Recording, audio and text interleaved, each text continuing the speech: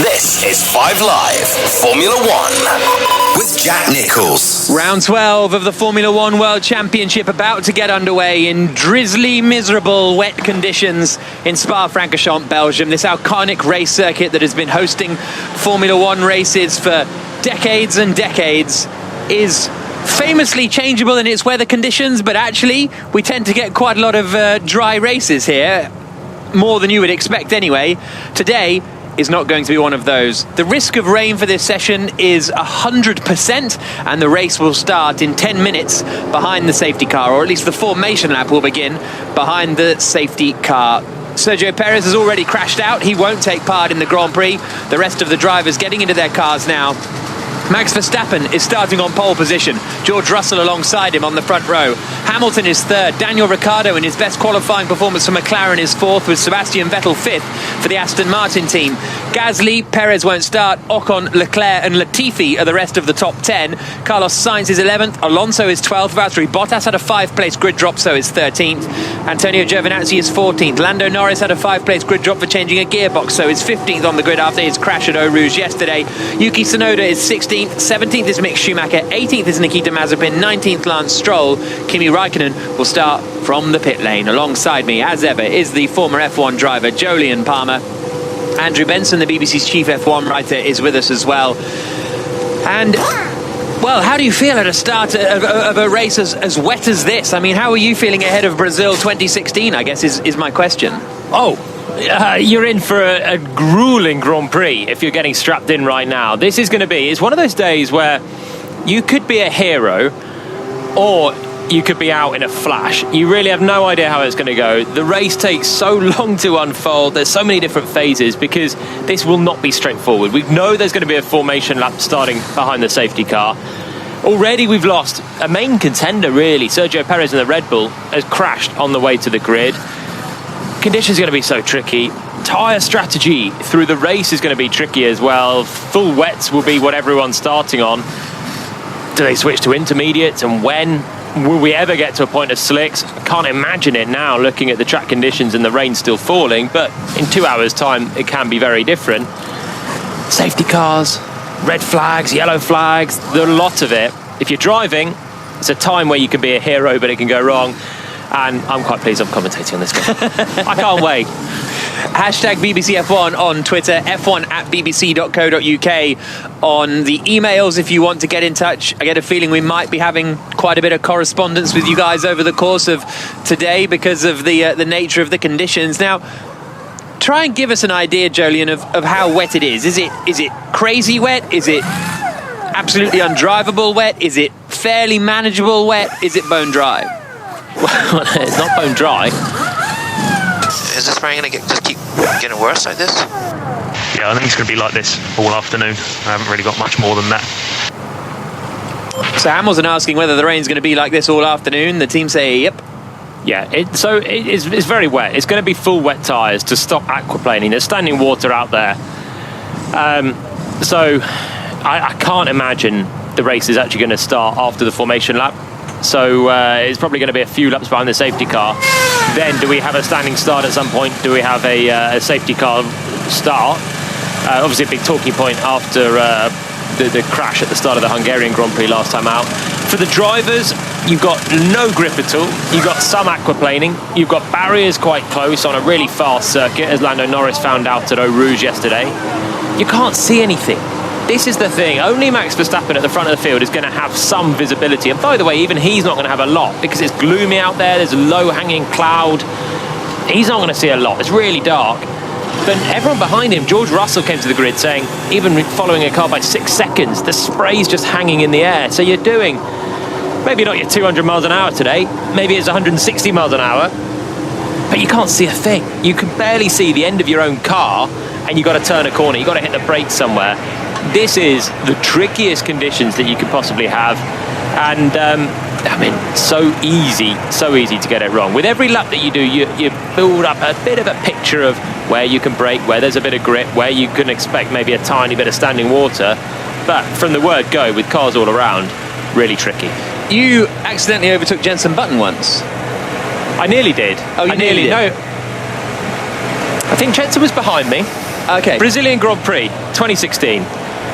Race started behind the safety car, and I had Carlos Sainz ahead, Jenson Button behind, and it was one of those ones where we were behind the safety car for many laps, and I was in the car starting, I think, P15 or something, thinking when this goes, this is going to be loose. Anything can happen here. I can't see anything, and we're going safety car speeds. But then you still had your Lewis Hamilton at the front saying, "Come on, Charlie, we need to start the race." I'm thinking, no, we don't. We really don't. Anyway, the race finally starts, and we get up to racing speed. When I say racing speed, about fourth gear, accelerating out of the final corner in Brazil. By the way, Romain Grosjean that day had already binned it there on the way around to the grid from 7th place, I think, the same as Sergio Perez today. And yeah, got up to some racing speed, couldn't see a single thing, and I was just blending out of the throttle, trying to turn, stay on the track somewhere and not just hit the pit wall or the outside wall. It was an absolute start of guesswork, and I was in my head thinking, oh, I'm going to be plumb last at the end of this straight. Hit the brakes for the first corner, I'm coming around the outside of Carlos Sainz for a nice move. Didn't pull it off, but it turns out everyone was in exactly the same mess, but you just can't see anything, and you got to just sort of balance a bit of bravery, a bit of risk, and a bit of common sense as well, which was to blend out the throttle, try and pick up a little bit rather than just keep it pinned and blasted on a curved straight where you just don't know where the edge of the track is. Remarkable, absolutely remarkable. So 3.5 minutes until the formation lap begins. Championship-wise, Hamilton leads the championship, 8 points clear of Max Verstappen. And, well, those are the only two really in contention for the win, aren't they? Or George Russell, after his superb qualifying performance yesterday, if he did that lap in wet qualifying, surely he has that pace in the Grand Prix. Or is that mad to think? I think Russell's lap in qualifying was exceptional. I don't think he's going to have the pace to challenge Verstappen or Hamilton over 44 laps today. I think he can genuinely fight for a podium, though, because you've got Daniel Ricciardo starting 4th, Sebastian Vettel starting 5th, Pierre Gasly 6th, no Perez in the race, Bottas only starts 13th. So who is going to be getting that podium spot? Why not George Russell, who had good pace in the wet, maybe not front-running pole contending pace until right at the end, but the whole way through qualifying he was solidly in the top 10. I think he's got a chance in these conditions. In normal race, this would be Verstappen v Hamilton. In today's race, honestly, half the grid can win this one. It's got all the hallmarks of a modern classic coming up. Yeah, certainly does. And we will see what occurs over the next, well, I was going to say hour and a half, because it's usually quite a short Grand Prix, isn't it, the Belgian Grand Prix? In dry conditions with no safety cars, you're looking at about an hour and 20 minutes, but not today, I don't think. We have the 2-hour rule, of course, and then the overall 4-hour rule. So whatever happens, I think the race has to be done within 4 hours, doesn't it? But they can stop the clock and at various points. But hopefully we won't get to that particular position, as everybody now is getting into their cars. Ricciardo did a good job yesterday for McLaren, 4th on the grid. Vettel, a good job in 5th. And there were the Ferrari team, really, were maybe the underachievers of yesterday. Is that fair to say? Everybody else was roughly whereabouts you would expect them to be, but Ferraris were quite a way adrift. Yeah, both out in Q2. They actually start 9th and 11th. Leclerc benefiting from penalties for Bottas and Norris. And they were two other underachievers in the end. Bottas 8th. 2.5 seconds away from his teammate Lewis Hamilton. He starts 13th, having picked up that 5th-place grid penalty. And Lando Norris, sadly, will go, I guess, in the underachievers category when he only qualified 10th and now takes a 5th-place grid penalty. He actually was sensational in Q1 and Q2. Topped it, was, in my opinion, quite unlucky to crash, because I don't know if that Q3 should have started in those conditions. He's one to watch today from 15th on the grid.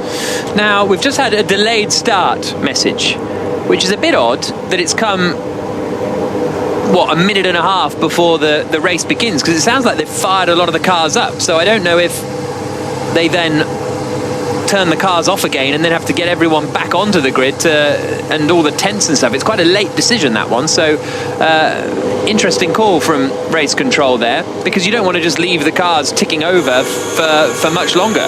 No, they'll have to turn them off if it's going to be a delayed start.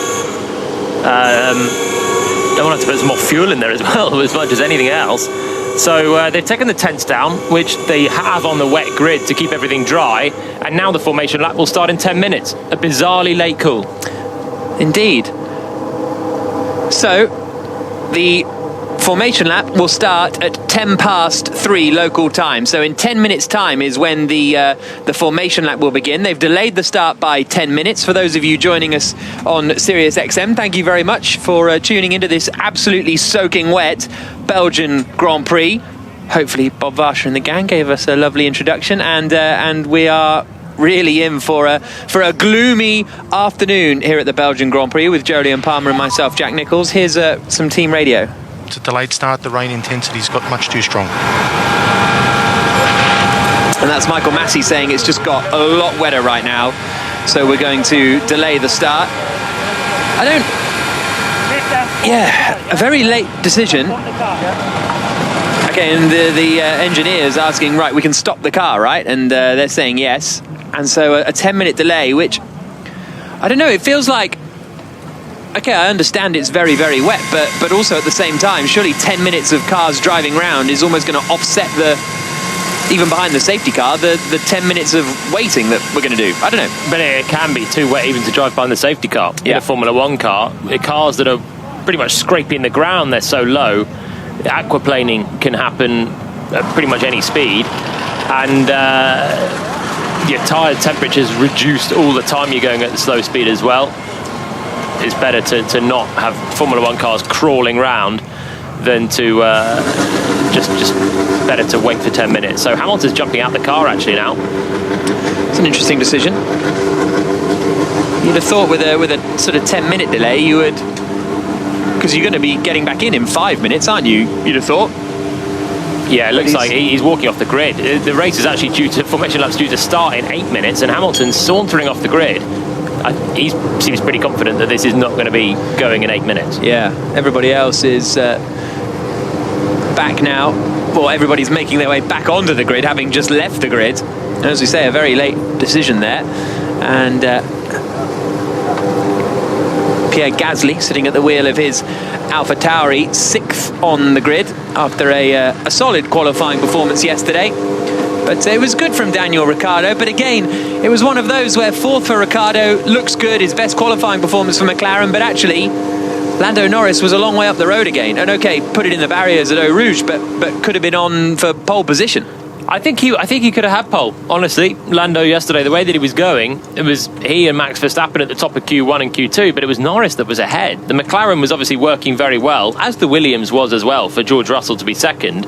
Latifi, his teammate, starts 10th now with the penalties as well, which shows that the Williams was actually a solid car.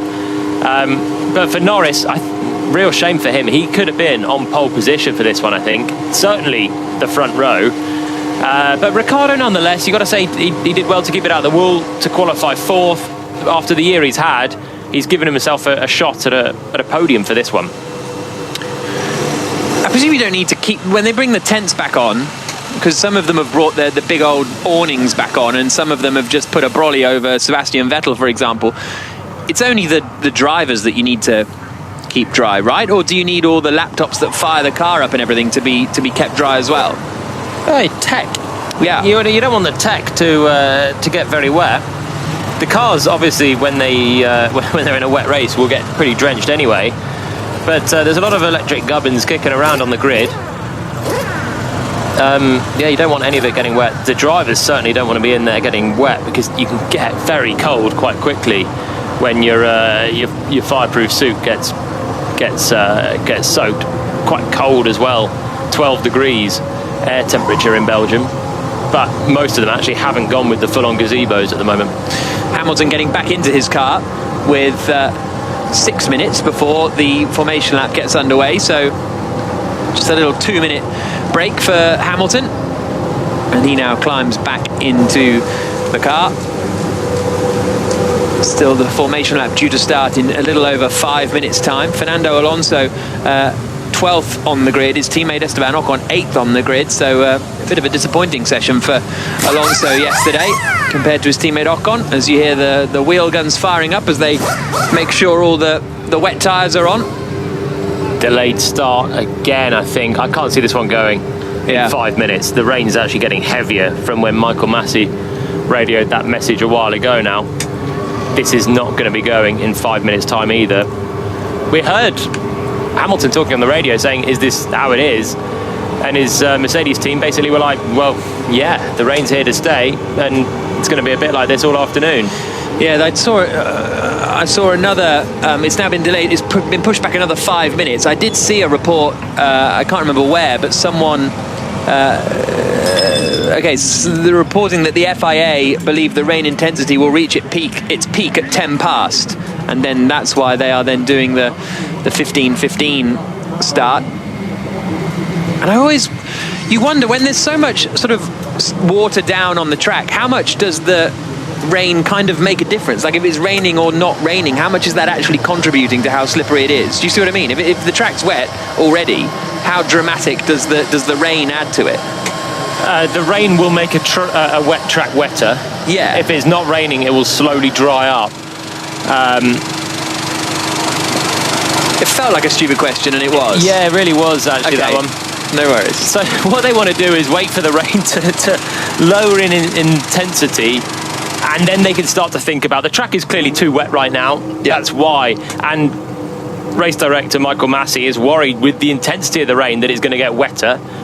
What he wants to have is at least a wet track that's got the potential to get drier soon. Then you release the cars around, and we can see if it's dry enough to start, or we do a few laps behind the safety car. But whilst it's still teeming down and it is still pouring, then there's no point sending them now when the conditions are, if anything, getting wetter, and even with the cars going around, it's not going to be drivable for the start of a Grand Prix. Everybody is on new wet tyres except for Hamilton, Vettel, Ocon and Bottas.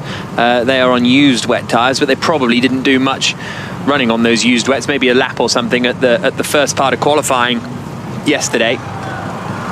And we also had a correspondent listening at Les Combes for the first time, but I've lost their name now, I'm afraid.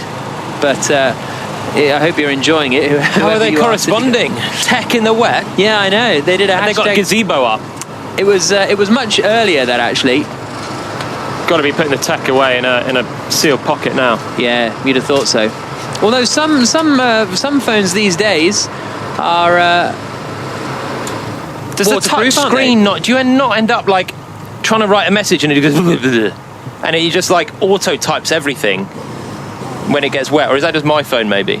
No, I don't think phones can take the water. The touch screen goes all over the place. Yeah, exactly. And if sometimes you have like a drop of water at the top and you don't really realise. You're trying to press the button and then you press the wrong one. You send to someone else that you didn't mean to even send a normal message to in the first place. Tech and water, just don't think they go. Another delay. The formation lap will start at 20 past now, so 12 minutes time. And the drivers at this point just sitting in the car still. And it is weird, isn't it, when we're about 90 seconds to go before the formation lap starts, and then suddenly we've got a 20-minute delay. But there we go. The Brolly's very much up on the banking on the run down towards Pouhon. It is very, very miserable. Yeah, I don't mind this constant evaluation right now, because it's just proactive, really, in terms of when we do get a slot to go.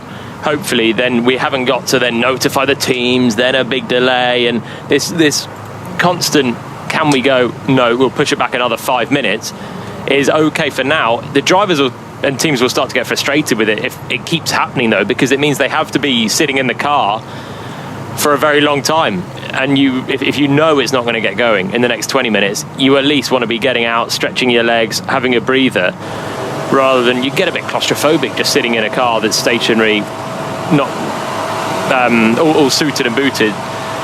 It's just sometimes just like to stretch your legs. Eros Imaging, using hashtag BBCF1, says, a stupid question from Jack Nicholls. No something, Sherlock. Yeah, I know. Someone else having a go at me for the laptop question. What I more meant, Bugs Bunny Esquire, was, do they need to bring the laptops and everything and all the tech back out or not? That was the question overall.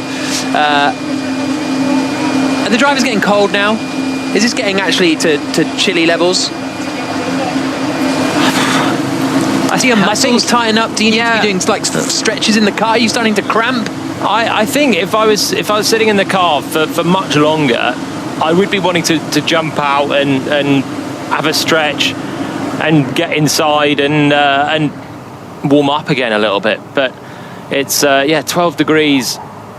They are wearing the fireproof stuff, which is normally a problem when it's so hot and they're overheating and sweating. That's not going to be the case, at least now. But it's a little bit cold, and you just get a bit cooped up. When you're driving, you're obviously in this moulded seat.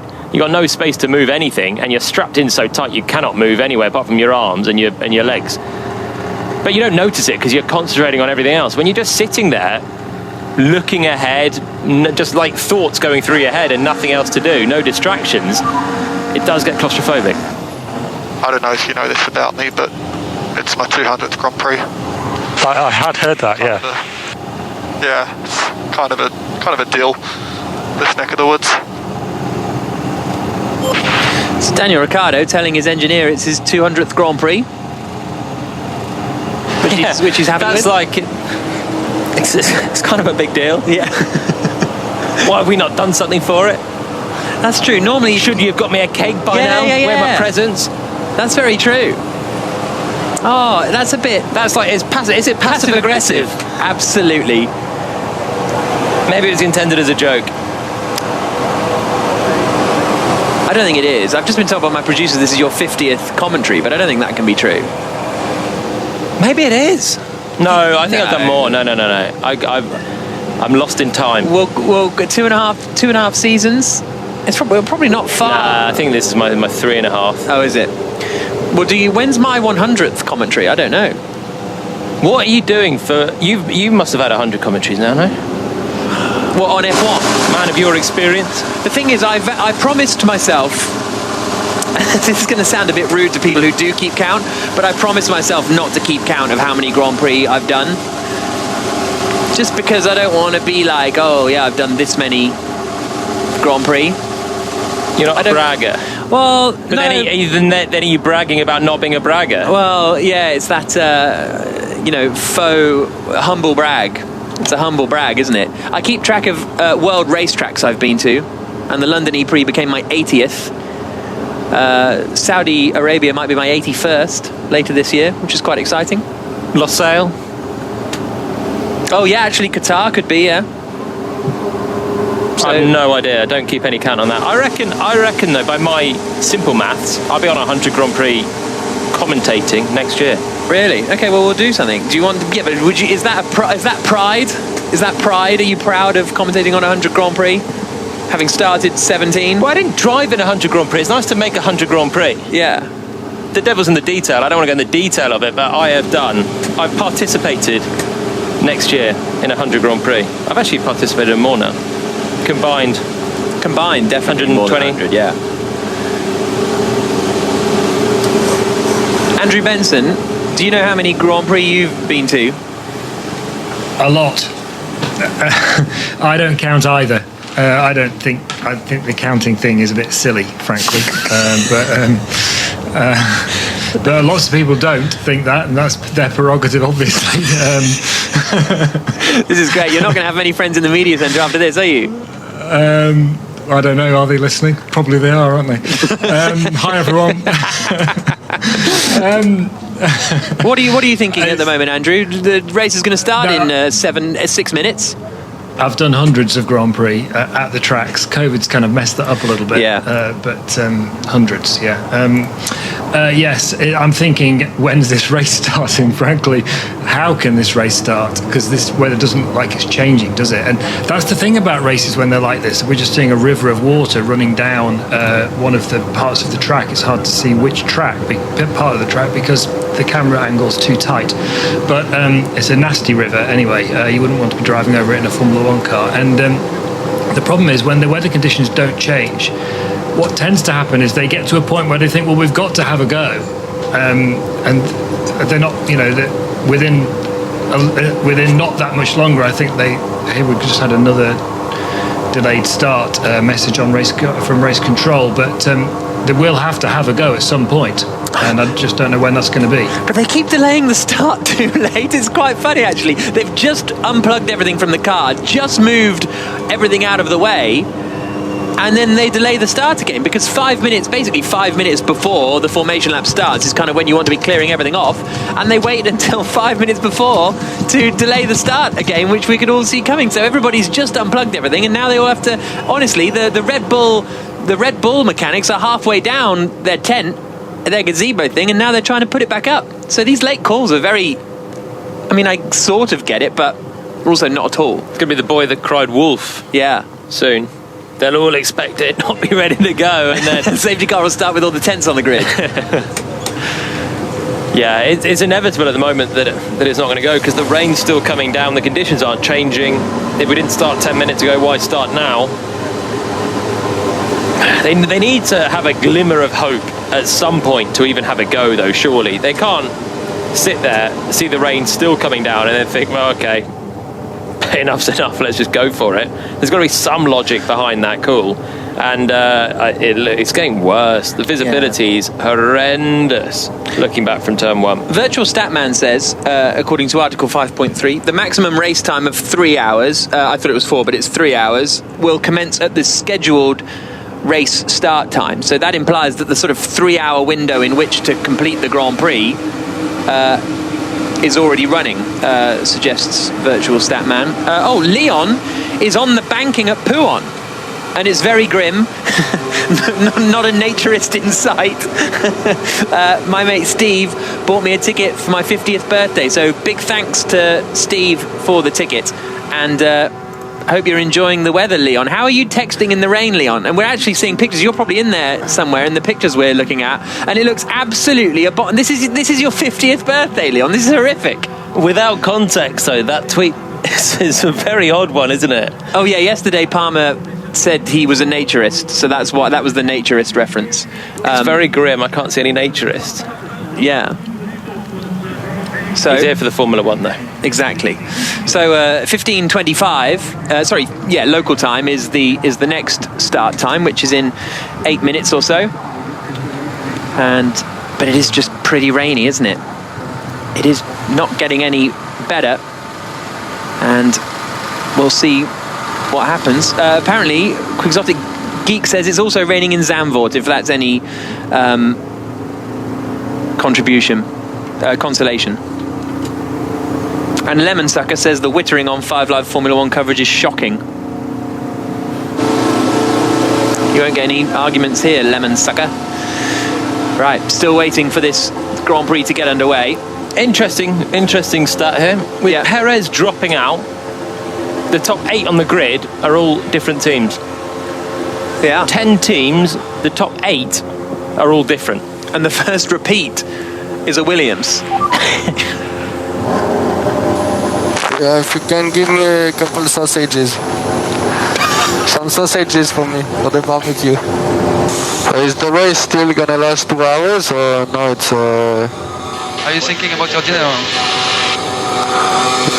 I was thinking that we might need some lights. So Gasly asking for some sausages, and then thinking we might need some lights on the car at the moment. Sebastian Vettel has got 3 brollies on his car, which is quite interesting. He's got one covering the cockpit, and then sort of one covering the front 2 corners of the car, and it's still under a sort of tent gazebo. So that's an interesting move from the Aston Martin team. You can hear they're firing engines up, aren't they? Even though there's still 6 minutes to go before the supposed start of the Grand Prix. Just keeping things ticking over. Checks, making sure the car doesn't get too cold, left out on the grid as well. It's just... tell you what, Perez's car's back, and the Red Bull team are now trying to repair it, are they? Yeah, it looks like it. Well, that would be a pit lane start rather than going to take his 7th place on the grid. But this is an opportunity for Red Bull to get that car repaired. With the race hasn't started, Perez, I think, is in his rights to get in that car if they can repair it and go and wait at the end of the pit lane, as Kimi Räikkönen, by the way, is also doing. Yeah, then it's not sort of... It's half frantic work on Perez's car, isn't it? It's not absolutely manic, but they do seem to be getting on with it, and it's only the front right, really, the front right corner that needs doing, I would suggest. Yeah, and do you remember last year in Budapest when Max Verstappen crashed on the way to the grid? It was similar to that, I would say. Yeah, there was the steering arm for Verstappen on the front left, and they managed to fix it on the grid. Now, obviously, there's a lot more damage to the suspension of Perez's.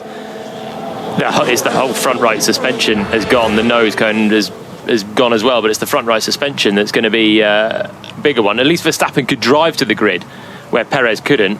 Yeah, that's true. But they've got his car back in the garage, and we're not going to be starting anytime soon. So what can the Red Bull mechanics do? Fabian says the FIA are using a similar tactic to Southeastern Rail when a train is about to be cancelled, but they keep saying the train will arrive in 5 minutes. It is quite similar to that, isn't it? And he also goes on to ask Andrew Benson, big fan of the chat, do you all get on or is there tension? I just think Benson sounds irked by you both. No, I love Jack and Jolyon. That's true.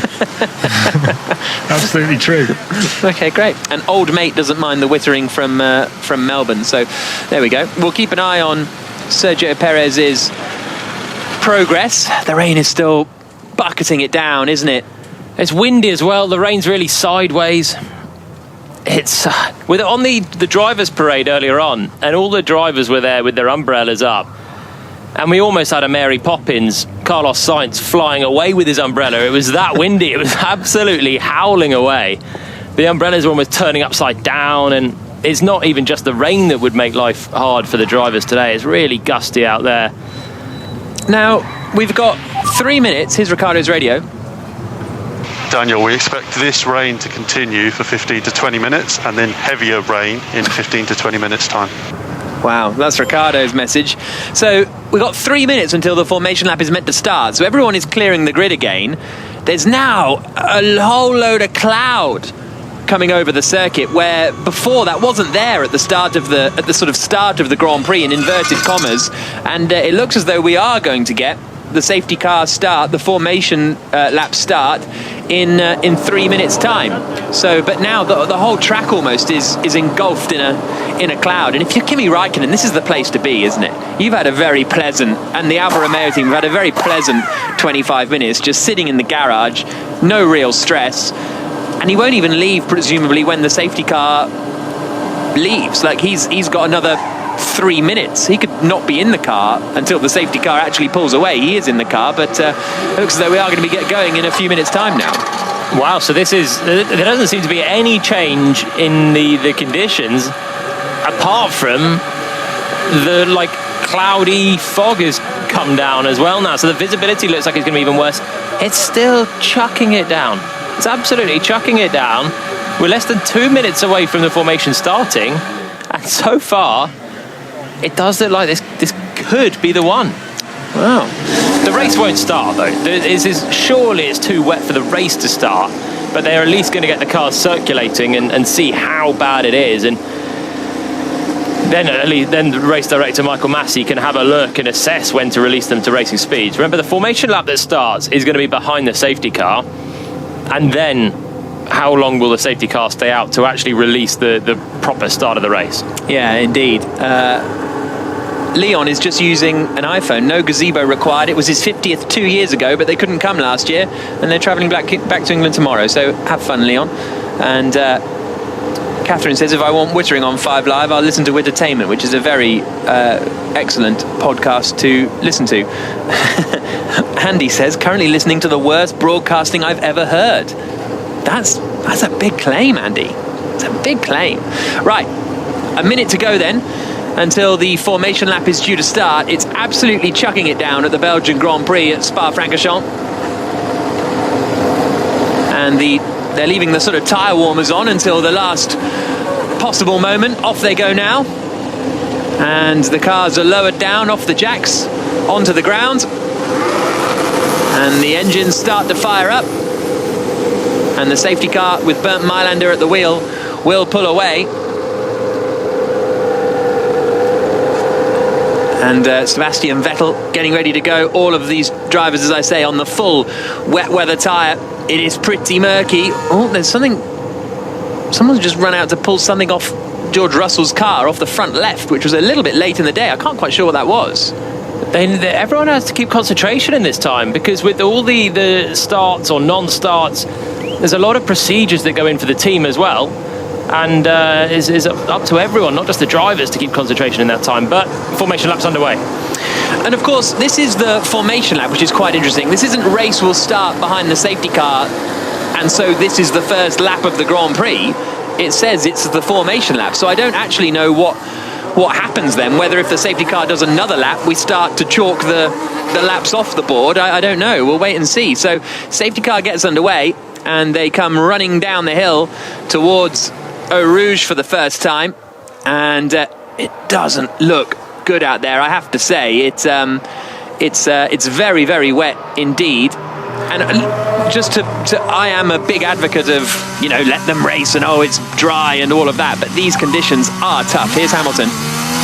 Already can't see anything behind.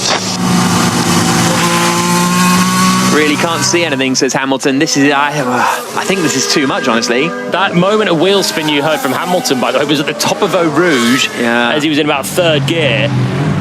There's a lot of water on the track, and it's so gloomy as well. The spray is just hanging in the air, even under these safety car speeds. This is the sound of Max Verstappen just wheel spinning out of Les Combes. I have to leave a little bit more space to the safety car than normal, because I can't see anything. And the safety car's got lights on. Yeah, it's got lights on, nothing else. There's rain lights flashing on the back of the Formula 1 cars, but they're not as bright and high as the safety car. Down the hill now towards Pouhon.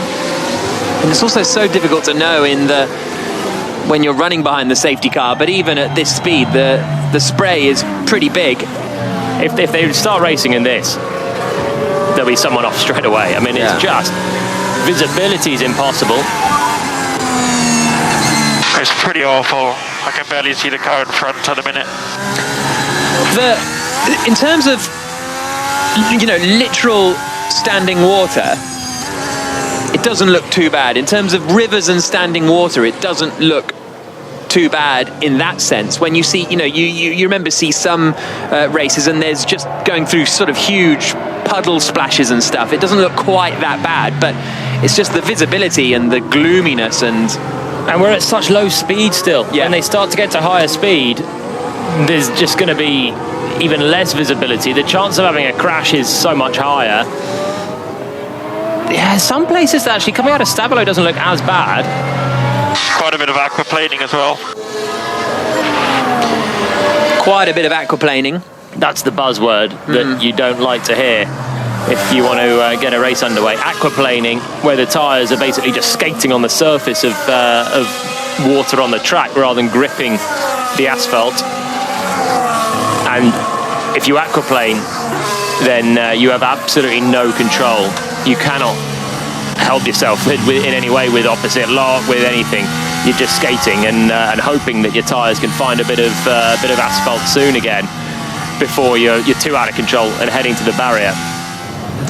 So across the line comes the safety car again. It's wet, but for me it's fine to race. So Verstappen's saying it's wet, but for me it's fine to race.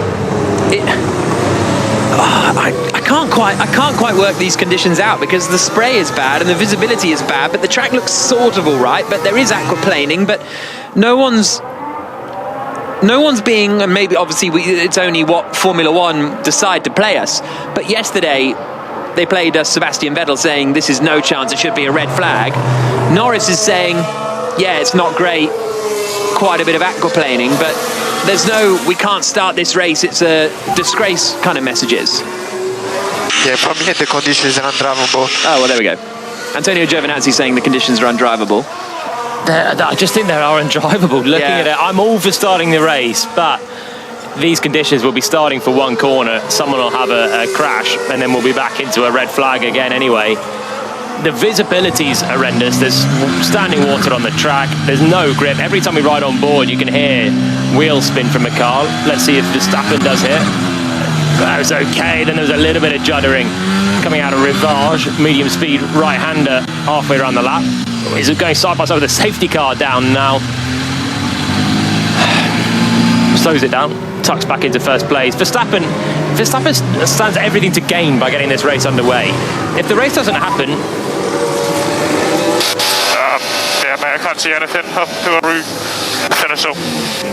Absolutely nothing into turn 5. Can't even see Verstappen red light. That's Russell in second place. But that is the nature of racing in the wet.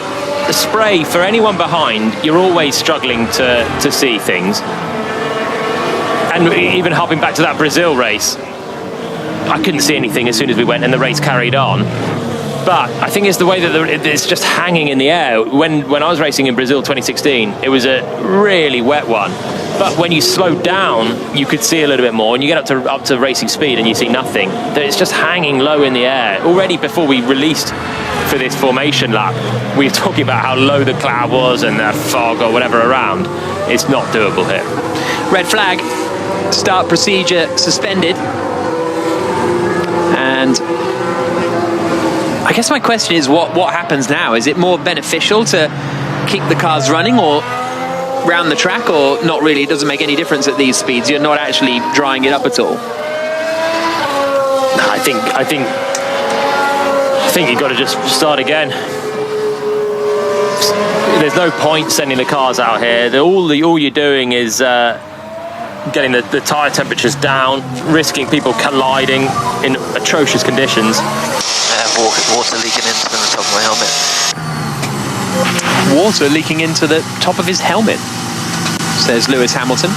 Not ideal. Some vents open on his helmet then, and it's I mean, that's a problem. That's going to be misting up as well inside for Hamilton. Luckily they're all coming into the pit lane, luckily for him anyway, and the race will not stop.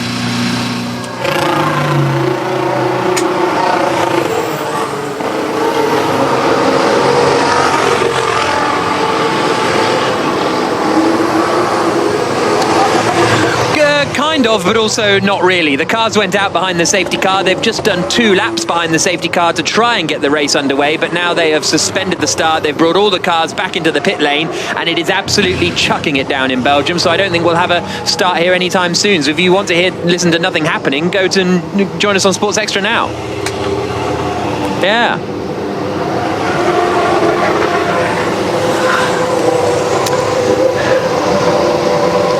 So everybody back in the pit lane now.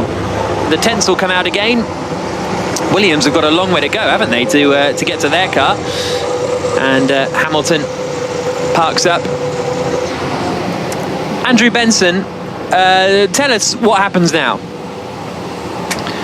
Well, it's a good question. I was... Here's some radio. This is the right call. Daniel Ricciardo saying this is the right call. Do carry on, Andrew. I was just trying to get to the bottom of that thing you said earlier about how long the race time is and when does the race time start and all the rest of it. So I've asked the FIA, because I had a look in the sporting regulations, so I couldn't find it myself. And they've looked at the regs for me, and they say that it's 4 hours, the maximum race time. Okay, I thought it was 4. I was surprised to read it was 3. And it starts at the scheduled race start time. So they've got until 6 o'clock, basically.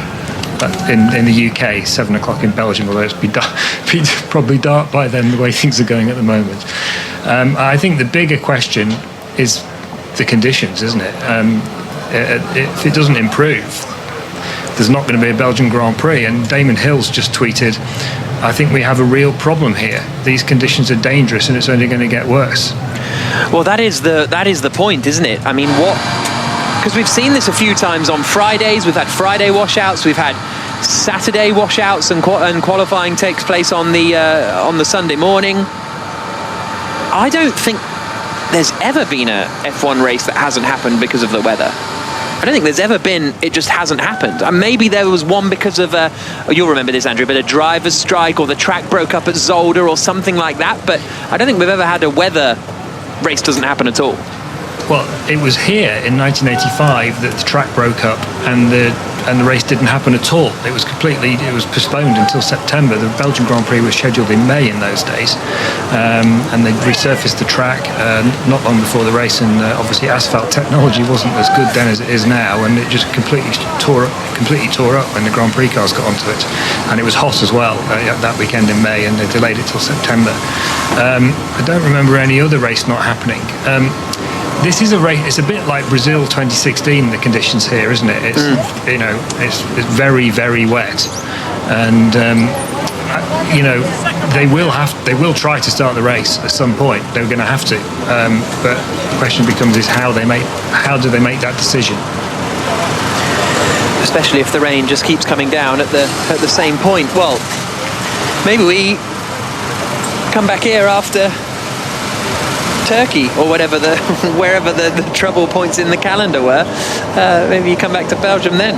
Charles Leclerc has returned to his Ferrari garage. Hamilton's climbed out of the car now, and the race hasn't started. Oh no, they have chalked off a lap then, so that second lap in the safety car was the first lap of the Grand Prix then, so it's now 43 laps long if we are to start the race. Andrew? It's probably worth saying, Jack, isn't it? I think that why are they not running? Because I'm sure there are a few people listening who are thinking these are the best drivers in the world. Why can't they just go and drive in the wet?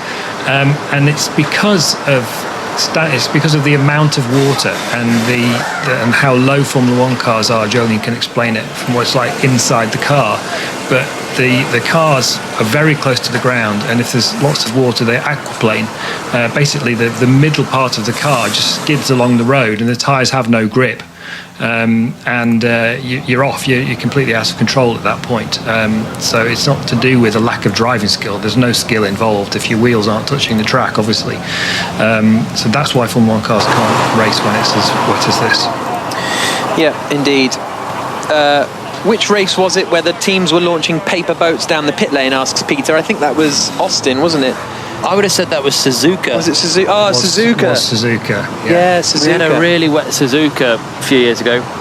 Austin was the qualifying on the Sunday morning in 2015. And people probably did the boat thing then, but it was... The boat thing's an old It had been invented classic, in isn't Suzuka, it? yeah. But Suzuka, because the pit straight is quite downhill, isn't it? Austin is not so... It's much flatter until you get up towards turn one. So I think the boat thing worked wonders in Suzuka. So Max Verstappen, the only driver we heard on the radio saying, I think we can start this race. Yeah. This is when you're driving the car in those conditions, everyone's having a feel for the grip, feel for the conditions. And you know that any radio communication you have with your team is going to be monitored by Michael Massey, and is going to get broadcast on the world feed. So Verstappen's wanting that. Why would Verstappen want to start that race in conditions that are so bad? He's starting at the front. So fundamentally, he's got the easiest job there because he can see. And even George Russell, starting second, has only one car and the safety car at the time ahead of him. But even Russell said he couldn't see a thing into Eau Rouge, couldn't see a thing top of the hill. And that's with one car spray ahead. That spray only gets worse with everyone else coming further back. So if you're in the midfield, you've got cars all around you, you've got spray ahead, spray behind. The aquaplaning, as Andrew's just mentioned, that's one thing. But then not ever seeing where you're going is a problem as well. Now, drivers they're relatively used to this because at various stages through their careers, you have a wet race and the spray makes it extremely difficult. But I think that even the volume of spray was more than I've seen before. And the way that it's hanging in the air so much, it's not dispersing. It's just hanging in the air with a low cloud as well. It's a really gloomy day. I think all of that makes the visibility worse than even a conventional wet race. But for Verstappen, he's got none of that problems. On top of all of that, Verstappen needs to get some points here. This is a great opportunity in a normal race. Even if it was a normal wet race, Verstappen is a big favourite. He was quick yesterday, took pole position from George Russell, and I can't see Russell being a threat to Verstappen over a Grand Prix distance. Hamilton qualified third, that's the big title threat, but Hamilton did well to qualify third, I think. In a lower downforce Mercedes, they were quick in the dry and the straights, but they'd not got the downforce that Red Bull have. So I think Verstappen has a great chance to take some points out of Lewis today.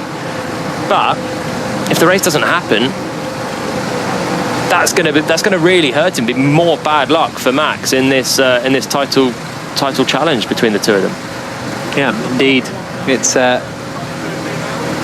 tough. Matthew said that it was Japan 2010 and Austin 2015 that were the boat races, the little mini boats. I remember Ricciardo and Kvyat. They were Red Bull teammates in 2015. Not for me, that. Not for me. No. But everyone's so desperate. All the drivers, they feel a bit of the pain of the fans because they want to put on the race, and the fans flock to the circuits. And there's many fans around this Belgian circuit, and all they want to see is some action. And the drivers feel sorry, but there's nothing that you can do. You can't start a race when it's just going to be a crazy one to start. There's going to be everyone off on the first lap, and it'll be a fast of a race. So there's nothing you can do in these conditions, but they're desperate to do something. That's why you get the boat race, and you get the ballroom dancing, and you get whatever else to be a bit wacky to some fans somewhere. But it's just it's a tough time for everyone. The drivers, they only want to race in a race where they can actually drive and show what they can do. The teams, everyone's turned up to this circuit to put on a good show and race, score some points or a win or whatever. It's just one of those days at the moment where it ain't happening. For those of you asking about points, we're trying to get to the bottom of exactly what happens and when, because even though it said the start procedure was suspended and the red flag was out, they do appear to have knocked a lap off. So I think we've had one lap of the race, which Andrew Benson would also presumably mean that if Sergio Perez were to join now, he would be a lap down, if that was even at all possible. So a lot of stuff going on, Andrew. Yeah, that's an interesting question. I don't think the race has actually officially started yet, so I think Perez could potentially still take part because there's been no timing, has there? They've taken a lap off the race distance. Yeah, exactly, but the 2 hours hasn't started, correct? Yeah, but so in terms of points, if the race leader has completed 2 laps or less, no points will be awarded. And then any distance up to 75% of the original race distance is half points. System radio. Hi, Jonathan. Hey, Michael. That would be a no. What? As to the car rejoining the race, or the fact that we've got the car rejoining the race. Why would that be? Because he's, in our view, got outside assistance to get back in. It's not Le Mans, and so I think he can do that. And also, mechanical assistance only accounts in the race, and the race actually hasn't even started yet. I mean, seriously, we could get that car fixed possibly and into the race. Let me have a so look, I can't think of a reason why not. I'm not coming on to you taking a chance. Let me have a chat to my steward friends and get them to have a look at it. Okay, so as far as I'm concerned, and as we know, the race is yet to start. If he'd have stopped out on the track and we'd dropped it off at the garage, or he'd have just managed to limp back, we'd be doing all of this now. That's correct. Let me come back to you on that one, Jonathan. That's some great. Well, look, I've given Michael Massey enough stick over the years. So, but there we go. Interesting conversation between him and Jonathan Wheatley, where Massey says no, absolutely not, and the team say yeah, but surely this. Oh yeah, okay, I'll find out. So that's the question there. He's good at preempting the questions, isn't he? Yeah. There was one yesterday. I can't remember which one it was. But he knew what someone was going to ask before they even asked it. Well, that was the radio opened up, and he was just like, "No, that's the answer." But he always seems to, and then he didn't. He got it wrong, didn't he? With he second-guessed himself there. Yeah, and Red Bull was it Silverstone or it was somewhere where they came on. Oh, just to offer advice, wasn't it? They came in to say, it was the punctures in Baku. It was the punctures in Baku where the team came on to say, to help him out, and he was like no, and then they were like no, just listen to me, and then you can say no. Anyway, Andrew, were we in the middle of saying so there seems to be some discussion as to whether the race has started or not, doesn't there? Yeah, I don't think it has. That's No, what I was agree. saying earlier. There's no timing. They've just taken a lap off the race distance, which is what they're supposed to do according to the regulations. I'm still trying to get to the bottom, believe it or not, of this 4 hour, 3 hours thing. Yeah. Because the issue of the sporting regulations on the 1st of July this year says 3 hours, and I'm just but the bit of the sporting regulations that I was sent from the FIA communications department just a few moments ago said 4 hours. So I'm wondering which one got the right version of the sporting regulations at the moment. Well, this is the thing. I always thought it was 4 hours. Then I saw that message saying it was 3, and so there does appear to be an argument that it is 3. Someone snuck it into the new version of the regs in the small print. Yeah. So I'm just looking at I've now found the current regulations on the FIA website. Let me just see if I can find the right. It says 3 hours on the latest version on the FIA website. Okay, so that means 6 o'clock in local time and 5 o'clock in the UK. So another 2 hours 15 minutes. So if it doesn't start in 15 minutes time, we're not getting a full race in. Basically, is probably fair to say. And everybody is drenched up at Pouhon, where we see the banking. And there was something else we were going to discuss. Oh yeah, so no points will be awarded for less than 2 laps, and then 2 laps to 75% race distance, which would be half points, Andrew. Half points. Yeah. And then 75% onwards, and that can be race distance in terms of laps or time, and then full points would be awarded. But it's very, very interesting, this, especially because the rain is just. I don't remember a Sunday a race, because even we were saying this actually yesterday, Jolyon. When was the last race where it was just wet the whole time? And it was Brazil 16, but even before then it always starts dry, or then it dries up. Or even Turkey last year, okay, Hamilton didn't pit for slicks in the end, but that's only because he'd worn his intermediates down to basically be slick tyres. So just this non-stop rain all day is quite rare. And the other thing I was going to say, because you talk about hanging in the air, and I think that's the nature of being in the sort of foothills of the Ardennes mountains and the forests, and the moisture does hang in the air a bit more, like it does in Monza. Whereas Brazil, it's quite an open area. You know, you're in the middle of the city. There's nowhere for the moisture to hang. When you can't see anything, are you still seeing yellow flags and stuff? Like in Brazil, could you still see a yellow flag if there was one? They come up on the steering wheel, so you can see them, and you've got the team radio as well to alert you of the flags. Crucially, because that's the other danger. Probably the ultimate danger in these conditions is someone ahead, and it happened in Brazil in 2016. Safety car restart, and Kimi Räikkönen just aquaplaned on the straight from about 5th position. Yeah, with 10 plus cars behind at 150 miles an hour, and he's broadside on the straight. Now, no one else could see anything behind, and it was basically luck that meant that Kimi was to the inside when no one else was coming through and was pointing the wrong way. And actually Esteban Ocon was in one of his early races there in a manor, and he was quite close to Kimi when he roared through. It would have been a head-on. And I mean, this is the sort of thing that you're risking, sending the drivers out in conditions where if it's just wet and visibility, that's one thing. But when you've got aquaplaning as well, anyone can crash at any moment. And then you've got people behind not seeing the crash and not having a clue whereabouts a car is. You can't see the end of your own car. Like of Verstappen, you don't. You see nothing. And it's a bit dangerous. It's a bit dangerous.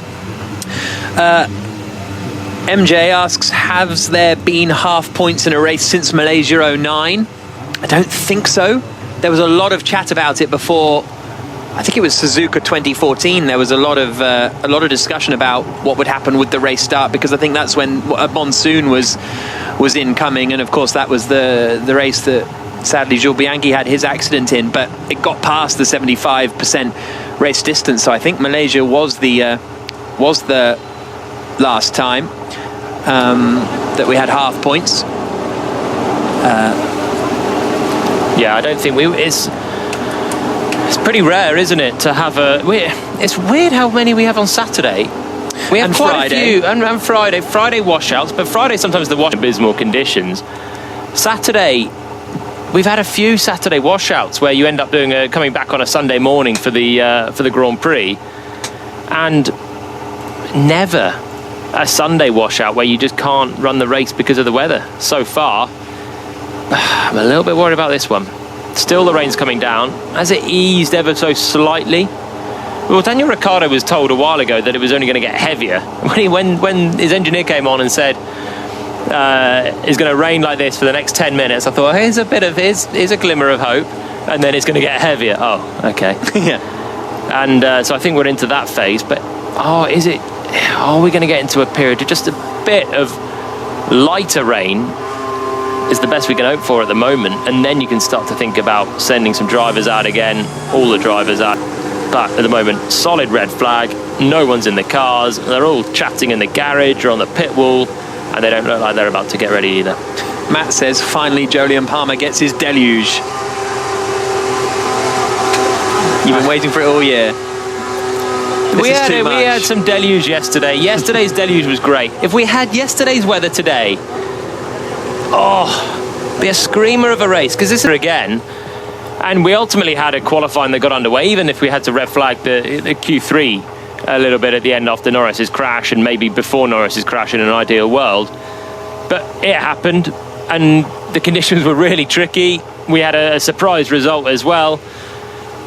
And imagine having a race in those conditions. You'd be pitting for, well, you'd have drivers possibly starting on full wets or inters, which we had at the start of Q1 yesterday, pitting for the inters, at some point needing a full wet again. And you got sort of 5 pit stops in a Grand Prix, strategy gambles everywhere, and it would have been an absolute thriller. But this one, too much today. The deluge is too great. Yeah, indeed. So we are waiting for any news, really, because it's still just a red flag 22 minutes ago now, and the rain is just continuing to come down at Spa-Francorchamps at the Belgian Grand Prix. And a lot of you asking, could they race tomorrow? Well, the weather forecast tomorrow is pretty miserable as well. It's never happened for Formula One.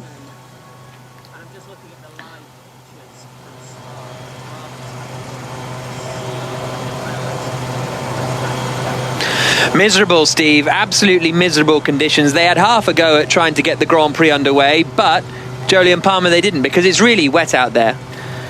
Too wet, just too wet. They sent the cars out behind the safety car for 2 laps, and Max Verstappen at the front thought they should start the race. He had nice, semi-acceptable visibility behind the safety car, but no one else could see a thing. There was a lot of standing water, aquaplaning, quite dangerous conditions to start the race in.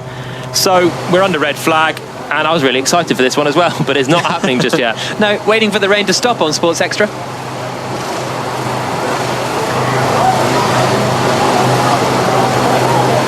So, Daniel Ricciardo in the garage, with his performance engineer, pointing at some weather radars. Yeah.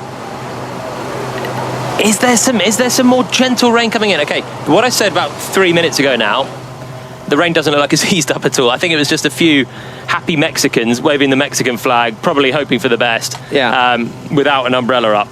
But the rain looks like it's still coming down. Everyone looks really miserable on the banks. I feel a bit sorry for them. Oh, I feel massively sorry for the people on the banks. It's a tough day, but the weather radar looked like it was moving through a little bit. And there were some points. When some fingers are pointing, then it was either going to be pointing at something worse coming in, or maybe a bit of a clearing. Some people are having a miserable time on the banks, and it just looks horrific. Some people look like they're having the time of their lives, and I presume that is related to beer consumption, because some of the people at the top of Pillon are having a right old party. It's like watching Glastonbury, isn't it? It's that sort of vibe. So waiting for the Grand Prix to get underway. Verstappen on pole position, Russell second, Hamilton will be third, fourth will be Daniel Ricciardo in the McLaren. Lando Norris looked very quick yesterday, but he'll be starting in 15th place, and we can hear from the team principal of McLaren now, Zach Brown. Zach Brown, what are you hearing? When are we going to go racing? Are we going to go racing? Well, I hope we're going to go racing. I thought the sun was going to come out. I think the rain's going to get a little bit harder now for 30 minutes is what we're hearing, and then I don't think it's going to totally clear, but it'll get better. So I don't think we're going to be starting in the next 30, 45 minutes, and then I think we're going to have to get into a situation where we try and get in enough laps to have half points. So stay tuned. And what did the drivers tell you about visibility while they were out there? Visibility was none, which is obviously very dangerous, and aquaplaning. So with those conditions, you can't race cars. So it's going to have to stop raining, and then I would envision we'd probably have quite a few laps behind the safety car to clean up the track, and then hope we get to a point where we can get some racing in. Fingers crossed. Thanks for your time. Thank you. Thank you so much. So Zach Brown offering up that hope that we're going to try and get to half points, basically, which is an interesting concept, I suppose, or interesting thought. Which we've established is 3 laps, and then you can get half points. Yeah. So Zach Brown hoping that at some point we can get enough laps to get half points, and not going to be going in the next half an hour or 45 minutes. And the rain's still coming down, still dark, no change. Yeah, indeed. The grid is also empty because all of the cars are in the pit lane now under their gazebos, under their tents. The drivers are all... I'm surprised the drivers... Well, I guess some of them are sort of lurking around the garages, but... Are you going back to the motorhome at this point? Out the back, or are you still staying in the garage and hanging around with people? Some and some. I think you can go between... I remember in the Monza quali in 2017, there was a red flag. Romain Grosjean aquaplaned on the straight in Q1, had a crash, and it was halted. It was really wet then. And actually, the red flag was so long that I was pretty well resigned to the fact that we were going to be qualifying on Sunday morning that day. And I was back in the motorhome, feet up, chilling out. And then finally, but you're going to see the glimmer of hope before, I don't think there's going to be a call out of nowhere here. There's still the rain coming down. It's still very dark. No one's ready to go. But yeah, just whether you want to go in the motorhome or stay with the crew in the garage. It's a waiting game. 30 to 45 minutes for Zach Brown at least. Everyone will have a radar that you'd assume will say a similar thing. Most of them get the technology from the same place. So they know this isn't about to start.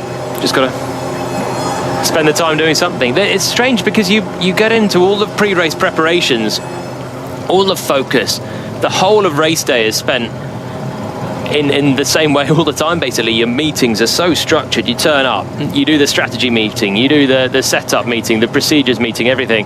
Then you go and do your driver's parade, which was soggy today as well. and the whole time you got in the back of your mind the race start. What are you going to do? Are you going to go inside, outside? Who are you racing today? Who are your main targets? All of this. And a delay like this just takes your focus completely away now. Is the race even going to happen? It's not something that helps keep a razor-sharp focus. Tricky conditions for everybody involved. We've now been going, almost an hour, really, without the race getting underway, and the rain is just coming down. Valtteri Bottas is having a conversation with James Vowles on the pit wall. Toto Wolff standing beside him, and someone in between that I can't see who it is. And Bottas just having a little chat. Alex Albon is having a nice chat with Max Verstappen. Those two having a bit of a laugh with Helmut Marko in the Red Bull garage. Still no word from the stewards. Don't know if Perez can race or not just yet. They were going to get back to Red Bull. Maybe they have and we've just not heard it. But yeah. Jonathan Wheatley's chat with Michael Massey, the immediate no. Then hang on, let me go and speak to the stewards.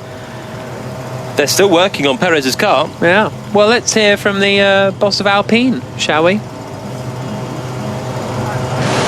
Martin Bukowski, this is a difficult time for everyone. I can see Esteban keeping warm and dry in there. How difficult is it for the drivers at this point? We're trying to keep them warm. You know, they were sitting in the car for a long time, even if they were under a roof, you know, to protect them from the water. There's a lot of water on the track. They were wet when they came back, so we're trying to keep them dry. The other guys are all wet. You know, we're all waiting now. At the moment, it doesn't look like it's going to stop. It does seem like we are a fair way away from a race start. What were Fernando and Esteban saying when they were out on track for you? They said, obviously there was some aquaplaning, which is worrying because the pace of the cars were quite slow behind the safety car. But the main thing is no visibility whatsoever. Behind the other cars, even Max, who was the only one who was keen to race because obviously he's at the front, said he had to keep some distance to the safety car. I think these conditions are just too extreme to be able to race safely at the moment. Do you think we're going to get a race underway here? I mean, it's quite dark. We may run out of light. I don't know, honestly. I mean, the radar keeps on showing rain coming. There might be a slot at some point that will allow us to race. Otherwise, tomorrow. Thanks for your time. So that was Martin Bukowski talking to Rosanna Tennant. Rob says, hashtag BBC F1, if this race gets cancelled, the curse of George Russell is confirmed. He's jinxed by some powerful magic. And that it was the most George Russell thing ever that Latifi finished ahead of him in Hungary. And it would be even more George Russell-y if he qualifies second on the grid and then the race doesn't even happen. Yeah, speak about Verstappen wanting the race to happen from pole. That's big for the championship. But Russell from the front row in a Williams. If they can't race, why not have the qualifying and give some points out based on qualifying and where they start as at the very least? It seems a bit unfair to go through the whole weekend and then have this starting order, which we all know is not the be-all and end-all for a Grand Prix, but it certainly puts you in a good stead or a bad stead for a race. Why not give some points out for qualifying and make the whole weekend slightly worthwhile? Just be a shame if we can't get underway at all to scrub it all out. Jack Bacon wants, are there any water-themed puns for F1 teams and drivers? And we're getting a few suggestions, like Sebastian Vettel, Kimi Räikkönen. I like Scuderia Ferrari. That's good. Very strong. Andrew Benson, the safety car's out on the circuit. Actually, it's the medical car out on circuit at the moment. But Andrew Benson, George Russell, I mean, it is a very George Russell thing if this race weren't to happen. But I don't think his future is hinging on today.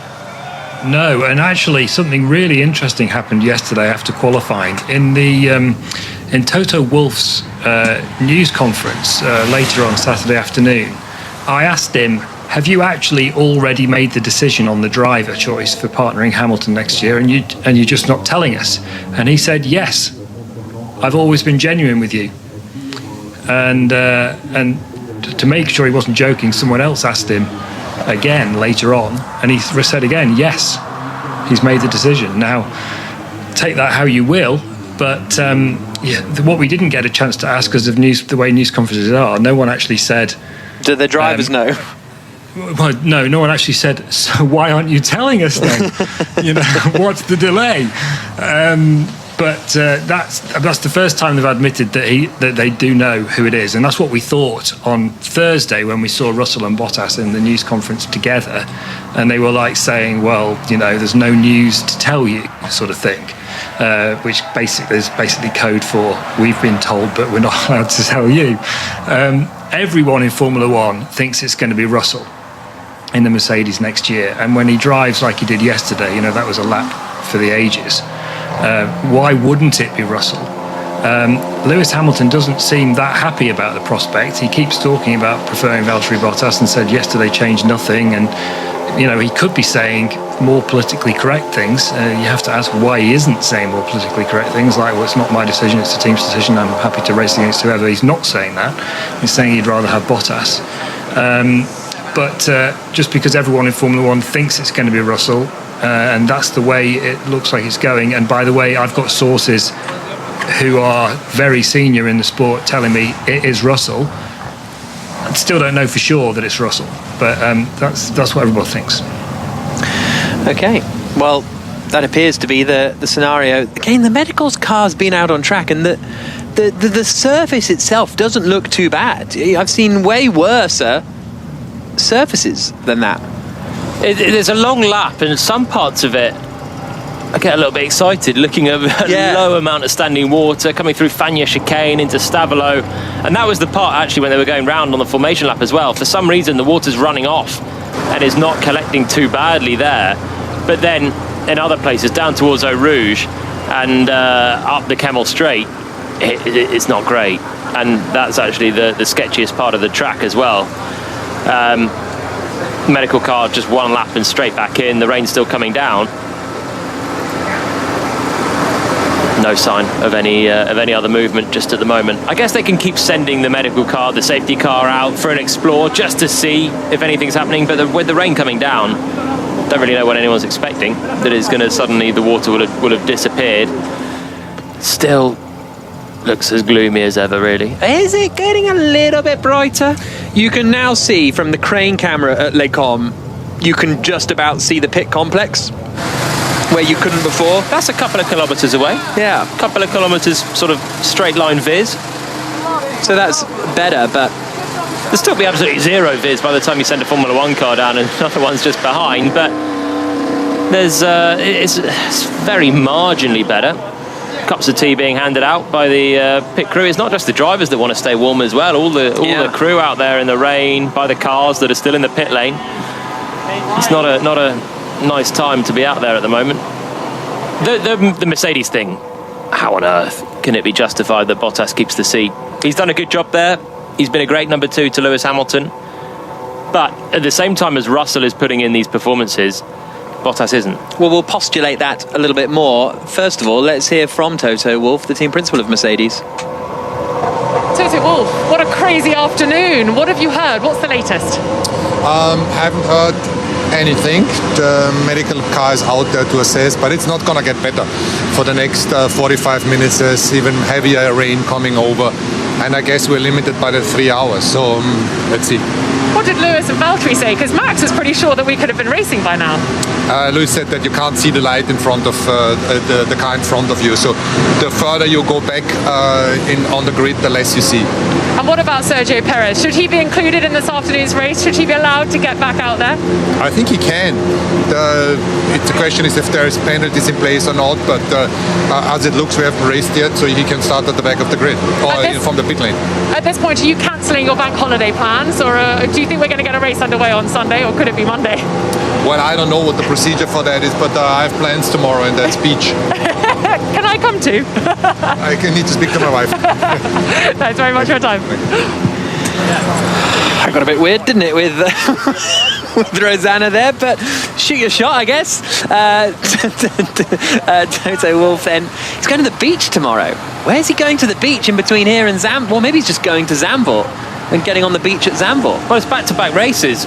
Yeah. But as back-to-back races go, Belgium to Holland's not a terrible one to delay for a day. Quixotic Geek did say that it's chucking it down at Zandvoort as well, though, so I don't think the beach is going to be particularly appealing. Maybe he's jetting off.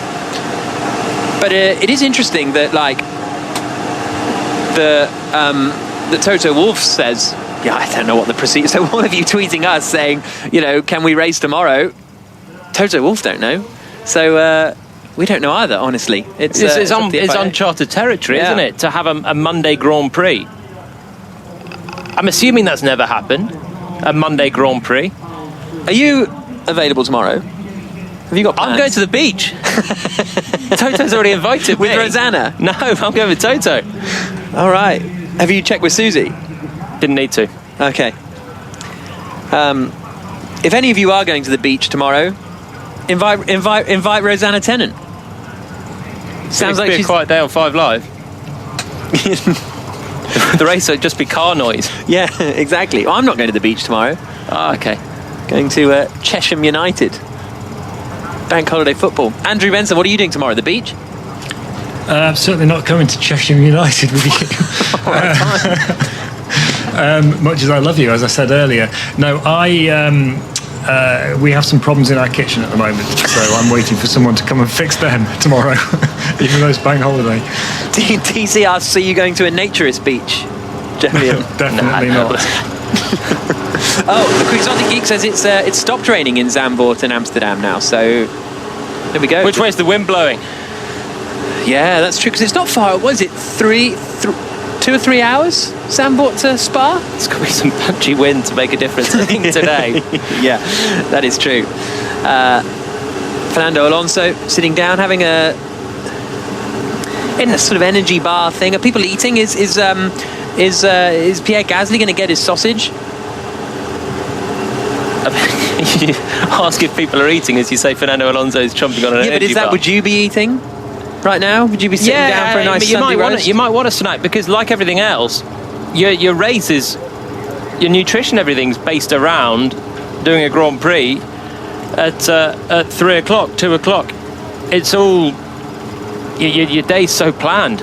Breakfast, bit of food before the race, give you a bit of energy, and then go. So Fernando just needing a little bite of something, make sure he's got his energy up, because there might still be a Grand Prix. We're more than an hour into the non-Grand Prix, an hour and 10 minutes. So we've got an hour and 50 minutes left of possibility, and the possibility is looking less likely all the time, really, isn't it? But can we have a Monday race with everyone there in a time where COVID has meant the calendar's so flexible anyway? Yeah.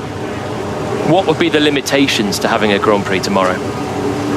Toto Wolff's availability, my availability. I don't know if that's going to be on their radar. Your availability. No, I could do tomorrow. It's fine. And skip the non-league football. Yeah. If that's my job, that's my job.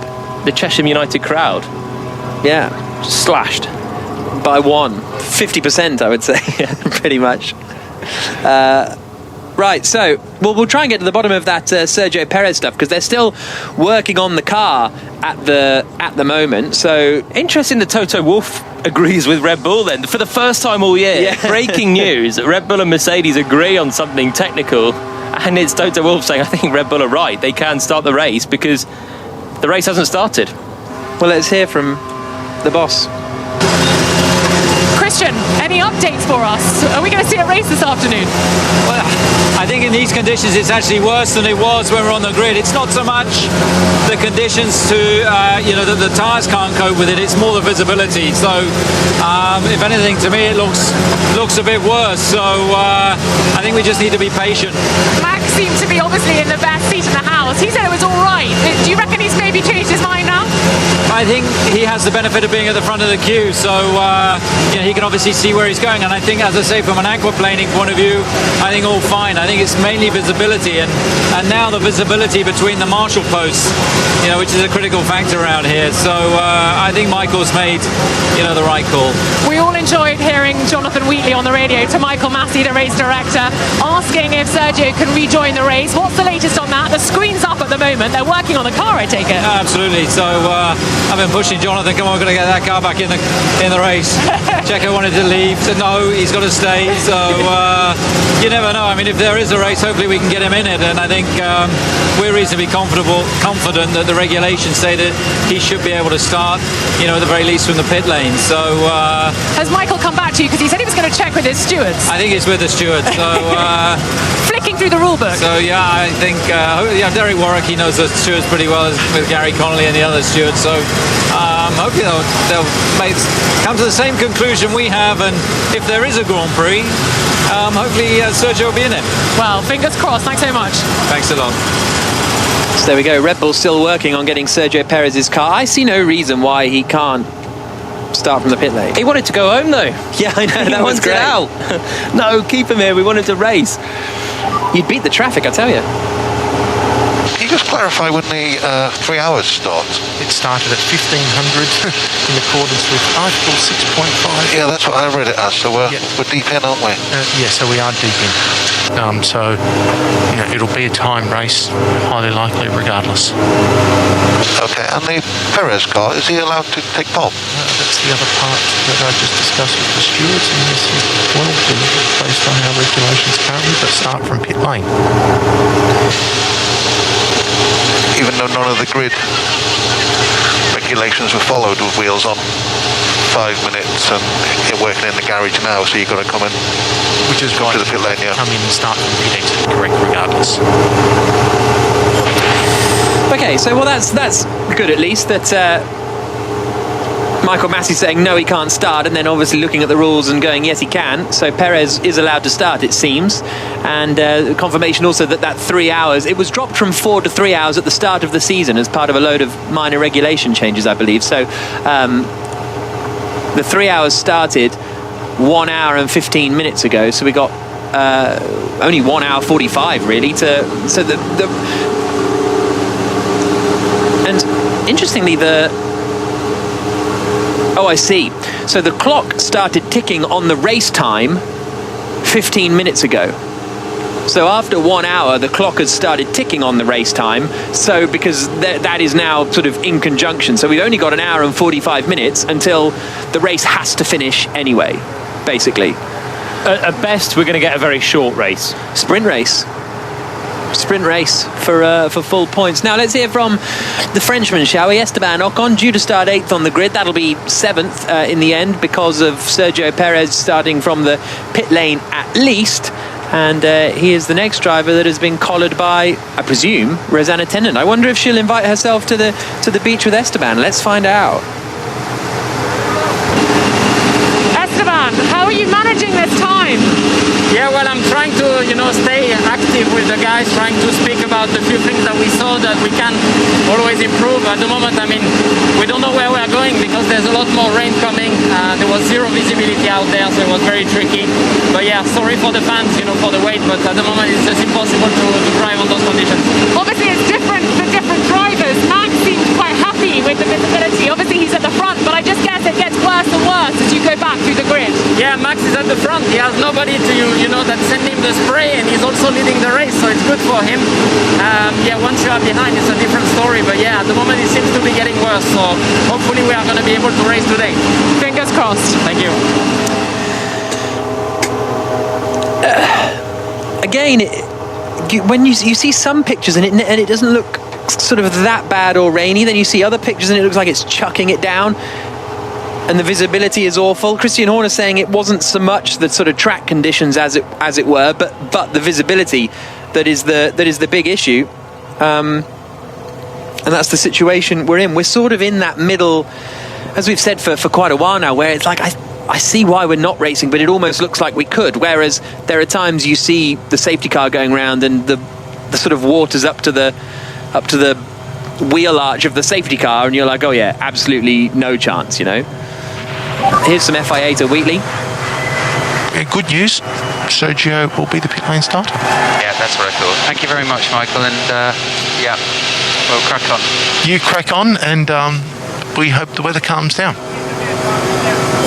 There we go. All's well that ends well. Of course, it takes 1 hour and 15 minutes with no race going on for the stewards to reach that decision, which is a bit amusing, but there we go. If we do get a short race, yeah, this could be the best thing ever for George Russell. A 4-lap dash, a sprint race for a Williams starting on the front row. I think he's out of position, surely, there. So the fewer laps that we get, so long as we get some laps, and he's looking more likely to get that podium at the very least. Are we going to get any laps? TBC. We've still got 1 hour and 43 minutes for some laps to take place to have a Grand Prix today. But yeah, if we did, then the Russell curse might actually help him out. Not in terms of points, only half points we're basically going to get at the best now, I think, as well. But in terms of still standing on the podium and having some sort of result, a short race wouldn't be the end of the world for him. Would be tough for Perez starting from the pit lane, having lost it on his way around to the grid as well. Yeah, that's true.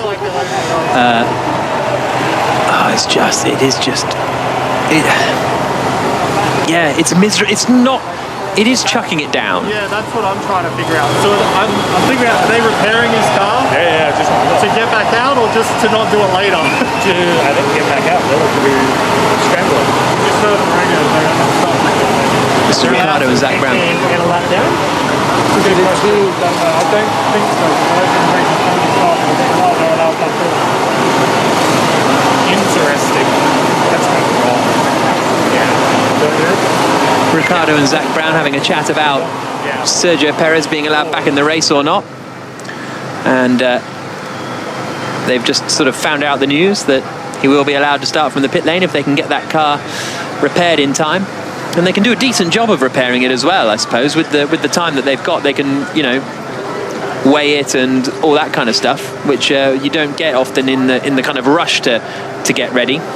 No, decent prep time. all the prep time in the world at the moment. They don't see me. Might even be another 24 hours at this rate. But Ricardo and Zach Brown just chewing the fat. There's a lot of standing water on the side of the main straight.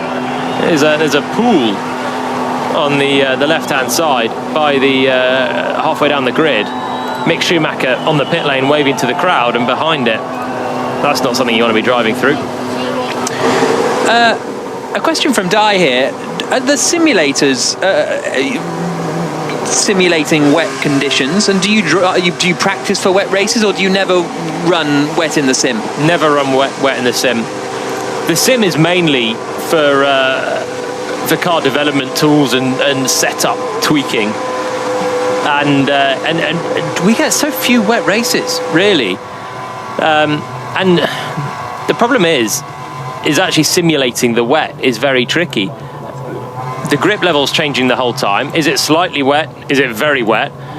How much rubber's down? The more rubber down, the less the grip. The water on top of the rubber just makes it very slippery. That's why you sometimes see the conventional wet lines basically running outside of the circuit and the opposite of the dry line. So yeah, you never drive in the wet on the sim. I've never once done that in all my time on the simulators. I pretty much drove Barcelona on the simulator because it's whatever.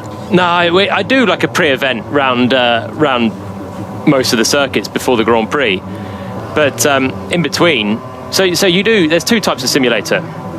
There's your setup work and your reference. So if I went in for a sim day at Renault, you'd spend probably half the day. I'd spend half the day at Barcelona, churning out 4 or 6 lap stints, doing setup tweaking or concept tweaking or something that's come from the design team or the engineers, and that's more overall global work on your car development ideas and that sort of thing. And then for half the day you're just dialing into the next Grand Prix circuit. So they would have been switching to Spa for a few runs and doing your pre-event stuff there. Yeah, fascinating stuff. So there you go. Hope that answers your question, Di. Now on our tour of the pit lane, it's time to take in a little bit of an Italian flavour with Matteo Binotto, the team principal of the Ferrari team. Tough day yesterday for Leclerc and Sainz in 9th and 11th positions on the grid. Matteo, a very difficult time for everyone, the drivers, the mechanics, the car. How are you dealing with it? Certainly waiting sometimes is long, but important that drivers are first staying focused. They are in the office or in the garage, but trying to stay calm. Simply wait, not distracting much too, but I think it's only a matter of waiting. And then mechanics, it's quite cold as well, so it's raining, so having some tea and just wait. At the moment it's very intense, the rain still. Looking at the radar, it will not stop in the next 10 minutes, so it can be a long wait. So that's what your weather forecast is telling you. It's going to be a while. We're going to be waiting for some time. I think we'll be waiting for some time. Yeah, I know. We believe that it can be even an hour. So I'm not sure what's next. We know that the race up to 6 p.m. may last, but I think it's more important to make sure that if we are restarting, we are starting in safe conditions. So whatever it is, it's important for the drivers knowing that it will be a safe condition. Thanks very much. So Matteo Binotto, team principal of Ferrari. Now, something that got Andrew Benson very agitated earlier on was the news about Monza. Andrew, do you want to bring us that information that we found out this morning? Yeah, sure. They're renaming Parabolica after Michele Alboreto because it's the anniversary of his death in a sports car testing crash. Yeah, I don't know. Everyone's going to have their opinion about renaming such a famous corner renaming it at all, no matter what, no matter who you rename it after or what you rename it. You know, Parabolica is an iconic name in motorsport history. Not many tracks have corners as famous as that, and I think there will be those who question whether that's the right thing to do, however much Michele Alboreto is a respected figure as an ex-Formula 1 driver. Indeed. I think there was... So initially I thought, that's not too bad, because they have the Ascari chicane. Okay, Ascari a bit higher standing than Alboreto, but that's all right. But then the more I thought about it after our sort of conversation this morning, I think they got so many corners at Monza that you could rename, then it would be fine. If they wanted to call it the Arboreto, the Rettifilo di Arboreto instead of Rettifilo, then fine, because isn't one of the, I think the first chicane is literally called the first chicane, and the Variante Alta is like the high chicane or something. Oh, that's at Imola. What does parabolica mean? I think it's just a parabolic corner, because a parabola is the shape of the corner, right? Yes. So this is probably one of the things that we think it's an iconic name, because it's like into the parabolica, but it sounds so good. The Italians think, well, that's the stupidest name on the track. We'll change that. Exactly. It's a fair point, actually, because Lesmo is an iconic name for those two corners at the top of the track, but that's just a town down the road, you know. And, but that's got some relevance. Whereas maybe to the Italians, this is like it's called hairpin. Parabolica is called hairpin, and let's call it something better. Let's give it an actual name.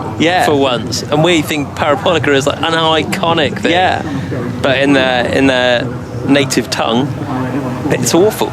Someone's gone with that back in the day, and they're like, no, we need to give it a proper name. Yeah. We'll run with parabolica as a working title for now. And at some point, for 70 years. Yeah, 70 years time, we'll find a former Italian driver, and we'll go with that one. I asked the audience, Jack, what do they think about that? Yeah, hashtag BBC F1. Let us know what you think about the renaming of Parabolica to Alboreto. Alboreto's never won the Italian Grand Prix, I don't believe. Did he finish second there in that 1-2 in 1988 behind Gerhard Berger? That's correct, yeah. Yeah. I don't think an Italian has won the Italian Grand Prix since Farina or something in 50 or 51 or something absolutely mad. Again, as ever here on 5 Live Formula 1, I'm just guessing a stat that I think is true, and then I'll Google it in a moment. But the Italians, they've not been blessed with highly talented drivers for a long time, have they? For a country that's steeped in automotive history, Farina, Ascari, have they had other champions?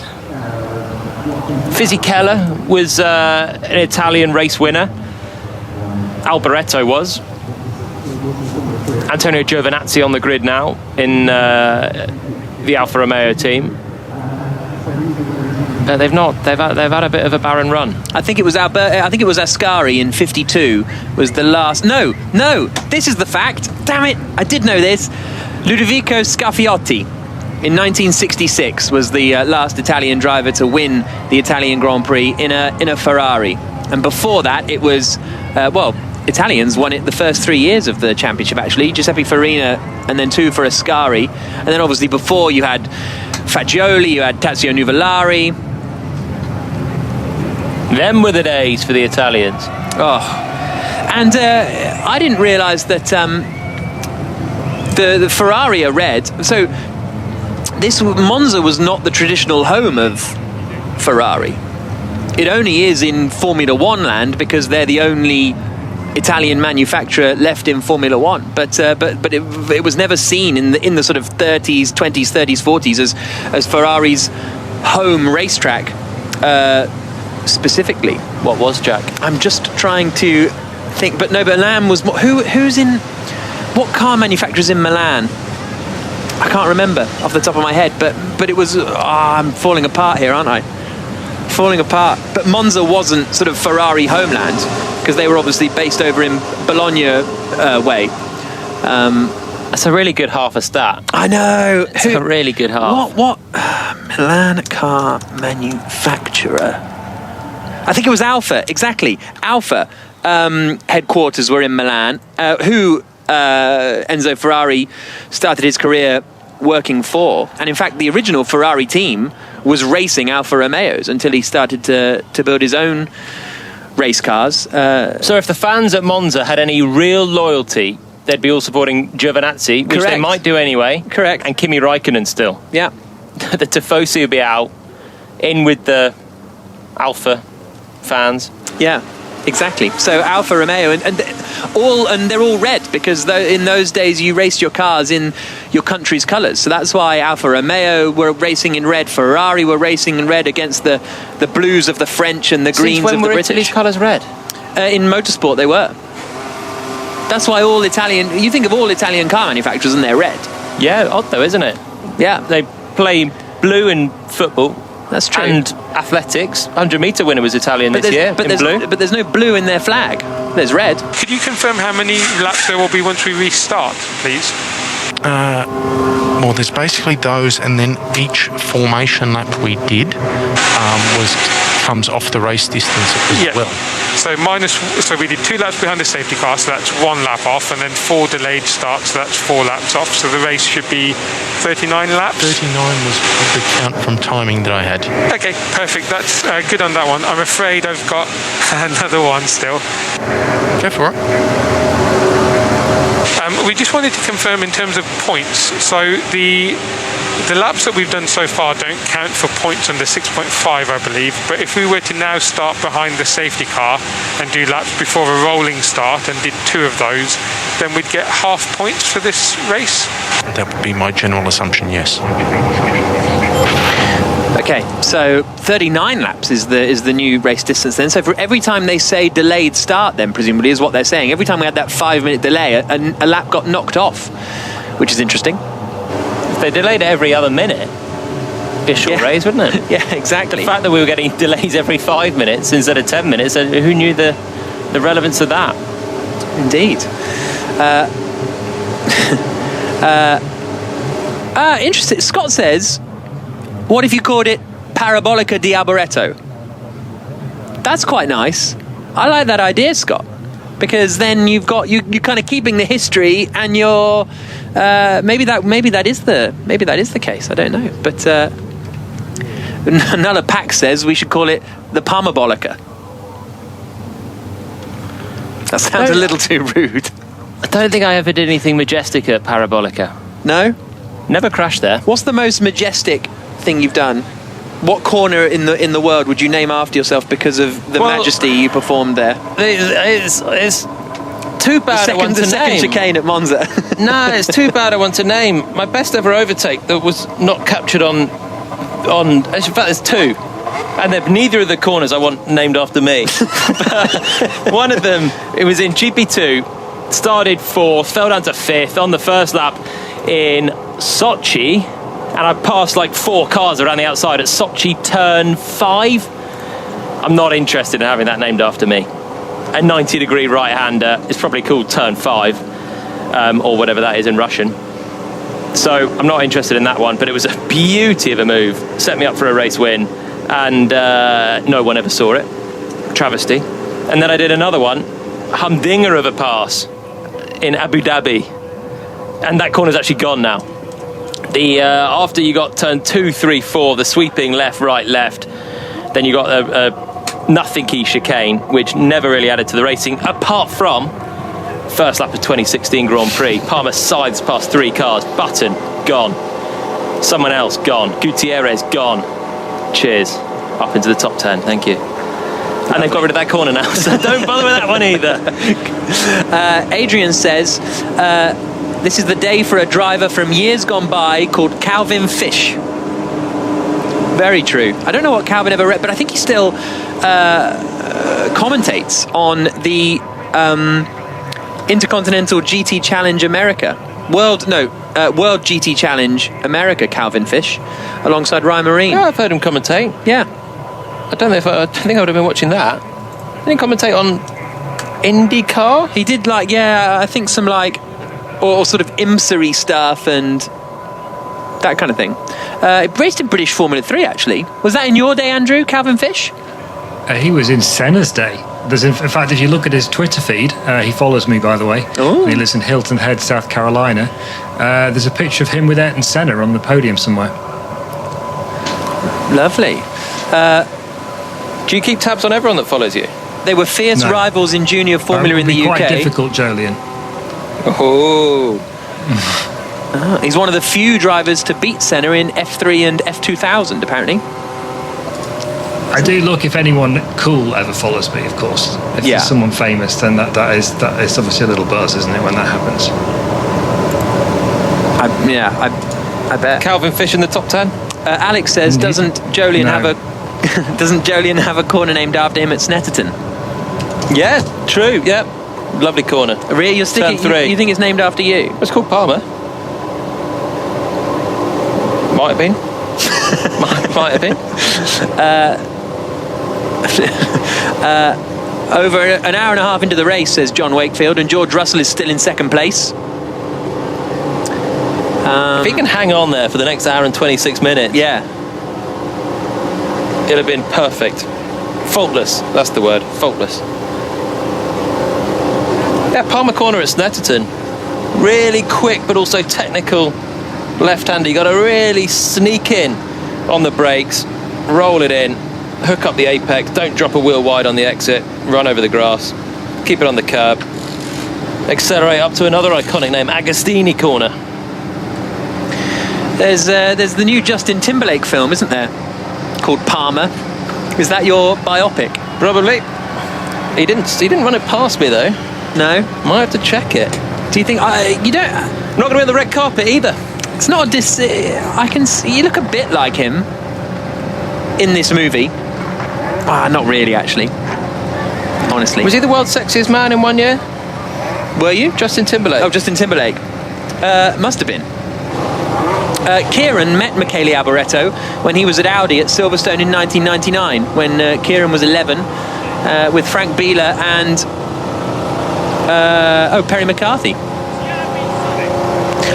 Bertie Black asks, what is the shortest race distance an F1 race is allowed to be classified as a result? As we discussed, I think it's 2 racing laps, and then you can classify it. The shortest ever Grand Prix was, I think, the 14-lap Grand Prix of Adelaide in 91. 89, I think. 89. 91 was short as well, wasn't it? But maybe I've made that up. But yeah, that's the shortest Grand Prix in history. But I think we could be rivaling it here. And yeah, you're right. It was 1989. Breaking news. Oh, Perez is back in the garage. Oh, handshakes with all his mechanics. He's finally aware of what's going on, and they've got a car for him to race if we get going again now. It looks like they've done the work. If we were to race in the next hour and 25 minutes, Perez will be starting from the pit lane. Good job from the Red Bull team. Over to you, Jack. Well, Mexican fans will be happy. A few of them. Umbrellas down a while ago, getting soaked, but might all be worthwhile. It would be great if we did see them.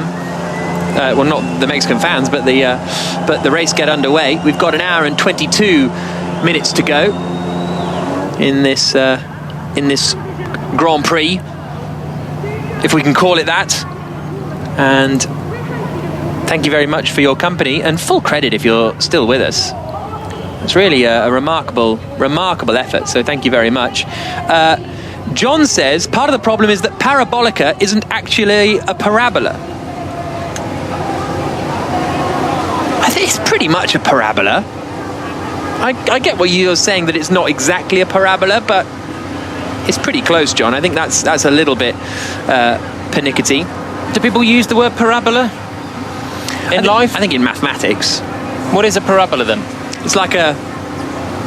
No, you got to describe it with words. It's like a soft V shape. A U? You want to call it a U? No, because it's not quite a U. Andrew Benson, explain to this dullard what a parabola is. It's the arc that a projectile creates as it falls to the ground after it's been projected, but due to gravity. Everyone is going to know exactly what it is now. And what's the... I think a soft V was a better description. The arc a projectile makes as it falls to the ground. And what's the Andrew, what's the... Having been thrown. What's the coefficient of gravity? I don't know. Isn't it? I want to say it's like 3.7 or something. Anyway, this is getting too niche. So a parabola is just an arc? Yeah. It doesn't back on itself? Yeah. No, it has a particular shape. Good. Are you picking the object off the ground and then throwing it back to the ground, or is it starting at head height? Look, it doesn't matter what height it starts at. It's the shape it creates as after you've projected it as it falls to the ground. That's a circle. That's an ellipse. That's a parabola, and that's a hyperbola. You see, so that does look kind of parabolica-like. I'm just showing Palmer things on my laptop now. That's to say, we forgot you were listening. Frank says, renaming corners.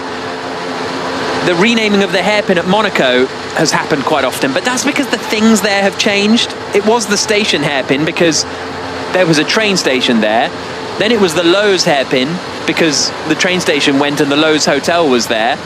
And now it is sort of I think they now call it the Grand Hotel hairpin, probably because of sort of commercial rights and restrictions that you can't advertise the Fairmont. Don't you like names though where they're about historic things, and it's the station hairpin, and everyone's like, well, why is it the station? Oh, because let me tell you a story. Like Tabac. There's no tobacconist there anymore, but you don't not call it Tabac. You don't call it the 7-Eleven or whatever's there now. I don't think it's a 7-Eleven in Monaco, but keep it as the station. Keith says, does Mario Andretti winning Monza in 1977 count? He has Italian roots, and I mean, it's a very, very close one. His family, amazing story, Mario Andretti. The family came from Italy, and weren't they were in somewhere absolutely random, Andrew, weren't they? When they sort of before they emigrated to America. Yeah, Trieste, I think he was born, which wasn't actually in Italy. Yeah. It's in what used to be called Yugoslavia. I forget which country of those. Is it Serbia or Croatia? That borders Italy on the right-hand side there. But that's where they're from, and they were refugees after the Second World War and moved to America. Yeah, absolutely. Settled in Nazareth, Pennsylvania. Yeah, remarkable stuff from that. It's now Slovenia that Trieste is by up there. It's Slovenia, Croatia, that sort of way. So yeah, which was all the former Yugoslavia. So Andretti, very, very close.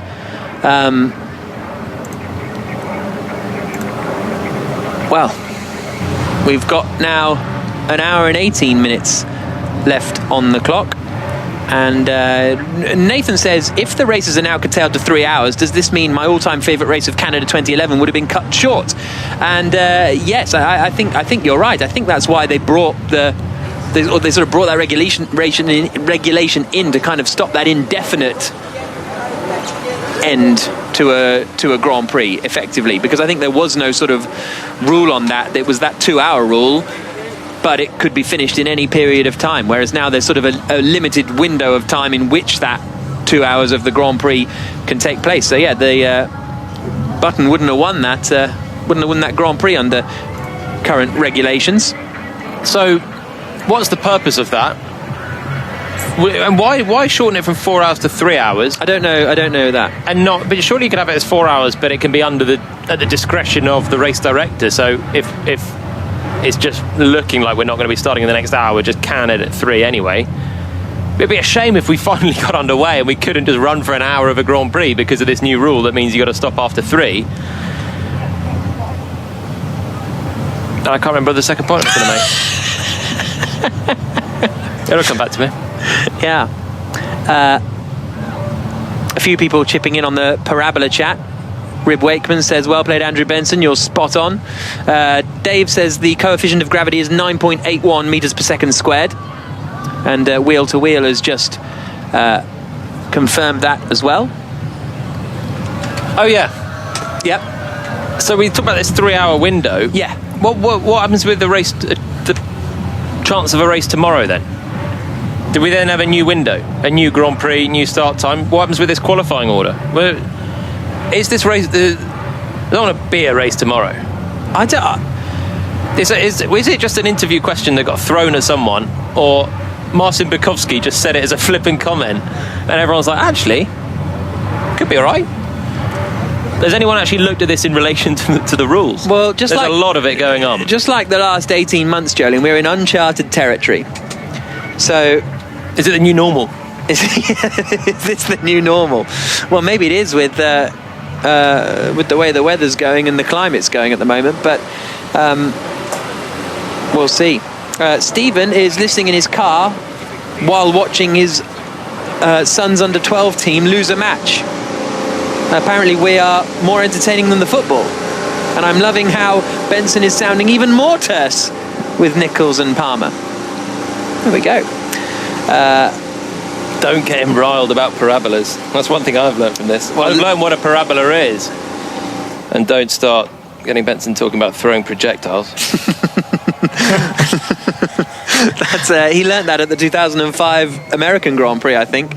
About the. Do you know, I think it's my voice, just my natural, the timbre of my voice. I'm not trying to be terse with Jolyon and Jack. It's just how I sound, I think. Chris Perry sorry says, about that, everyone. Rainy Arnoux. That's very good. As wet puns go, I'm ignoring quite a lot of them, but Rainy Arnoux is superb. That is just superb. Another good question. So all of you guys asking these questions, all of you gang, all of you people asking these questions. And this is a good one from Blackburn Lad. If the race is abandoned, what happens to the grid penalties for Bottas and Stroll? Are they carried forward to the next race? What a great question. So these stewards are going to have so much sifting through. If it took an hour to work out whether Perez could race or not, having crashed his car on the way to the grid, there's these uncharted territories that we find ourselves in. There's going to be a lot of it rumbling on. To tomorrow, possibly, certainly next week. Andrew, what happens to a grid penalty? Andrew Benson? I don't know, but I'm going to ask the FIA, and I'm going to point out to them we are on the air, so can they please give us an answer? Because they haven't answered any of my last two questions. Well, here's the thing: a firm no until you push them more. Also, I think we're in a quite a fortunate situation, right? So the poor chaps on Sky have got to sort of try and explain what is going on with the regulations and sort of keep people informed. And we sort of have to do that as well to a degree, but I think because it's a bit more relaxed, and you listeners, you know the deal with a lot of these things, and so the FIA don't know, so we don't know. We could be streaming through the regulations here trying to work out what the precedent is for a race on a Monday, but there is nothing in the regulations about a race on a Monday, so it's literally just up to the FIA basically. So there's no point us really sitting here and second guessing exactly what's going on. Very good gag here from Steve Morrell. A new F1 podcast he thinks should happen with the commentary team discussing random facts to kill time, and it should be called No Such Thing as a Calvin Fish. How good is that? That's so clever, because of the podcast No Such Thing as a Fish, which is produced and recorded by the QI elves, the people that make the question for the QI TV show called No Such Thing as a Fish. So yeah, No Such Thing as a Calvin Fish is absolutely superb. Great stuff.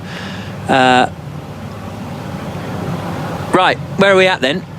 Well, and that's another good question from John. I don't know these answers, but in the event of the race commencing tomorrow, can Perez retake his grid spot?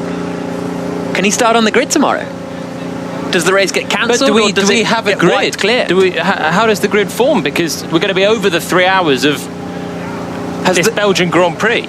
According to the rules, the Belgian Grand Prix cannot run longer than another hour and 12 minutes.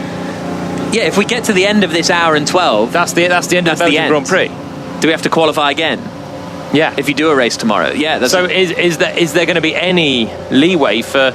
Should they have cancelled it an hour ago in order to have a 2-hour race tomorrow? Is that the way it has to work? They were busy working out if Perez could start the race. Too many things to look into. Yeah. It's tough, isn't it? In a season where it was meant to be 23 races, now it's looking like 22 races. Today, it's suddenly looking like it might be 21 races. It's a tough break when the calendar's changing the whole time. To just lose one of the classics from the calendar because of rain, is tough. At least there's 22 other races, 21 other races now. There was only 17 last year in the end, including a sunny Spa. Yeah, exactly. D says, awesome commentary from Jack, Palmer and Andrew. Definitely keeping us entertained. There we go. You don't even get a first name, Jolyon. You're just Palmer now. It's great. Well, it's because Palmer Corner. Yeah, that's the thing. That's what people know me by now. Turn 3 at Snetterton. That's what I'm famous for. It's not Jolyon's. No, that's true. Do you wish it was called Jolyon's? Nah, Palmer's fine. As a tribute to other Palmers out there. F1 person who has just joined Twitter just to ask this, Is it possible that the race will just do 3 laps behind the safety car within the 3 hours so the race can be counted as run? Maybe. But I think it's got to be not behind the safety car. I think that's the kind of key part. Well, I think there was a race in Formula Renault, and I think it might have been at Spa. And I'm assuming my brother must have been in it or not in it, but there. And that's pretty much exactly what happened. They ran some laps behind the safety car and then called it with half points. So, is it a possibility? Are they even going to run now behind the safety car when we're so far late now? It gets to the point where is that worth it just to give half points for qualifying positions? I don't think so. But then what the alternative is that we all pack up and no one gets anything for anything and the whole weekend is for nothing. Still, the team personnel are still sitting on the pit wall. The race would commence when the green light goes out at pit exit. Yeah, agreed. As a result of the resumption. So yeah, because it's counting down now, yeah. Correct. So that would be effectively once the green light goes off, even if under safety car, which it will be, that's when the race is considered started. Brilliant. From there, we would need to do the obvious 2 laps, even behind safety car or otherwise, and then from there, points and classifications can be all established. Okay. Agreed. Thank you very much. Scarily on the same page. Yeah, thank you. Thanks. So behind safety car or otherwise, says Massey. So 2 laps behind the safety car would count for half points. That was a very timely question then from our new Twitter user, wasn't it? F1 guy, I think his name was. So that's exactly what Red Bull are now thinking. Of course, Red Bull have a car at the front. F1 person. And I mean, George Russell, without doing anything at that point, if he can survive 2 laps behind the safety car, can take a second place in Formula 1. Verstappen would win, take half points. Hamilton third. That points difference would be 10. Instead, it would be 5 points. What was with the fastest lap point? If everyone's behind safety car, does someone leave a slightly bigger gap and then close it up on the second lap for that fastest lap point? Andrew, what happens? Do you get a fastest lap half a point then?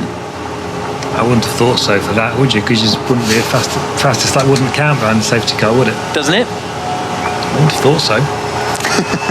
Not in the rules, though. We're in unprecedented territory, aren't we? And by the way, on this FIA corner are fed name, up with you texting them. on this corner name thing, by the way, Palmer's dad owns half the racetracks in the UK. He could name any corner he wants after himself, couldn't he? Oh, he's not that egotistical. No, you, I mean. I don't own the tracks. No, but your dad does. You could just say, come on, Dad, name a corner after me. For Christmas, like Cascades at Alton Park, for example. Paddock Hill Bend. Hawthorne. I would get, Palmer would be like, can we rename Paddock Hill Bend, please, Dad? No, it doesn't work like that. I'm all about motorsport history. Yeah. I'm not. I wouldn't be changing the Parabolica to call it the Palmerbolica. I'm not about that. I'm proud. I'm proud of my motorsport history, but not at the cost of iconic names. Now, Palmer Corner at Snetterton, no was history. a new corner, no history, new corner. Fair. Sure, why not? Holly says, I think I've jinxed the race. I decided to get a train south during the race this afternoon, so I had to walk from North London to Waterloo as there was no signal on the tube. 5 minutes later, I'm at the station and the race still hasn't started. 5 miles later, so she's planning on listening to the race, walking from North London to Waterloo, but not listen to the race at all. I feel a bit guilty myself.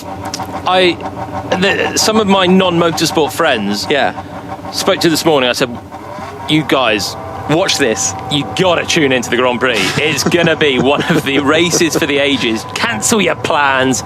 Make sure you're listening to us on 5 Live Sports Extra. I feel bad for them. They're not listening anymore, so they won't accept my apology. But Finton's listening though, and he says these are the worst presenters in the history of the BBC. In the history of the BBC. That's brutal. I'm not going to name names, but yeah, exactly. Tough. Yeah. There we go. Andrew says, you keep referring to uncharted territories. I wonder if you could explain what that means. Well, I guess it just means we've never been here before. Uncharted, no map. Uncharted waters. Yeah.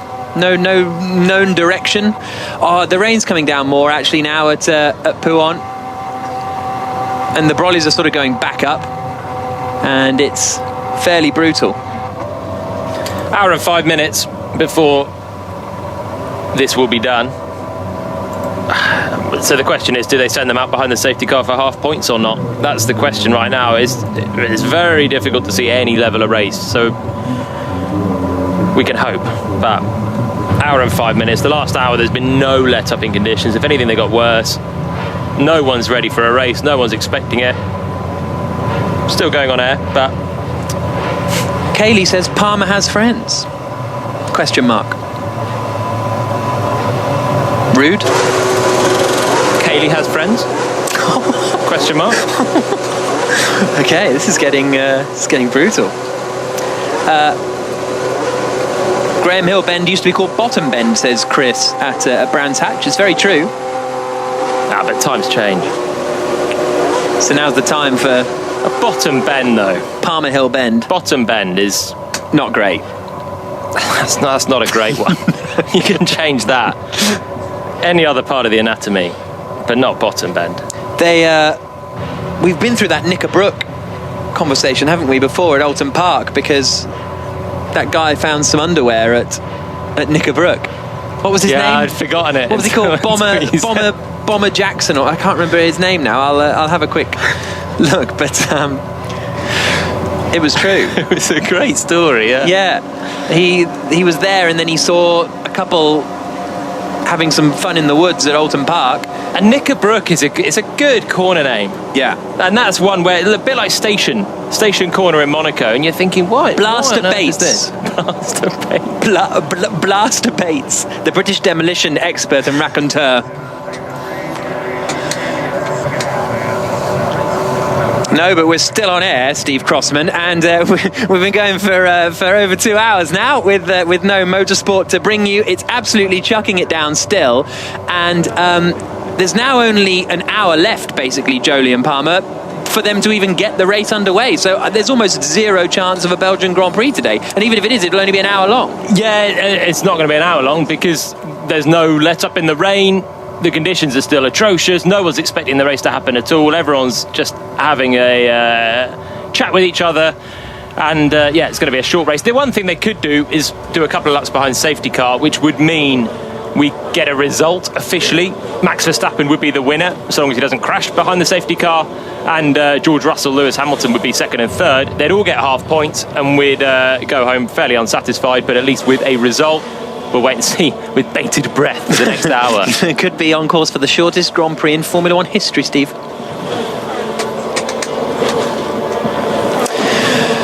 Well, it's a split one, because if they do 2 laps behind the safety car and he finishes second, that's a phenomenal achievement in the Williams. So whereas if the race actually got underway, you would expect him to slip back a little. So it's one of those swings and roundabouts, really. And is that really how you want to get a second place? It's a hollow one, isn't it? Yeah, exactly.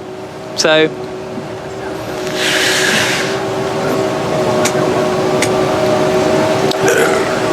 well, I'm a bit annoyed. As a Wolves fan, I want to be watching the game in half an hour, and I'm a little bit frustrated that we're still going to be on Sports Extra. But if you want to come along, we are talking about all sorts of things. We've been teaching Jolyon what a parabola is. Yeah. Oh, it's been riveting. Yeah. Yeah, it's great stuff. Yeah.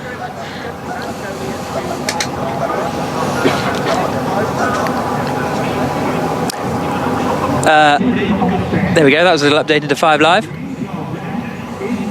And we've got an hour and 1 minute left on the clock. I think if I'm a fan at this point, I'm going home. I'm getting in the car, beating the traffic, because the traffic leaving Spa these days is horrific.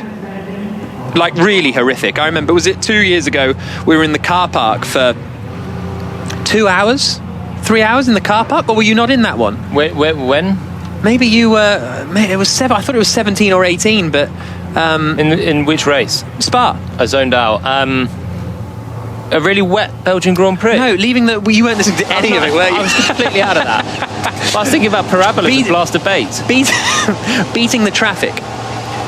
Were you in that one where we were honestly 3 hours in the car park trying to leave? And then went it's inside. every year at Spa though, isn't it? No, but only since Verstappen fans came. Before it was no trouble. But what I'm saying is, if I was on the banks at Pouhon now, I'd be off. I'd be getting in the car and driving back to the Channel Tunnel. Yeah, I'm gone as well. Full commitment from the fans. Absolutely. Daniel Ricciardo giving them a big countdown to a Mexican wave, and a couple of them did it. The rest of them are, no, he's getting a bit more cooperation in the grandstand. Fair play. They bought their ticket. They're here to see a bit of action. They got 1 hour's worth of chance to see a bit of action coming up. Might be a couple of laps behind a safety car, and then they can sit in the car for 3 hours. To be honest, when you've been sat in the grandstand in the teeming rain and wind, sitting in the car for a few hours is probably an upgrade. Adrian says, looking forward to the podcast tonight.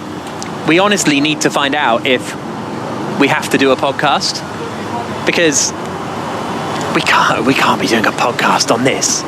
Have we got to do a 25-minute podcast on a race that didn't happen? That's what we will be discussing with the bosses when we come off air, if we ever come off air. And it's teaming it down. There has been no let-up since the start of the Grand Prix. And this is always the frustrating thing, because we had support races earlier on today that sort of went off fine. So it's just frustrating the timing, really, isn't it? Yeah.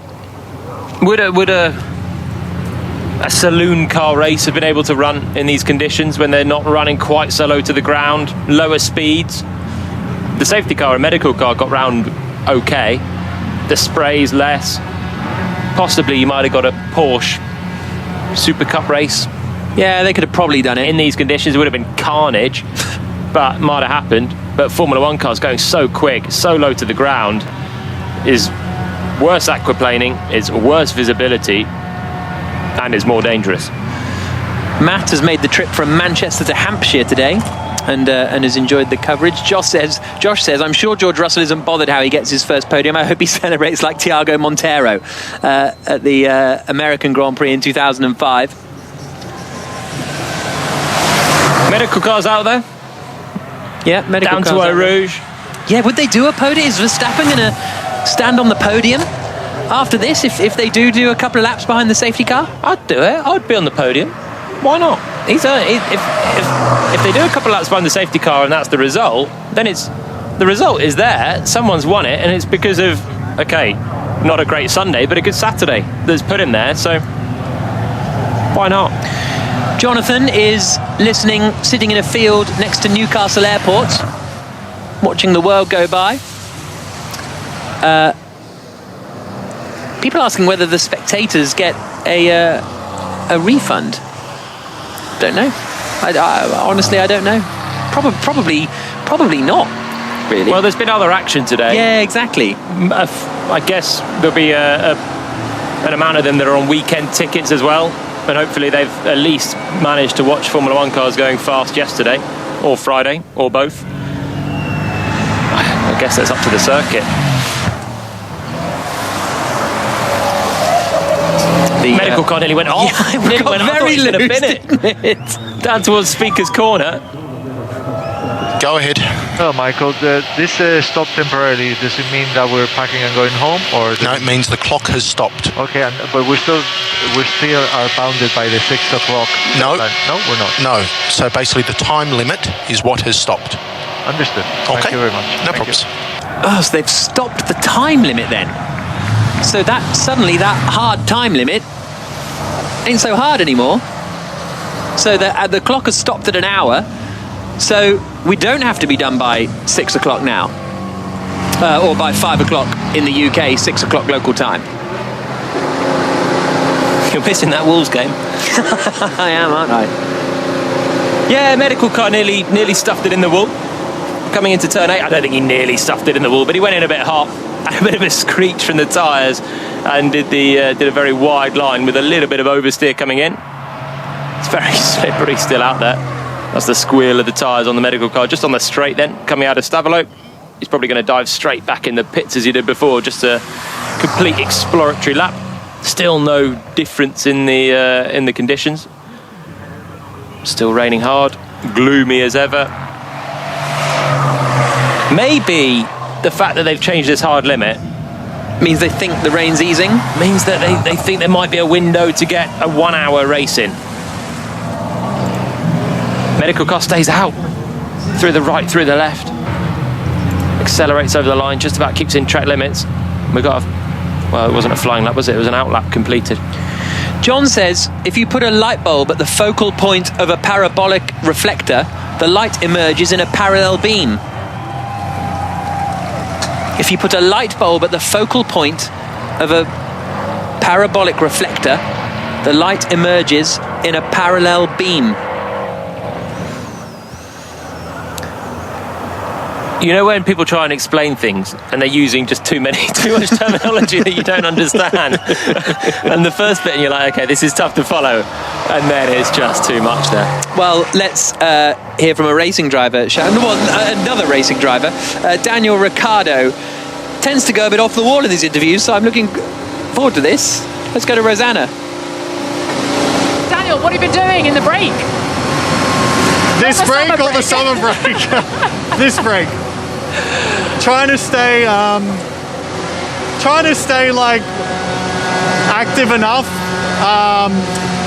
because I mean, yeah, you just don't know. We could get a 10-minute call and we could be out. So trying to amuse myself a bit, but then just staying warm, doing some little bits of exercises in the back as well. But yeah, it's hard because you don't want to like burn too much, but you also want to stay ready if we get the call. And I saw you revving up the fans. My word, they have stuck with you guys through this. I know,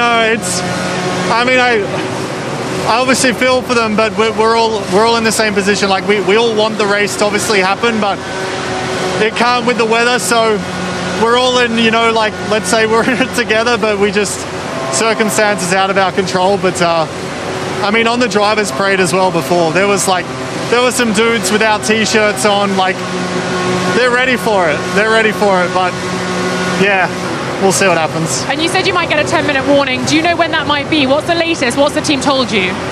The problem is that, I mean, since 3 o'clock or even before, we haven't had a break of rain, like it's just been constant. So problem is it just keeps wetting the track more, and we're not doing enough to obviously be out there to dry it, and we can't dry it at the rate like quick enough. So unless there's like a window of no rain, it's tricky to see it changing. That wasn't too wacky from Ricciardo in the end. But maybe that was his 4th place on the grid. Head screwed on. Yeah. Good chance for him today if we get a race in. He's not head in the clouds just yet. Full focus. And Ricciardo's another one. So if we get some sort of race in, he's got a good chance of a podium. Perez at the back of the grid, Bottas out the top 10, Russell ahead to try and overtake a Williams, and he's there. If we get a race. Medical car's still going round. It is. It is indeed. Medical car. Again, the track itself, and I've said this a million times, I know, but the track itself isn't horrific. But it's just the fact that the rain is still coming down, and the visibility is so bad. It looks worse when you got Formula 1 cars out there. Yeah, absolutely. A medical car, Mercedes estate, isn't quite kicking up the same spray or looking as on edge as a state-of-the-art Formula 1 car running on the ground, and of course would be at much higher speed if there wasn't a safety car in front of them as well, which is what we want to see ultimately. A great tweet from Rob, who's listening on Sirius XM, and he says he's listening as the BBC tried to keep up with the FIA's redefinition of what time is. It's very true. It's very true. It was a hard 3 hours, and then all of a sudden it's not anymore. Yeah, when is time not time? Danielle is listening in a field camping, wishing they were actually listening to some racing. We all agree with you. Medical got broadside through turn 6, opposite locking through. That's where Perez binned it. He's up to the gravel. He's nearly in at turn 7. It is a bit weird that they would pause the clock now, the FIA. Again, we don't need to get onto it, but why with 1 hour to go pause the clock? Not just with to 2 hours to go? I guess they deem 1 hour a race worth having, and if it keeps going down, then it's maybe not. A 1 hour race would be, I mean, if we could get a race underway, it would be a great spectacle, or a great listen. And they've obviously paused the clock with the idea of having a relevant Belgian Grand Prix. I cannot get, who's driving this medical car? Is it Van der Merwe? He's absolutely on the limit. Pouin, double left-hander. Chucking it in, bit of opposite lock, picking up the curb on the exit. It's good stuff. Yeah, it must be Alan van der Merwe, who South African racing driver. Let's go, here we go. We're about to find out Alan van der Merwe's racing history. He won the Formula Ford Festival in 2001 and won British Formula 3 in 2003, beating Jamie Green, Nelson Piquet Jr., Richard Antonucci, Danny Watts. So not a Rob Austin, not actually a vintage year of British F3, but Jamie Green was solid, went on to a decent career. Nelson Piquet Jr., Formula E champion and Formula 1 driver. And went to Formula 3000 then, Alan van der Merwe, and then A1GP. Never took a win in A1GP, racing for Team South Africa. Then a bit of LMS racing. There you go. But you wouldn't want just any old driver driving the medical car, would you? It's quite an important role. Of course. Under the radar. And of not course, often needed, but Bahrain last year with the Grosjean. Exactly. You need a decent driver at the wheel. Someone that's got good composure in a tough spot. Where does he go from here? Medical car driver to safety car driver? Is that the pinnacle? I don't know what the career progression is for a safety car driver or for a medical car driver. Safety cars is quicker, gets more action. Yeah, true. But is medical car maybe a longer career? Where's the progression, you know? I actually don't know. Is he the reserve safety car driver? Or does the safety car driver have its own reserve? These are all really good questions. Because Bernd Mailander has been driving the F1 safety car since 97 or 98 or something, I'm sure. Very experienced. And I don't think he misses races, does he? Can't think of him missing one. The perfect candidate for a role. Good racing career as well. Yeah. A lot of experience, a lot of know-how. That's who you want in the safety car. Likewise with the medical car. But in the era of COVID, reserve drivers being more of a thing, saw a couple of them last year. Do they have their own reserve drivers? Would you be a safety car driver? You know what? Maybe I would. But really? I don't know. I don't know the application process. Palmer issues come get me plea to FIA. To the safety car or the medical car though? I see myself more as a safety car sort of guy.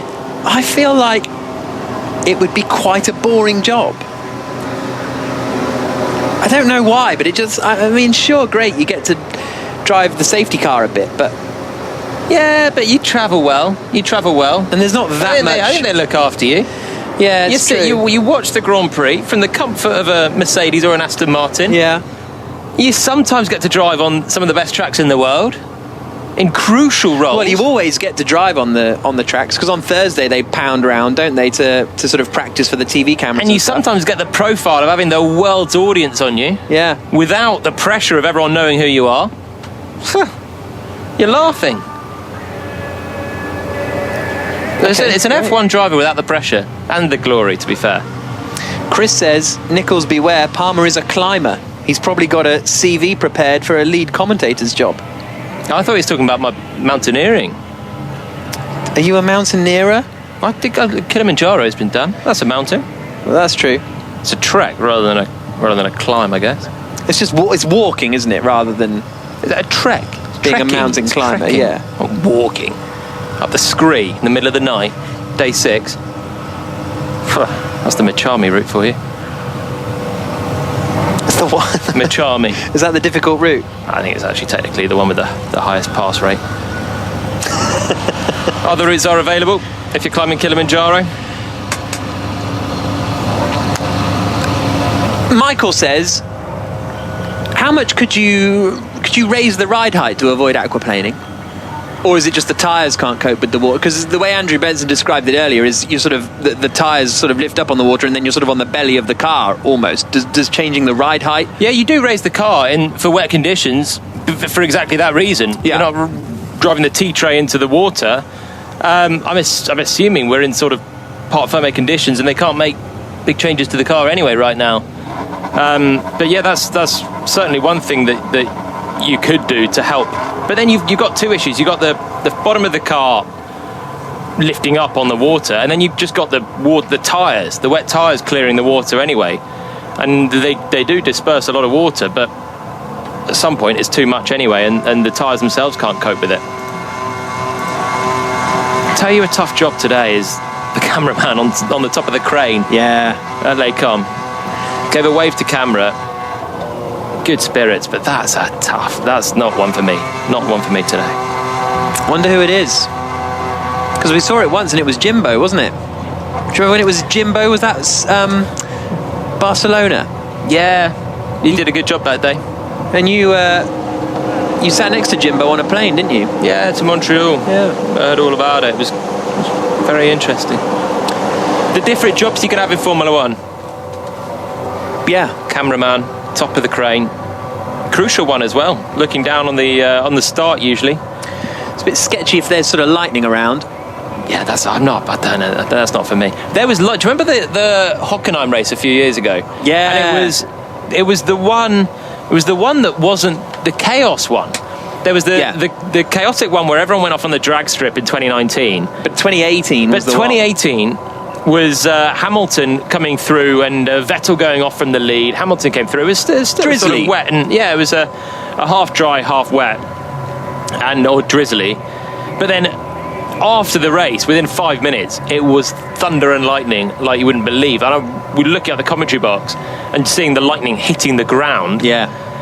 And we were in a sort of pretty rickety old commentary box on the outside of the pit lane for that one. Was it metal? I think it was. It gave me the heebie-jeebies. The structure that we were in. Yeah, like the grandstand was. Yeah, it was. Well, we were in the grandstand, weren't we? Yeah, it was the commentary box at the top of the grandstand. That was not a cool moment. Good story afterwards. Yeah, to all my non-motorsport friends. And then going through that tunnel on the way out, and we all got. It was knee high, wasn't it? So all our shoes got ruined and everything. Yeah. But we made it. We made it. There was waterlogged tunnels to get out, and the race. It was actually is an iconic race with Sebastian Vettel going off from the win and possibly changed the face of the championship. But it was one of the classic ones where the deluge came just afterwards. But thank goodness it did, because we'd probably be in this sort of situation. Yeah, absolutely. It wouldn't have restarted once it came down. And then that German man tried to fight you. Oh, no, we're not going there. Okay, fine. We're not going there. Fighting's not for me. No, I could tell. And I say as some, fighty man. You were reclining your seat trying to pretend you weren't there. Left me to deal with just it. That casual, lean back like I'm in a dentist chair. That was great.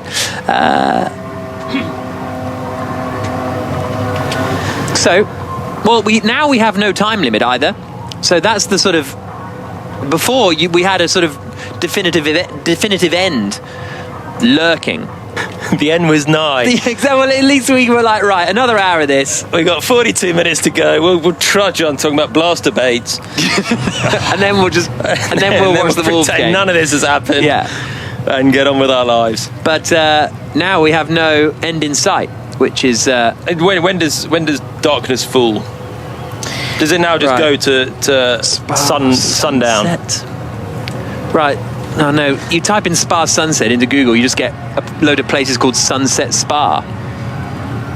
Which, I haven't even said this today, but all spas in the world are named after Spa.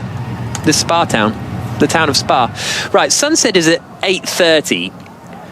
But so realistically, 7 o'clock it's going to be getting pretty dark. It's currently 20 past 5 local time. This is all local time there. So by 7 o'clock you're getting dark. Exactly. The twilight, it makes a difference. Oh. Hello. I'm freezing.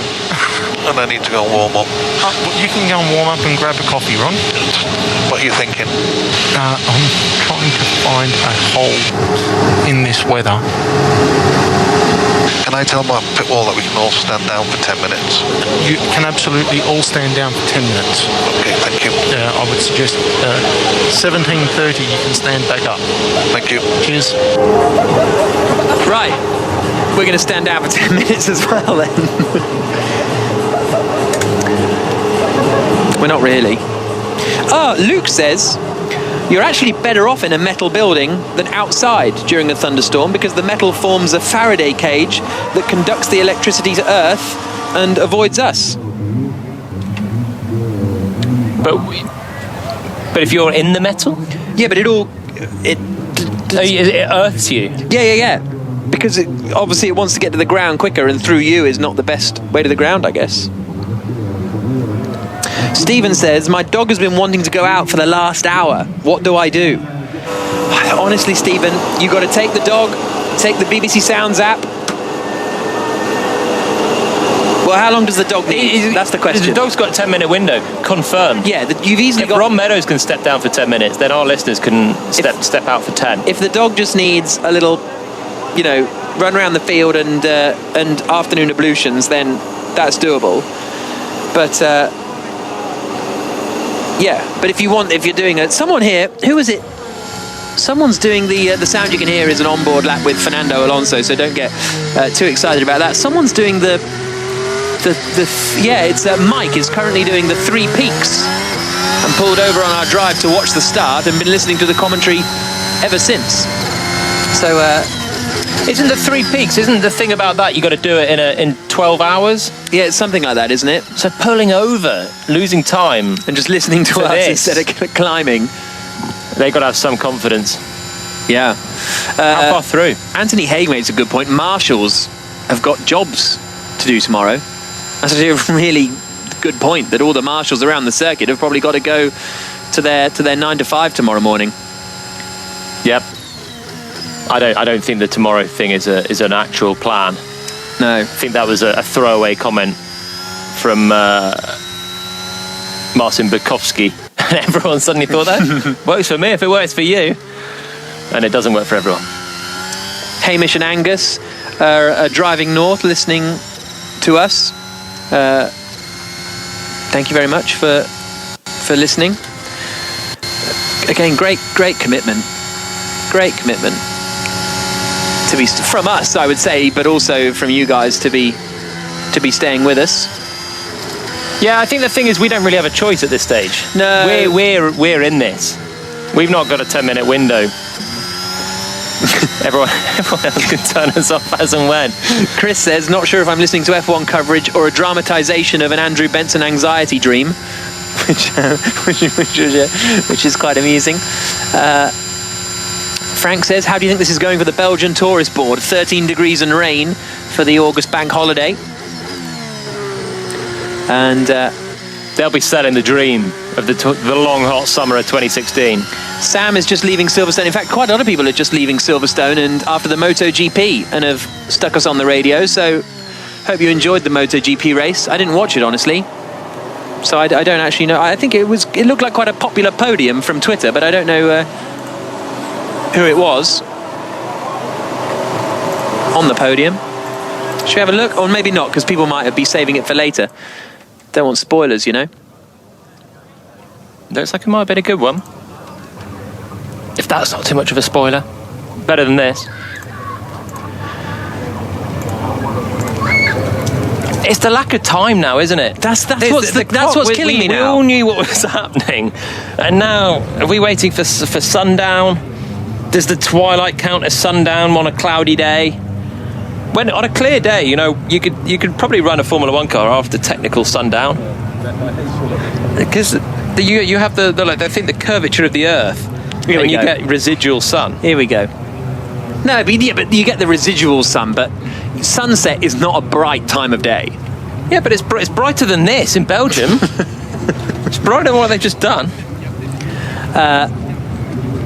Mark says he was in 2010 racing Mazda MX-5s at Spa in the rain behind a Nissan Juke safety car, and they had to ask the safety car to slow down because it was going too fast and the MX-5s couldn't keep up. Had good commentators then for MX-5s in the UK. You did, thank you, Mark, very kind. And yeah, I was commentating on Mazda MX-5s. Were you commentating on that one when the safety car dropped the whole field? I wasn't commentating on that one. And they're all flat out to try and keep up with the safety car. No, that would have been quite funny. Okay, Luke is currently walking his dog up the field with BBC Sounds on. So, thank you very much. Then John has managed to go out and do the food shopping in between the time the race being red flagged at the start and now. But also, no offence, John, but that's not very impressive. It's a pretty long food job. Yeah, it's taken you ages because we've been red flagged for so long. Jenny, we were nearly 2.5 hours. Yeah, but they went out after a bit, so that's since the 3 when it should have started. It's 1 hour 55 since the red flag. Yeah, I've got that in my locker to do a quick food shop in that time. Yeah, definitely. Jenny says you and the drivers should have come to Carfest instead. Jenny, love Carfest. Love Carfest. Commentated there last year, I think. Well, in 2019. Commentated at Carfest. Love the event. What's your best commentary outside of... What, the most fun? Yeah, of like individual events. Powerboat racing. What? Love commentating on powerboat racing. Because by default, right, you have to be in a... now we're going to hear from Alan van der Merwe, so I'll tell my powerboat stories after this. But we were discussing the South African's racing career. Let's see what Rosanna Tennant's going to ask him. Alan van der Merwe, you've just been out on track. What's it like out there? It's okay on your own.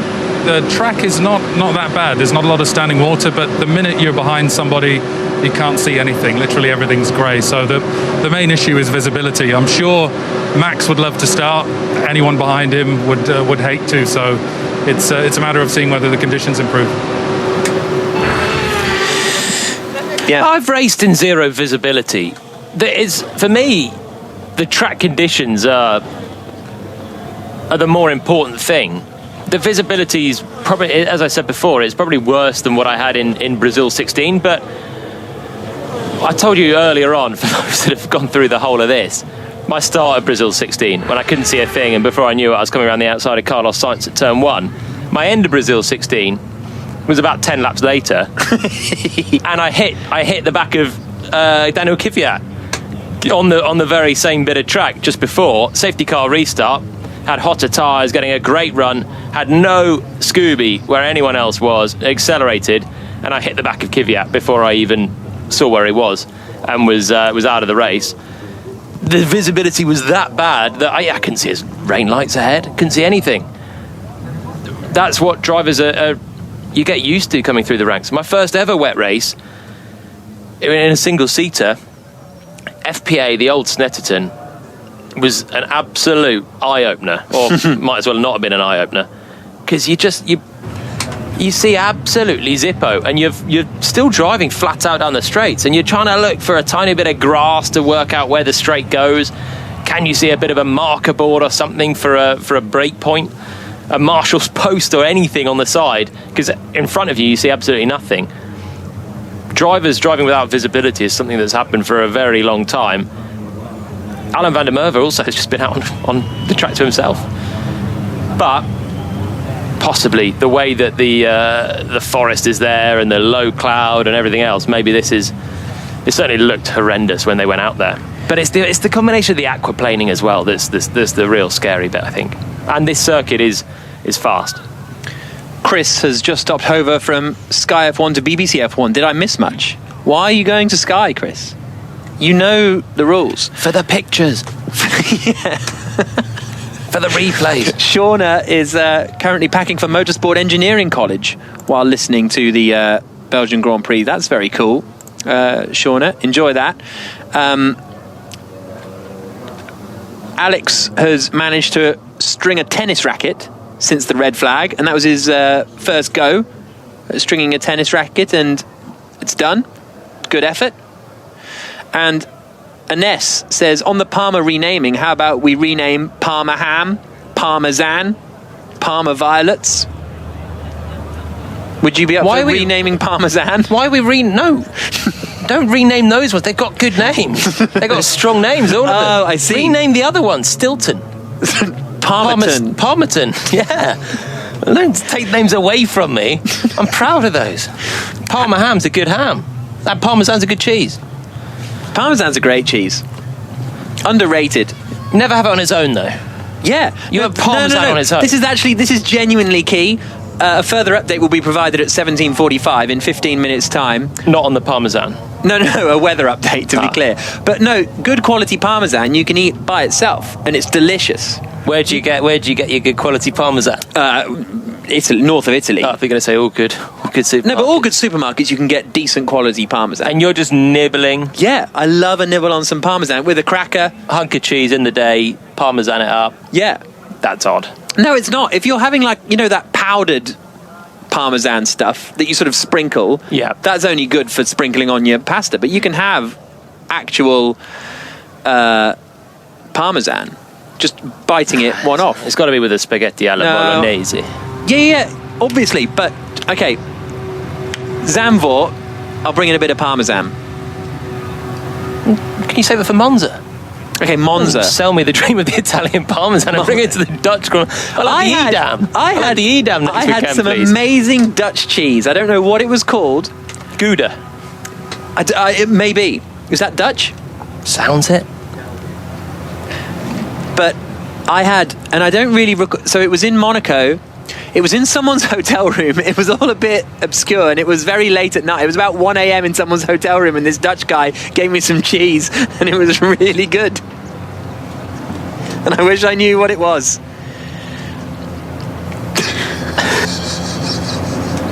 I love commentating on powerboats because you have to be by a beach.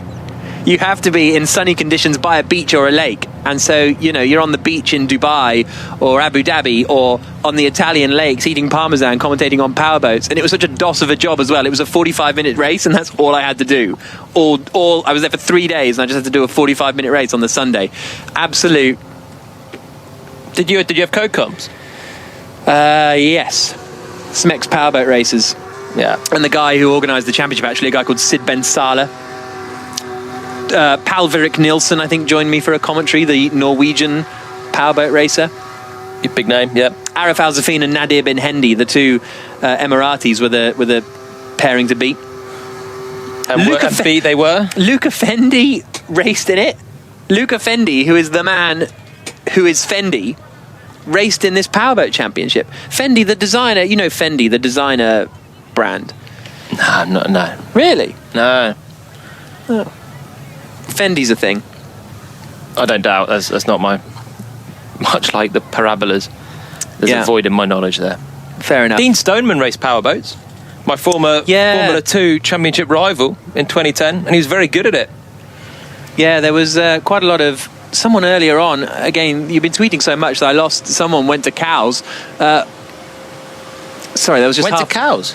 The race around Cows, is that what I'm thinking of? Isle of Wight? Yeah, but I can't remember who said it. Oh, not in the time the red flag's been up? No. Yesterday, I think. I will be a little bit distracted now because the Wolves game has started against Manchester United, but it'll be fine. We'll remain being professional.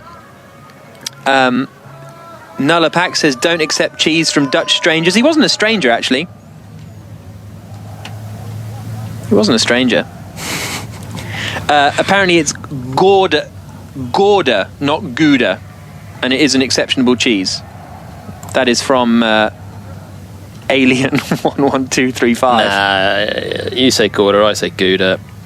Tomato, and it's Dutch. Nick and his dad have tiled a whole kitchen.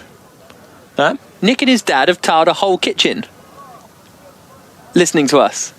That's a good effort. Well, yeah.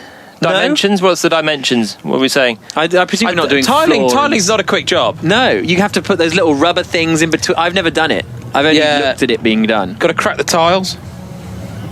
Get them in the right shape for the nooks and crannies. Yeah. bad if it's a very small kitchen. You're not tiling the whole kitchen either, are you? Tiling the work surface. So I don't want the dimensions of the kitchen. I want the work surface. Well, surely you're not tiling the work surface. No, but you're tiling above, aren't you? Yeah, you're doing like the splashback behind the sink and stuff. I'd have thought. Yeah. Let us know. Well, you can do above the work surface if you're cutting tomatoes. Yeah, exactly. Weather update looks worse.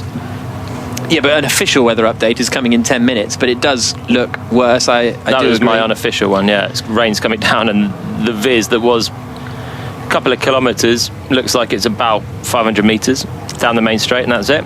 Guy says cheddar is better than all cheese, which I'm not sure I agree with. Wensleydale. Yeah? It's a good cheese. Mine's a... What is my favourite cheese? Red Leicester. Red Leicester's a nice cheese. You're a very British cheese man, then, by the sounds of things. You're very traditional with your cheese. Well, I'm not a fan of Stilton. Okay. But I think a Red Leicester, actually. I came in Wensleydale, I think what I meant was Red Leicester. Okay. That's a nice cheese. It's got a good blend of blandness, not too pongy, but nice flavour. I'm mozzarella or manchego. But mozzarella's that's like a no, because let me guess, you've only had a bag of grated mozzarella. Here we go. You've ever eaten. The cheese snob steps in again. I had the finest mozzarella in Italy. Well, wow, we're doing accents now. It's got that far. That wasn't me. That was someone else that just popped on the airwaves. Andrew Benson, what's your favourite cheese? Might have been Benson. Oh, actually, Kaylee, I want to know what... Kaylee's leaving because she's going to the cinema. What are you going to see, Kaylee? Andrew, what's your favourite cheese? Well, it's tough if you get a really good cheddar, it's tough to beat that, isn't it? But I do like things like Roquefort and Brie and, good old bit of tasty French cheese. There's all sorts of French cheeses I could start reeling off that I like, but I'm not going to because it would just...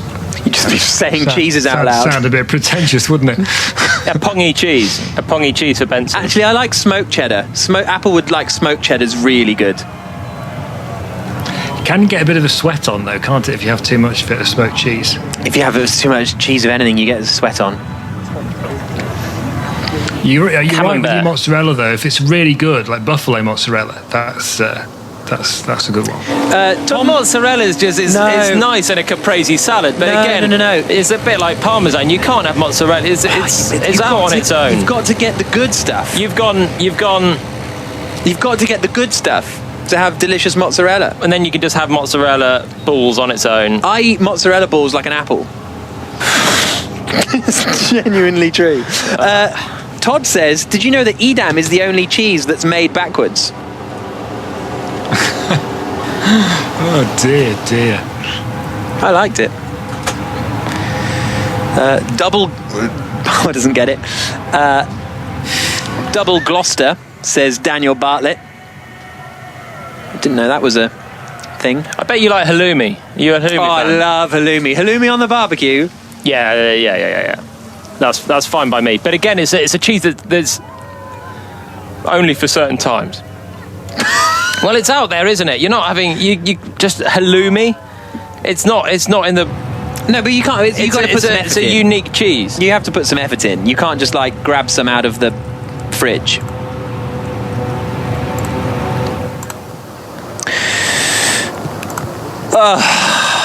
Right. John's watching the touring cars from Thruxton on the TV with the sound off. So, yeah, touring cars at Thruxton always a lovely place to be. Outside of the last chicane. Yeah, that's where you want to be, I think. In the commentary tower there, it's lovely, great view. No, on the banks. Yeah, I know on the banks, but I'm just saying that the commentary tower there is. Not everyone gets the chance to be in the commentary tower as well, in the booth. Yeah, exactly. But outside of the banks, used to enjoy that one.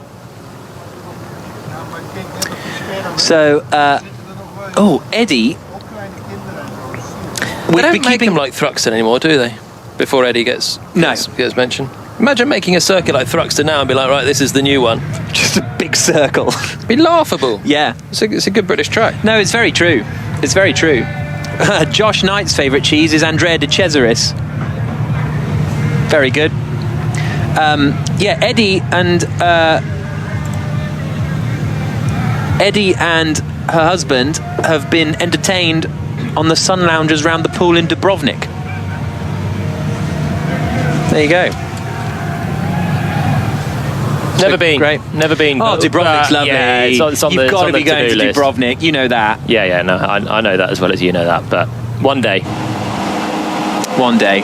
When times are in a different time. I think Croatia is actually opening up at the moment. I think you can go to Croatia without too much trouble. Should we go tomorrow? Oh, that's a bit weird. Let's move on from that one. A few cars firing up here and there. Just to keep things ticking over, I guess. They've got some sweepers on the track now for the first time. So does that 2 hours, 40 minutes into it, and there's someone driving a pickup mini lorry with a sweeper on the front, getting the water away from the exit of the track. It doesn't look that wet. Maybe it's because the sweeper's done a great job. Yeah. But there's not a lot of standing water. Another bigger one coming down the Kemmel Straight. Here we go. Where are these coming from? Don't know. From Brussels. They've shipped him in. Brussels County Council. But he's going up off the racing line, which is an interesting decision. Yeah, well, if you're making a move on the inside down the Kemmel Straight, you don't want to be aquaplaning. Yeah. You need to do the whole. You need to do the whole hog there. Andrew says, "What does cheese say when it sees itself in a mirror?" Halloumi. Got it. Very good.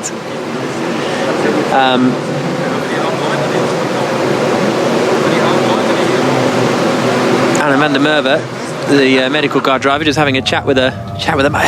But like van der Merwe said, that the actual on-track conditions are not too bad.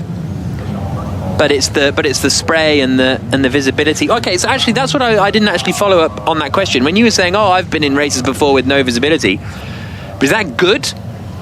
Should Brazil 2016 have happened? I guess that's my question to you. Because you said you've been in it before and it was terrible, so that's just fine. But should that be the case? For me, Brazil 2016 was one of the most dangerous races that has happened. So it should not have started with that level of visibility. Kimi Räikkönen, when he lost control of the car, that could have been a catastrophic incident. But because everyone carried on and it was fine, no one, it was fine. Well done, we got a race in, some legendary drives from Hamilton and Verstappen, and everyone went away happy. It could have been catastrophic, actually.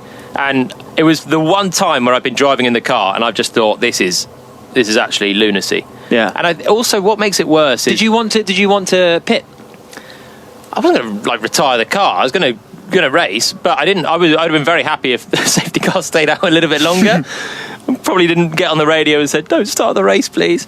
But it was so tough, and I was back in the midfield pack as well. So everyone that's pretty much not Verstappen. But as someone said in an interview earlier, even Russell's got a better view than Hamilton, and Hamilton's got a better view than, I don't know, Carlos Sainz starting 11th. If you're in the mid pack, the spray of 10 cars is just there.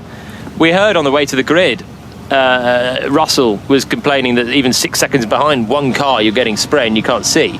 Imagine being behind 10 cars. And that was for me in Brazil. Had no idea where I was driving. And what actually scared me in Brazil was the way that the start-finish line is not straight. So you've got to turn. You've got to turn. If you're on a straight, then you just point the wheel straight and you sort of know roughly your bearings and you just go. But how on earth do you know where you're turning when you've got to turn? It's quite a corner, the last straight, when you come up the hill in Brazil. By the way, also, on the inside, there's a pit wall jutting out, and if you hit that at speed, you're not going to survive it. Yeah. And it was actually, it was pretty scary in the car, that one. When you've got no visibility, you don't know any second you're going to crash, maybe just because you drive off the circuit, because you don't know where the circuit goes anymore. It was a sketchy one.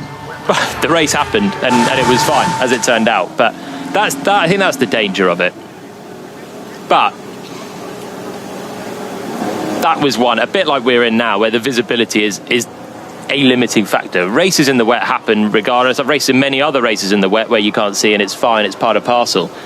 For me, it was just that Brazil straight where the speeds are high and you've got to turn a corner and you're guessing where the corner goes.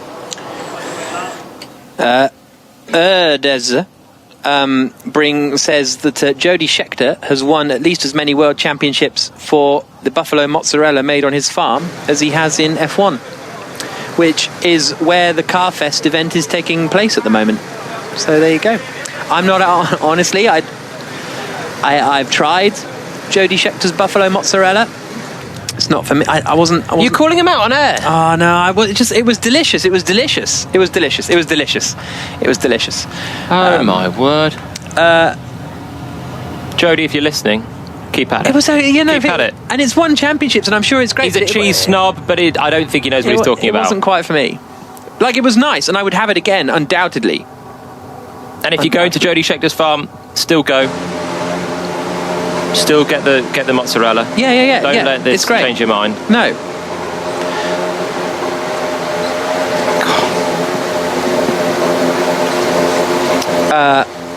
Right, a weather update. Here we go then. Should we just wait 10 seconds till the weather update? 9, 8, 7, 6, 5, 4, 3, 2, 1. It's 45 now. Waiting for the weather update. And the next weather update. The next weather update will be provided at 17:55 in 10 minutes time. So, come on. What's the update? That is stupid. You can't promise an update, the first update in 3 hours, and then say, just tell us where the next update is. Yeah, that's a disgrace. The update is, we've got no update. That's a disgrace. But you gave that sufficient hype as well for something meaningful.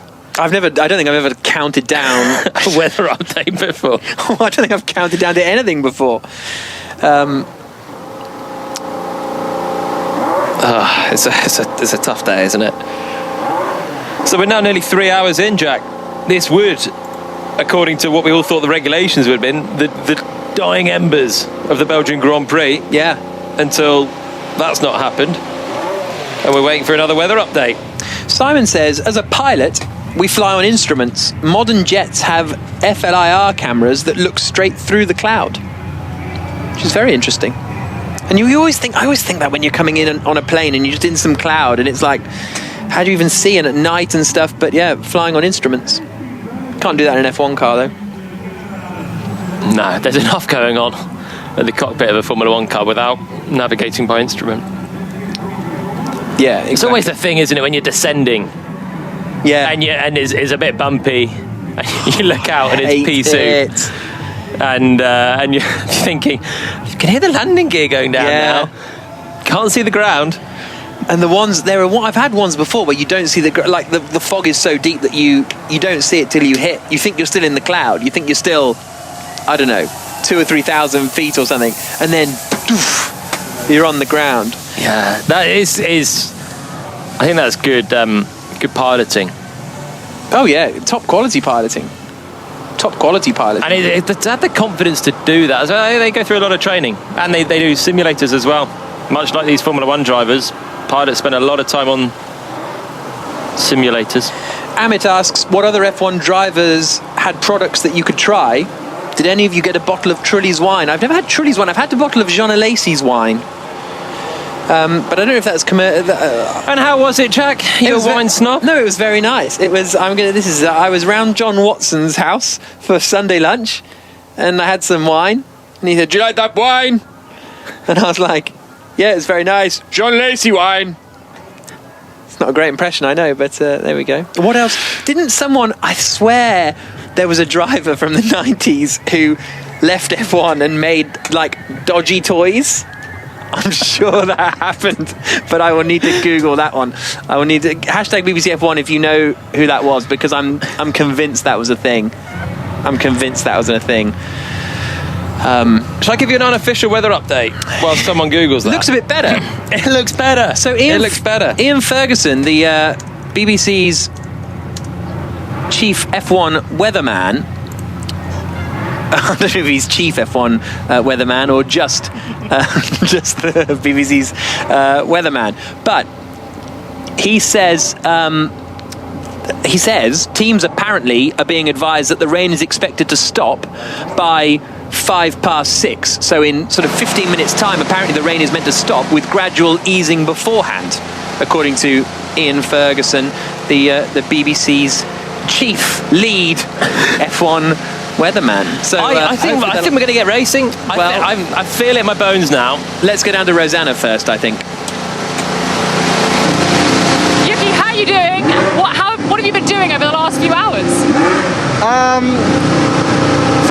First 30 minutes, I started a little bit sleepy. I had an espresso to wake me, and also I had a sandwich, and also Red Bull served the soup. AlphaTauri catering team served the soup, so I'm quite full already now. Yeah. Are you ready to go racing though? What do you reckon?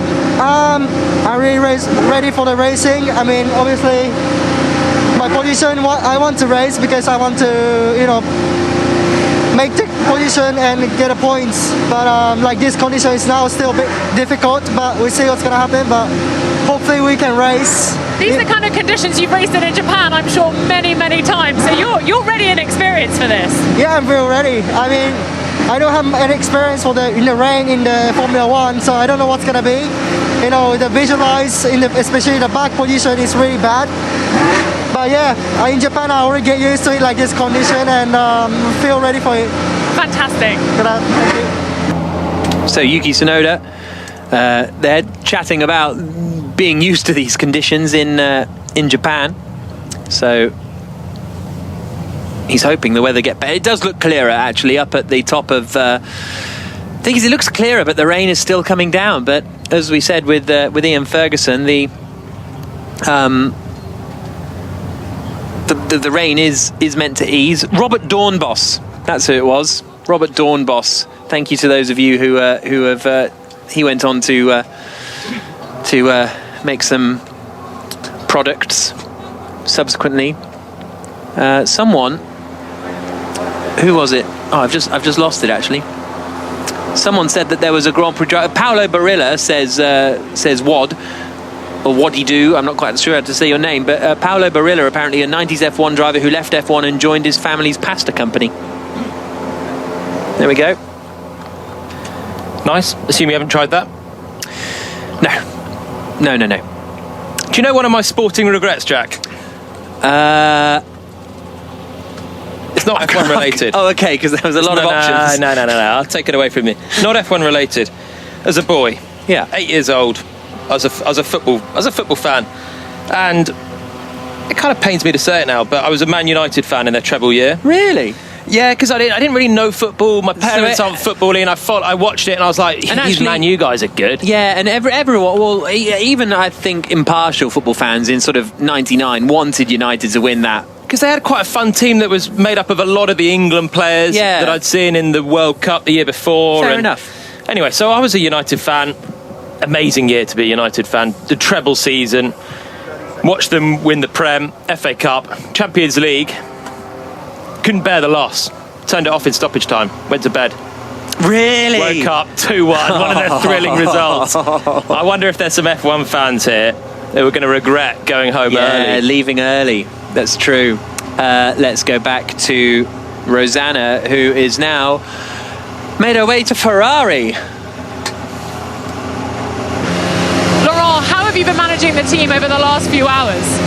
Well, it's a waiting game for everybody. I think everybody tries to stay concentrated, but also to try to relax. You've seen the guys trying to stay warm. I think our drivers are playing chess right now, one against the other, so everybody has his own way to stay focused, and we just hope we would be able to have a chance to race.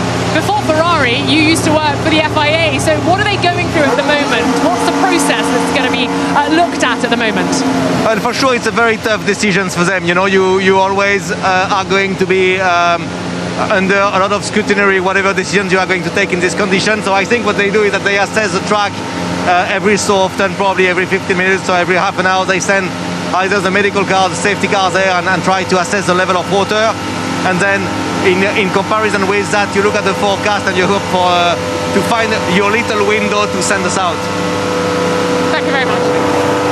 That was Laurent Mekies there of Ferrari playing chess. Leclerc and Sainz playing chess against each other right now. I wonder how many drivers can play chess anyway. I can't play it. Can you play chess? I'm a good chess player actually. Really? Yeah, I would have been keen for a game with Sainz and Leclerc back in the day. Didn't know they played though. No. I used to play for Sussex. You played chess? I played chess for Sussex, yeah. Up until about 11. Such a lie. That's true. That's true. I won some tournaments. So big one in Hastings. I think it was like the Sussex Major. So Palmer came out on top, table 1, played the Queen's Gambit. So in your trophy cabinet at home, there's GP2 Championship Trophy, there's Bayford Meadows Minimax Winter Series, and there's under 11s chess, Hastings, Sussex. I don't think it says Hastings on it, but yeah. You've got the trophy. I've got more than one. Got more than one chess trophy. Chess trophy. Yeah. I've got a few footy ones, JPFC, my team, some five-a-side trophies. But I'm actually very proud of I won one of those JPFC trophies. Yeah, I was in the picture. Got brought in as a ringer final game. Yeah, that's true. But no, I'm proud of my chess. Is trophies, anyone at actually. home now? Can they send us a picture of your chess trophies? Am I gonna have to? He's backtracking here. No, they're there. Oh, they're there. Don't worry about that. Right, weather update. The next one's at 6 o'clock local time, so that's in 5 minutes' time. Will be the next weather update. They shouldn't have. They've backed themselves into a corner starting these weather updates. But why not give us the update and then say?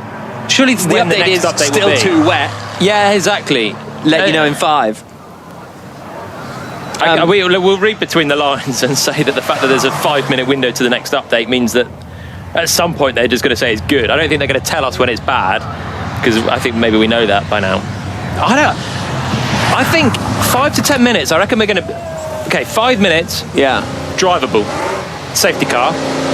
Or in 5 minutes' time we get the warning. 10 past. They're going out behind the safety car. I think we're getting close. It's raining again, but I think we're getting close. Yeah. The sweepers maybe have done an all right job. If they can get around the whole track quickly, it's all right. Emma says we bought a piece of Dunlop smoked cheese today. Also had 2 gins during the commentary. So we're loving how you guys sound. We've had 3 gins, so beat that. I think the gin will help. Yeah, gin will help a lot. It'll be dry by the end of this race. Simon Irwin says, my sporting regret is listening to this coverage. It's a good one. That's a good burn. Fergus says, shocked to hear Jolyon Palmer has a trophy cabinet. Harsh. Oh, come on. Okay, you'll be more shocked at this then. I've had to throw trophies away. What do you mean? I've had too many trophies. Like all your GP2 a lot of my ones? karting ones. A lot of my karting ones are gone. Yeah. Some FP Junior Series ones are gone. Because what do you do with trophies? Like, if you've got third place at Thruxton in Formula Palmer Audi. I don't want to be that guy, but when you got too many trophies, you can't put them all on the shelf. So a lot of them have gone. So you could have sold them. Who wants my third place FPA at Donington Park 2007? That didn't happen. Third place Alton Park 2007. No. So we just chuck him in the bin. My signs and graphics most overtakes Castle Combe 2007. Come on. It was a gimme. Started at the back, didn't I? The most overtakes awards coming into F1. By the by. There'll be a few of them. You don't get anything for it. You just get like an award rather. There's no points or. Oh no.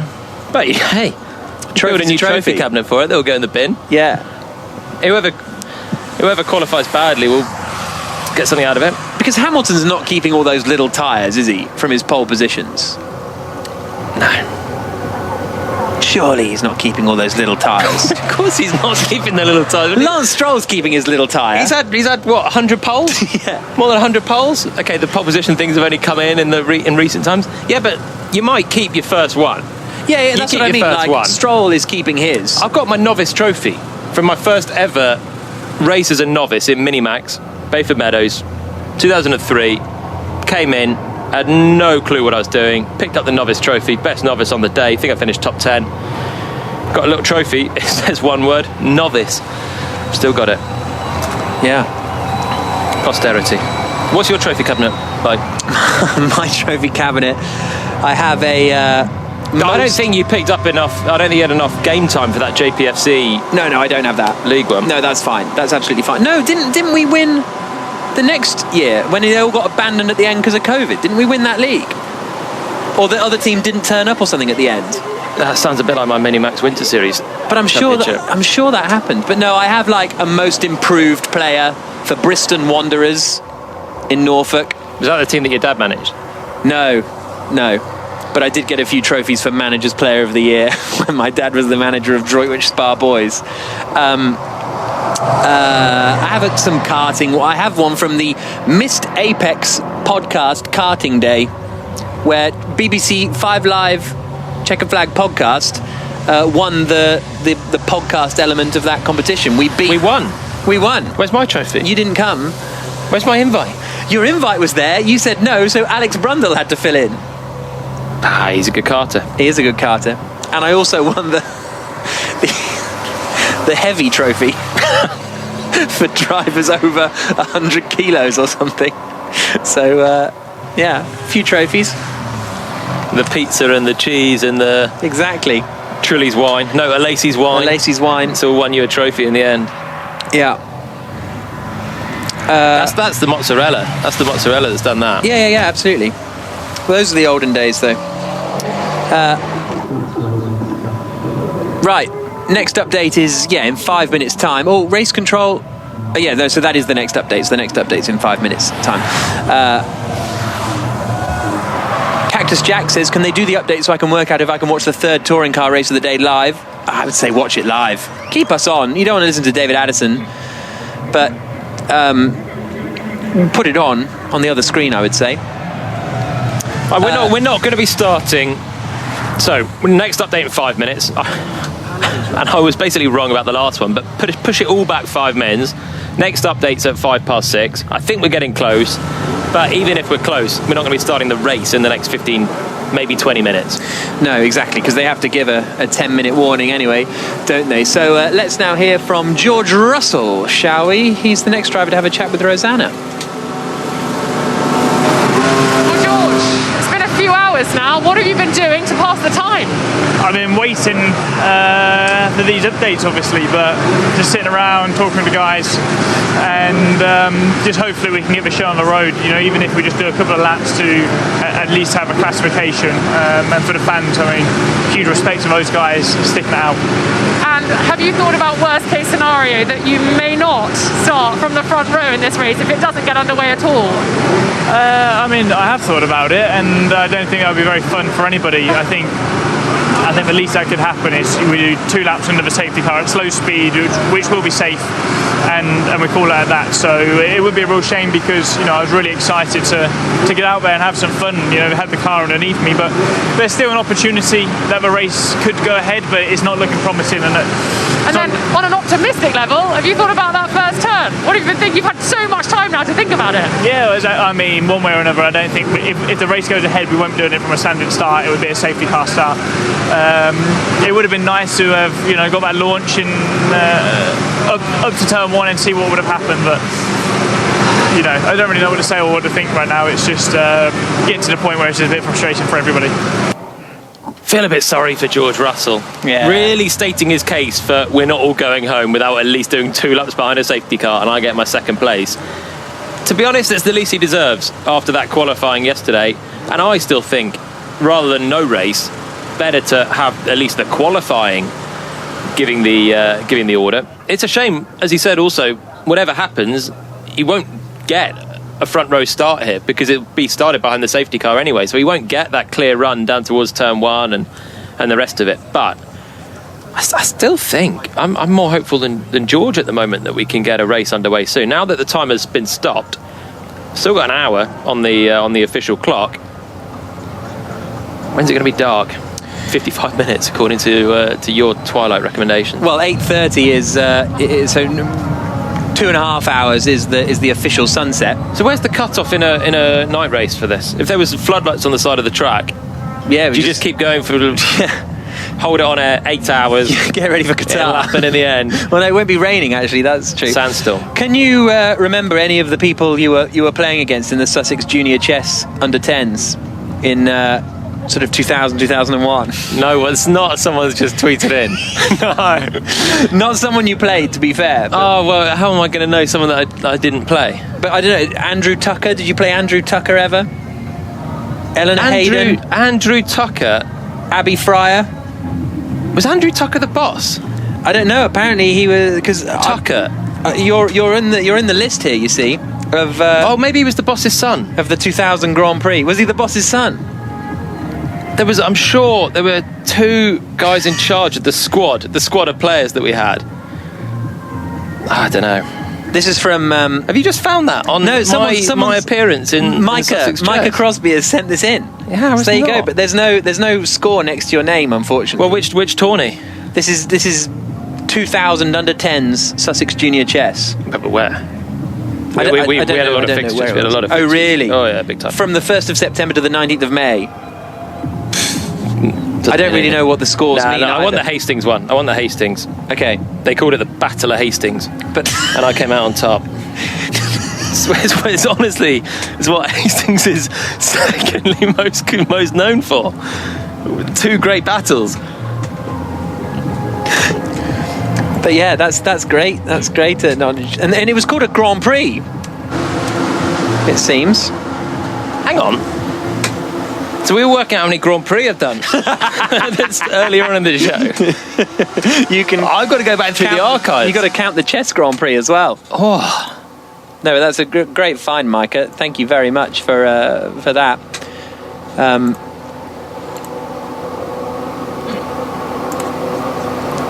We are...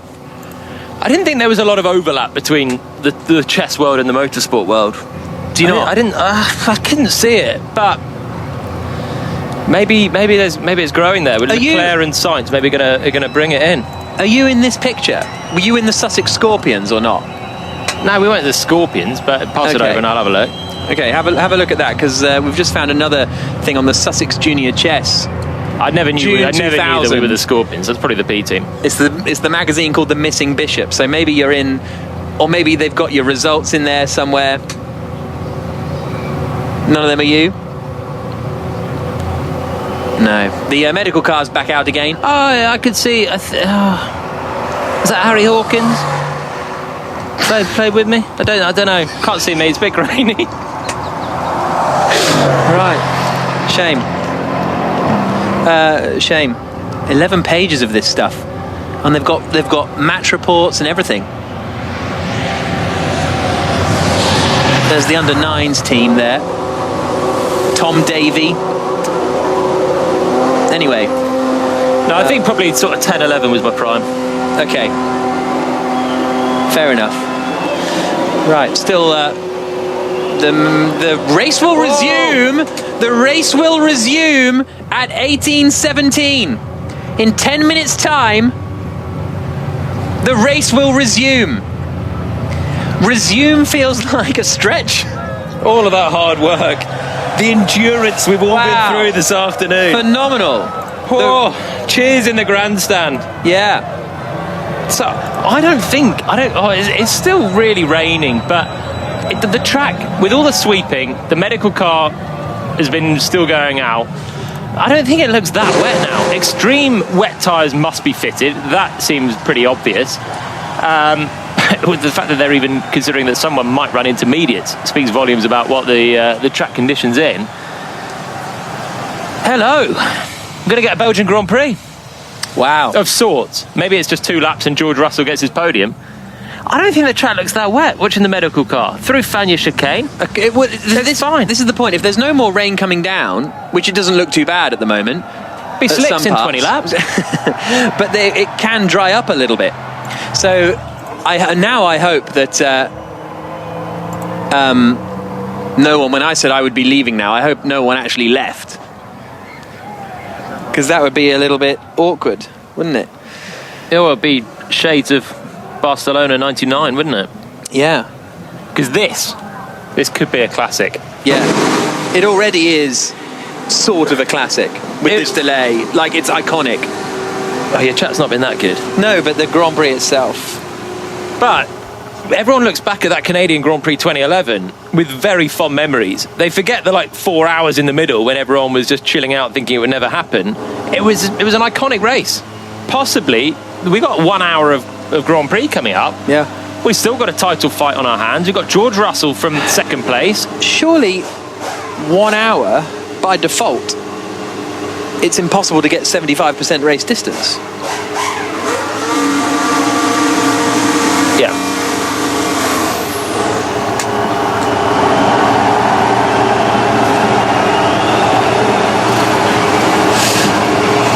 that's an interesting one. We're going to do an update into 5 Live in a moment. But Man United are currently on an attack. So, yeah, fantastic that we're going to have a bit of racing action. And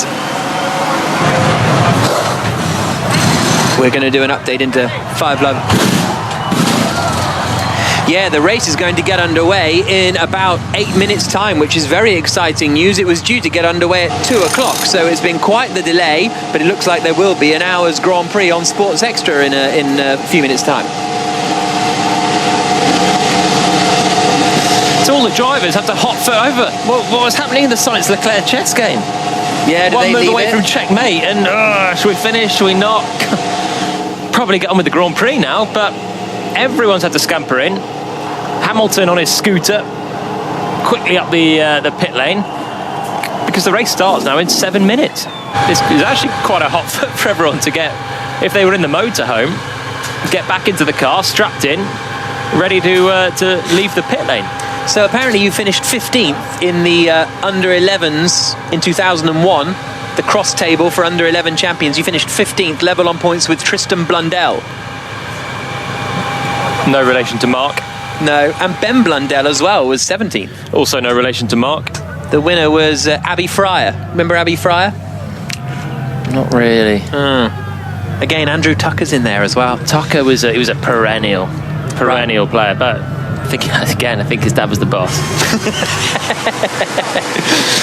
Maybe a bit of home coaching. Yeah, exactly. Kerry's enjoyed our commentary this afternoon. Thank you very much. Thank you for those of you who have stuck with us. 17:11 the time. Didn't really need to say that, but it is 17:17 that the race will be getting underway. Suddenly it's all quite frantic, isn't it? And we've got to do a podcast. It means we'll have to do a podcast now. This is the thing. It's the drivers going from like thinking this race is never happening to suddenly, in the blink of an eye, 10 minutes we're going racing. And by the way, we're going racing still in treacherous conditions. It's still really wet. Everyone has to be on the full wet tyre. It's a really fast circuit. The barriers are close. There's everything at stake in terms of the championship now for Verstappen and Hamilton. George Russell looking at a podium. Ricciardo and Vettel up there as well. Perez can start from his pit lane. Yeah, there's a lot going on. In fact, Perez won't even start from the pit lane, will he? Because everyone's starting from the pit lane now. So he just joined the back of the queue, I guess. Just joins the back of the queue, and it'll be a rolling start, I'm fairly sure. Will there actually be, if we hype this up a bit much, will there be a Grand Prix, or is this the 2 laps and then we're all going home? That would be the real kicker, wouldn't it? But I just think, looking at the track, it's still raining. I don't think they would do that. I don't think they would do the 2 laps just to get points. It's what Russell was very wary of, making sure that they at least did that from where he is on the grid. He wanted at least the result from his qualifying to stand as the race. But I think from looking at the track, I don't think it's that wet now that they can't run the race. Yeah, we'll see when they get up to some speed. 4 minutes, and then they'll be released behind the safety car. We'll get a bit of a glimpse then. We'll hear some radio chatter once again from the drivers to the teams, which Michael Massey will be all across to pick up what the driver's feedback is from the conditions. And it's only really, you can see the medical car all you like, but when you see Formula 1 cars out in a pack, then you can see the real spray effect, how much water there is. It didn't look as bad. Izzy says, my dad told me to tell you this is the best commentary he's heard in a long time. We've had a 3-hour drive and are due to get home in 10 minutes. So please delay another 5. Well, I think you'll be all right, Izzy, because there'll be 2 or 3 laps at least behind the safety car before a race actually gets underway. The good news is 1 lap in wet conditions is 2 minutes. Yeah. That's going fast in a Formula 1 car in wet conditions. So behind the safety car, it's going to be more like 3 or 4 minutes. And so you're probably going to be okay on timing. It's such a long lap. Andrew Benson, am I right in thinking we're almost guaranteed half points here? Because an hour race, you can't get to 75% race distance, surely. 100%. Yeah, they won't get to 75% race distance. No question about that. And also, just to sort of calm your fears, this isn't a cynical move. I don't think they're actually going to try to have a race. But having said that, there's obviously an element of experimentation going on. They'll go out, do a couple of laps behind the safety car. The drivers will report back to see how they feel about the track conditions. Michael Massey will listen to that. Then they'll make a call on what to do. But this is not about just getting. This is not right now. This is not about just getting 2 laps to get some points in. It's about trying to have a race. Great news, everybody. Sorry. Man United just flashed a shot past the post. Right, race, but we will focus back onto the racing cars now. And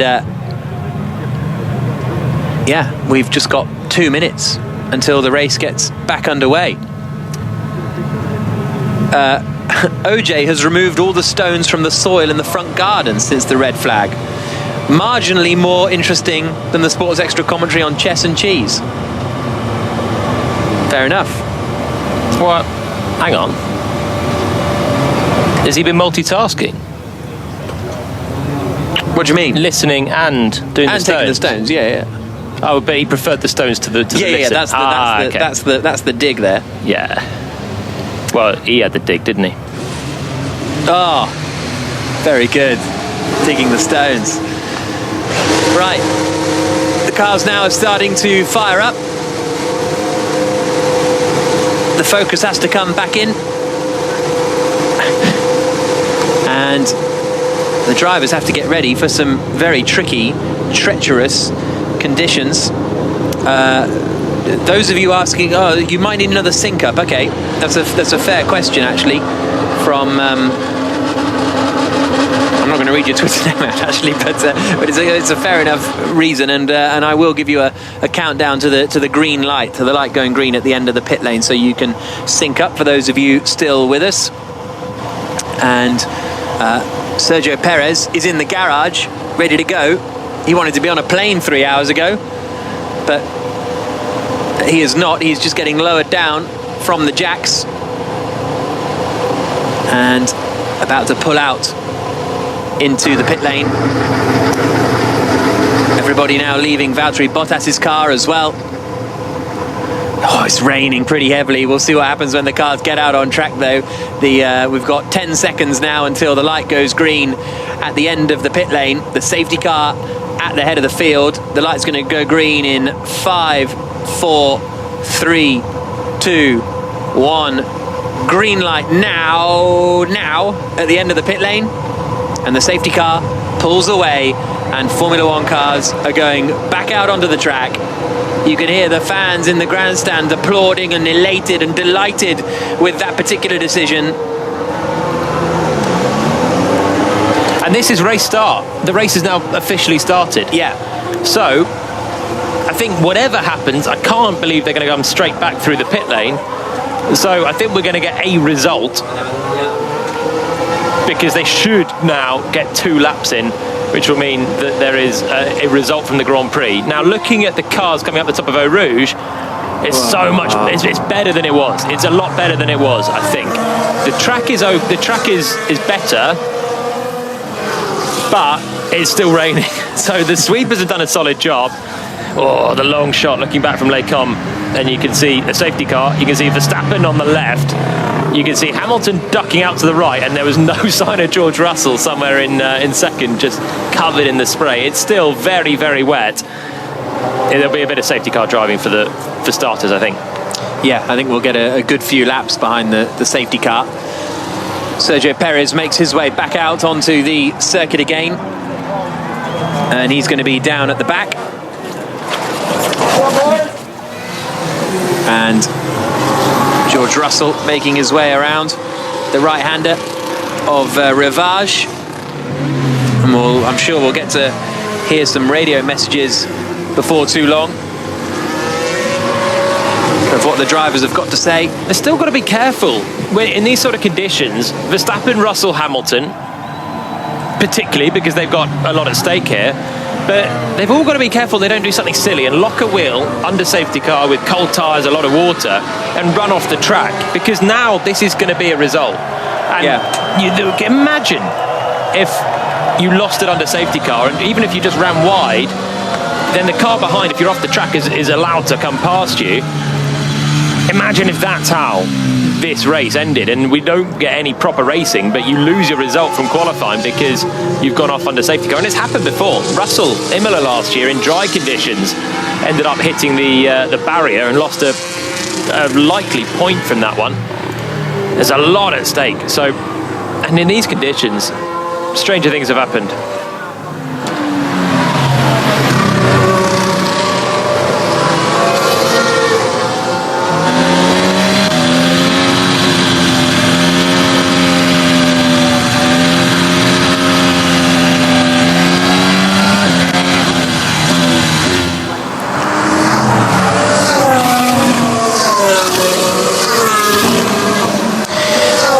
Absolutely, it wasn't us. I presume you're referring to Lewis Hamilton as he made his way back into the car. The cars are out on track. We've basically got a 1 hour race underway, but they're behind the safety car at the moment. Over 3 hours and 20 minutes. Well, in fact, 3 hours exactly since we last tried to get the Grand Prix action underway. Jolyon Palmer, former Renault F1 driver, still alongside me. How are the conditions looking, Jolyon? It is pretty wet out there, pretty miserable. Are we going to get any actual racing, or is it still behind the safety car? I can see it being possible to release the cars to racing speed. It's better than it was when we tried to go all those hours ago now. What's definitely going to happen is we're going to get a result now from this, because we've done 2 laps, even behind the safety car. We will now have a race classification as they've all come past the start-finish line. It's wet, but I think we're towards the realm of being able to have a very sketchy wet race. Okay, well, we will wait and see. We'll have full commentary on 5 Live Sports Extra. Verstappen leading, George Russell second, Hamilton third. That is how it would finish if the race was declared a result here. But we'll see what happens on Sports Extra. Visibility from Russell. I mean, it's 0, but you're racing in the rain. It's not absolutely 0 for Russell, but this is low speed.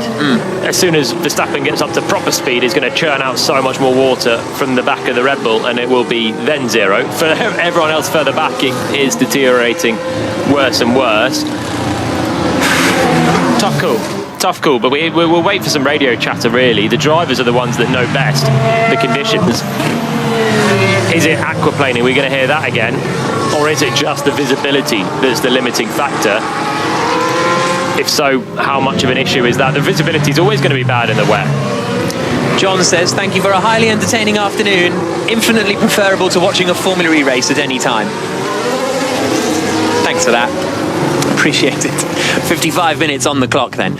And Verstappen and Russell and Hamilton, the top 3 still, as Bernd Mailander makes his way around Pouhon. You can hear the cheers from the Pouhon grandstand. It is still rainy and murky. The lights are still on the safety car, but we haven't heard many radio messages yet saying it's sort of undrivable. I think the drivers are all working it out now.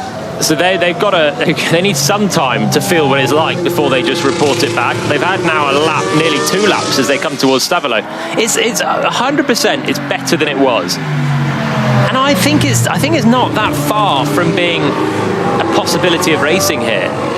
In a lower speed, the spray is reduced. That's what you want, really. You want, at least when you get to a braking zone and the car's speed comes down, that you can see a bit where you're going. On the back, it's getting better. It's much better on the back. At the end of the lap, final sector is better. So Perez saying it's getting better. He's a few seconds off the back of the pack. Perez has left a margin to Kimi Räikkönen, and is relatively okay, his visibility. Particularly the final sector's not so bad. Round Pouhon down through the Fagnes chicane and the 2 Stavolos, it's okay. Then they build up speed towards Blanchimont, very quick left-hander, and then the bus stop. And it's low visibility, as you'd expect when the speed is higher on the straight and through Blanchimont. They slow down for the bus stop and the visibility's okay. And this is basically what you classically get in the wet. You can't see anything on the straights. you slow down for the corners and then you see a little bit more.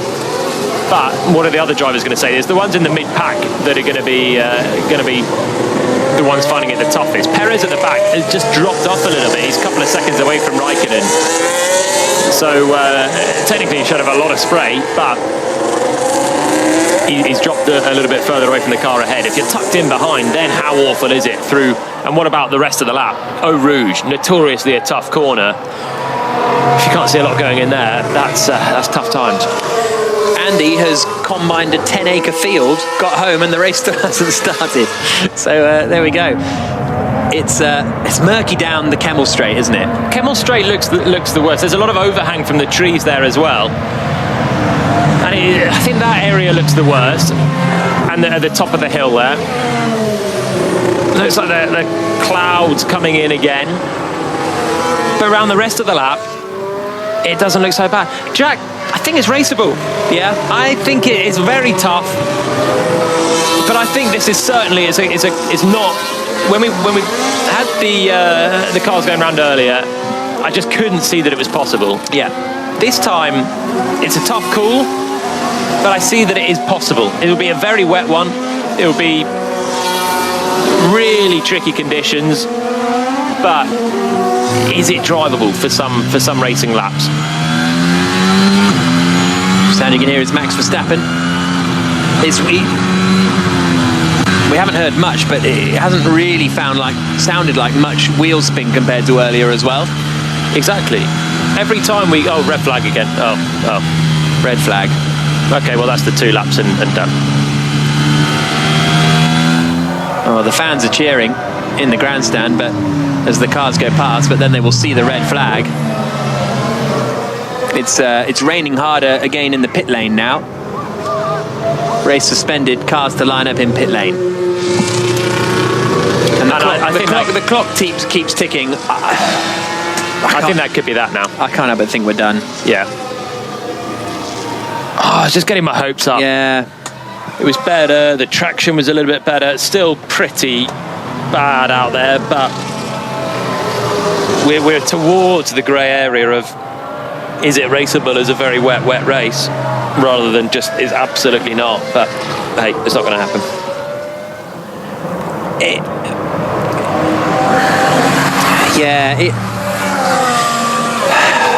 So I assume there's been a lot of feedback from the drivers that we've not had played presumably. out. That must be what's happened. There's many drivers out there that have said no, can't do it. And in these conditions, obviously, it is acceptable to err on the side of caution when safety is the issue.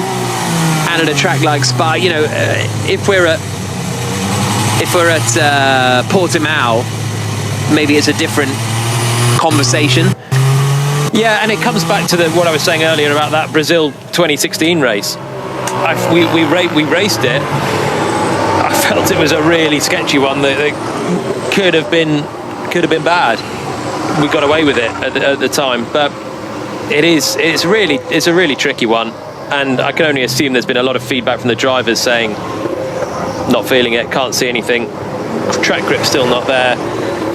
So then I think there's only one answer. Michael Massey sitting in his control tower, he can look out, see what we can see, have his own thoughts, but he's got to go mainly off the feedback of the drivers. And we've only heard the Perez radio message that said it was much better, but now they're back in the pit lane. The rain's still coming down. I think that's going to be it. Yeah, we'll see what they decide to do. 49 minutes are still on the clock. Whether they and I think you have to look at the sort of the background of this as well a little bit. I think when you think of the I guess the pressure sort of that Massey is under, and the W Series crash, and the Norris crashing yesterday after the complaints that shouldn't have happened, and even back to the Hubert stuff a few years ago. It's not directly related, but I think that overall Spa, Eau Rouge, danger, wet pressure would definitely make you err on the side of caution. Yeah, it's a high-speed track. with barriers pretty close. Eau Rouge is notorious, and it's come in the firing line really the last few years. And again, with the W Series crash on Friday, someone goes off there, everyone's blindsided at the top. I think if it was another circuit, if it was Paul Ricard, big runoff areas, not such a notoriously... Silverstone. Yeah, Silverstone might be okay as well. A lot of fast corners at Silverstone, but it's the fast corners and the proximity of the barriers, and even corners like Blanchimont coming into the bus stop. There's a quick left-hander that is so easily flat in the dry, but in serious wet conditions, you're probably going to blend out. Kimi Räikkönen had a crash there in 2008 in the Grand Prix in the closing stages, and it's that sort of thing. It's a corner that is so easy flat. You're not worried about crashing there in the dry, but in these conditions, it's another one with the barriers very close. So certainly we've erred on the side of caution, and it's tough to blame anyone for this one. Yeah, I would agree. The conditions have been very poor. It feels that you'd almost rather points were... honestly, I think I would rather they didn't do the 2 laps and then... But I think they were doing the 2 laps to try and get a race, and it is now raining pretty heavily again in the pit lane area. So on the one hand, you kind of wish they hadn't even tried and no one scores any points, and that feels more fair. It doesn't really feel fair to have a race result from this in a way, but it doesn't feel fair to have nothing from this. Yeah, exactly. I think that's but there the was point. No race. But there was everything else that leading into the race. There was still Verstappen on pole, Russell on the front row. Verstappen had a great chance to win this race. If Russell gets 9.5 points for that qualifying lap yesterday, that's fair enough. You know what I mean? Like, that's 9 points. 9 points. Yeah. Well, that's the thing. I think I don't like the idea of the whole weekend going to nothing. And if it was practice sessions, then fine. But qualifying, it has a direct correlation to the outcome of the race anyway. This is the starting order. I think I'd rather that someone got something from the weekend. And we're only talking half points anyway, if that is the race.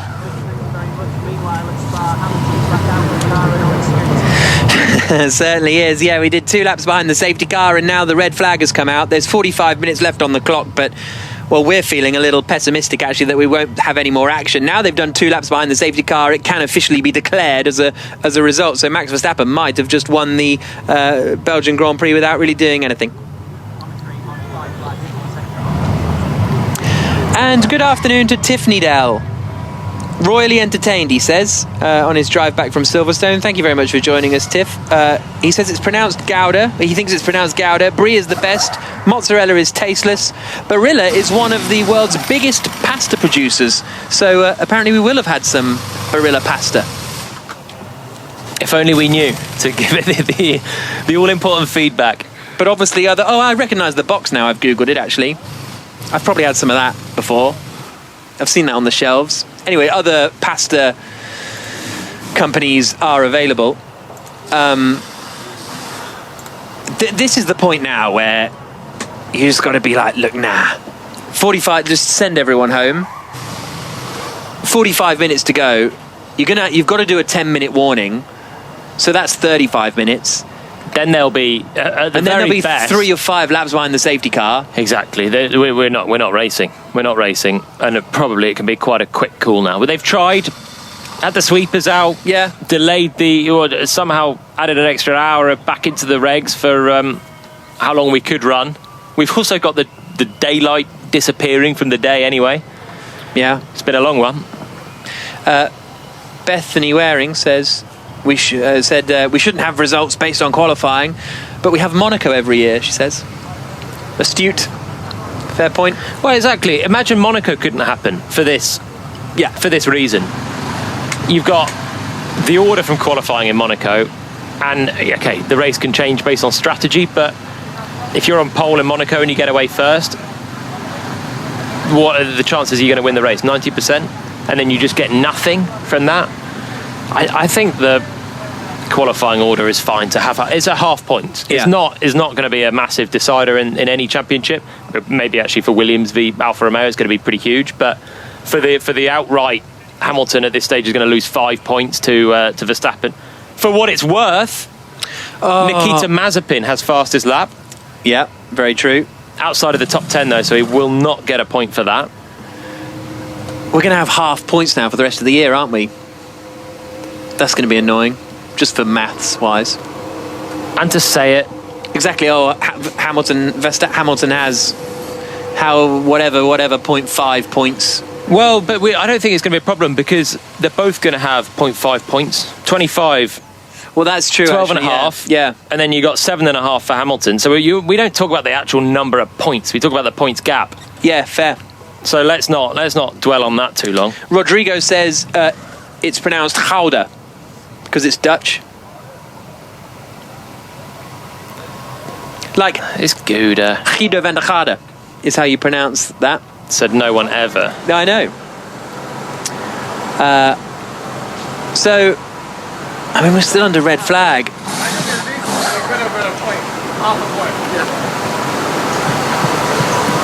Still under red flag conditions. So we'll wait and see if anything else does occur. But you just can't help but doubt it, really. 42 minutes on the clock now.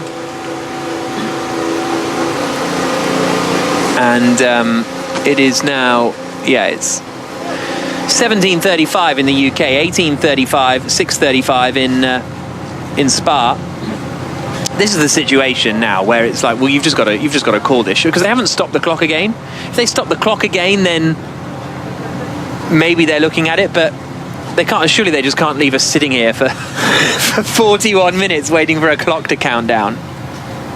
No, they will surely. When you have the practice session, we had it this weekend when Verstappen crashed at FP2, and they said the session will not be restarted because there wasn't the time. Surely, even though there's 40 minutes left on the clock, the conditions are still atrocious. They're not going to run this. They might get out for a couple of laps of safety car at the very best. It's not going to happen. Interestingly, Verstappen will close Hamilton's championship lead by 5 points. That will be neck and neck heading to Zandvoort next week. The battle for third in the championship, no one's scoring points for the second race in a row. Bottas 12th, nothing. Norris 14th, and Perez with that crash on the way around to the grid, no points. Very true. Very true indeed. Why haven't they caught... Vettel's still sitting in his car.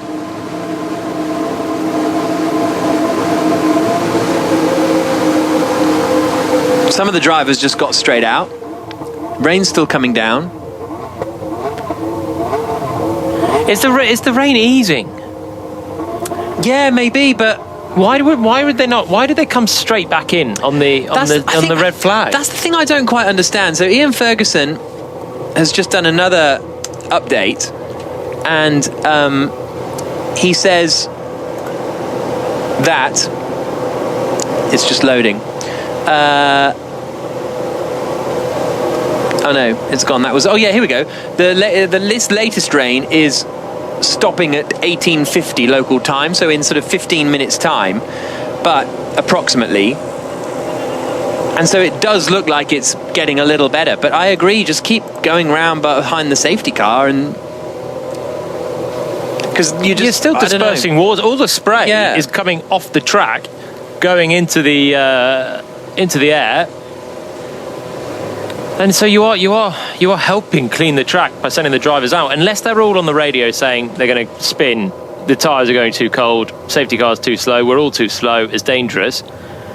If there's any hope of having a race, at least get them out on track now, and then when it is okay, we'll have a green light. But the problem is we've got a 10-minute warning to the race start again. Then they're going to go out behind the safety car. The timer's ticking down now, 38.5 minutes. So even if they declared it, race starts in 10 minutes now, there'll be 28 minutes to go. Some laps behind the safety car, we'll have a sort of 2 or 3 lap shootout. Luke says, has this worked well for Verstappen's engine? Or do we think he'll have to take an engine at some point anyway this season, and so it's kind of a moot point? Or has not doing this Grand Prix helped him a little on that front? It's helped him. It's definitely helped him. A load less mileage. And there's a one less race as well now. We're down to 22 race calendar. Effectively 21 because this has been a non-event. You never know what's going to happen the rest of the calendar. He'll probably still have to take an engine because he's losing an entire engine is just so damaging when they've got to do a lot of mileage each anyway. But you never know. It gives them a slight more glimmer of hope. The problem for Verstappen is he was a big favourite for this one if it got underway in normal conditions, because I don't see where the competition's coming from. Obviously it's Hamilton, but Verstappen in the wet was way quicker than Hamilton the whole way through qualifying. Yeah, but actually having Russell there means he's still extended his lead by 5 points as opposed to 7 or 8. It's not actually that big a swing, is it? I think if Hamilton was second on the grid, then Verstappen's actually taken a sort of a hefty points hit, because it would have been 3.5 instead of 7. But yeah, I think it'll take it. But on a day where I think it was going to be Verstappen, Hamilton, probably away first and second, given what they normally do in the rain. And given George Russell's heroics from Saturday were unlikely to last through to the for the whole race, if we had a whole race. And where's the rest of the competition coming from? Bottas outside the top 10, Perez at the back, Norris 15th, 14th now with Perez down. Who's unhappy with this one? Latifi's going to get another point. Double points again for Williams. It's Alfa Romeo. So that's double points in 2 races in a row, including a second place. Yeah. Right, still the red flag. 36 minutes to go. They got there. I can't decide if everyone's sort of hung around long enough that you've just got to call it, or we've hung around long enough, we might as well see if we can get a 2-lap, 3-lap race out of it. But the thing is, in wet conditions, if you have a 2 or 3-lap race, maybe I'm wrong here, but nothing really happens, because everyone just kind of spreads out, don't they? Initially, to get out of the spray, and then it takes, Do you want to know what I think will happen if we did get a 2 or 3 lap race? There's a shunt and then a red flag. Someone will go off on the first corner, and it'll be immediate safety car, and it'll be one person loses out, or 2 if there's an incident between them. So in a race that short, someone will lose it straight away when the conditions are going to be marginal anyway, and we'll be straight back to where we're at now. It's raining harder. We're not racing. It was Robert Graves who was at the powerboat race. Thank you, Robert, for refreshing my memory. We're not going racing, are we? Sebastian Vettel, and he's actually just taking off his. Is he putting them back on? No, he's taking off his seatbelts and he's jumping out, hoisting himself out of the car. 35 minutes to go, 10-minute warning before we're going to get any race anyway. But still, we're not being told that. The weather's just come in again, though. The visibility's gone. You can no longer see the pit garages from the top of Les Combes. It's got to be done. It's just. I don't know if they're going to just let this time out, or at some point just tell us that it's not going to happen. That's the thing. This is why I'm getting annoyed. Are they just going to leave us here 34 minutes? I'm out of conversation. I'm out of broadcastable conversation. Surely I've got nothing left in the tank. We've done cheese. We've done chess. We've done adult toys. We've done Jean Alesi's wine. We've given Tiff Nadell a shout out.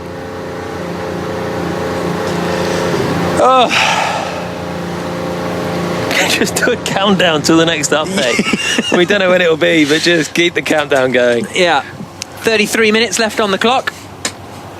And there we go. For some of you have genuinely asked, we've both had a pit stop in this. We've both done a one-stop strategy in these 4 hours. Andrew Benson has apparently you've 2 stopped, Andrew. Lost count of the number of stops, Pat. Really? Wow. It's the nerves, the excitement. They weren't all what you're suggesting. He's just getting away from the chair. I just made myself a cup of green tea just before the race, lovely. in inverted commas, started just then, but that's gone. Was that to soothe you? Yeah, a little bit, Before a frantic... It's one of those days, Jolyon, isn't it? So how far ahead of Alonso is Ocon in the race? Will not resume. This has been an IMG production for BBC Radio 5 Live. We'll catch you later. Right.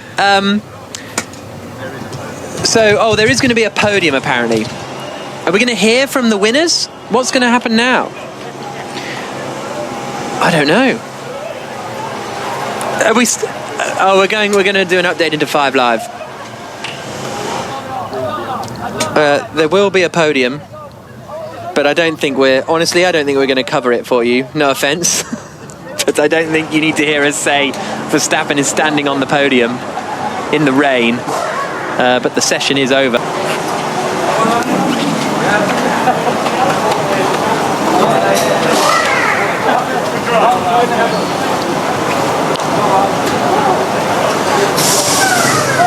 We're going to tell 5 Live that it's all over.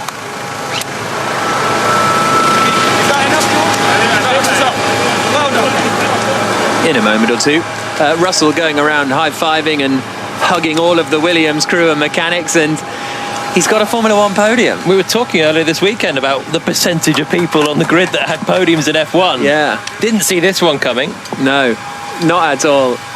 And he looks happy, as you would expect. He's chuffed with that. He's not.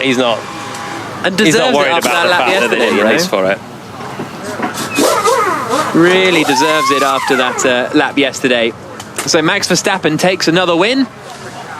And Hamilton finishes 3rd. Ricciardo 4th, which is a decent result for the McLaren team. Vettel 5th, a good result, but it's going to be so weird in the future when you look back at these races and, Russell's podium, and then you'll remember that the race didn't happen. Very curious indeed. Half points. Half points one. It'll be an asterisk one, won't it? Yeah, exactly. Like that Adelaide 91. Russell making his way back into the podium, back into the garage, I should say, before he makes his way up onto the podium. And he earned it yesterday. That lap was so good for Russell. Yeah, exactly. It wasn't, he's in the second quickest car in dry conditions and just drove to the pace. Yeah. The conditions to be, he almost was on pole. He was almost a race winner for Williams, were it not for Verstappen beating him by 3/10 right at the death. Yeah. Well, he could have won. I think that's the... And what about Norris? Yeah. Norris was flying. He's lost a big haul of points here. Norris and Russell could have won this Grand Prix. That's the mad part of it, isn't it? So, yeah.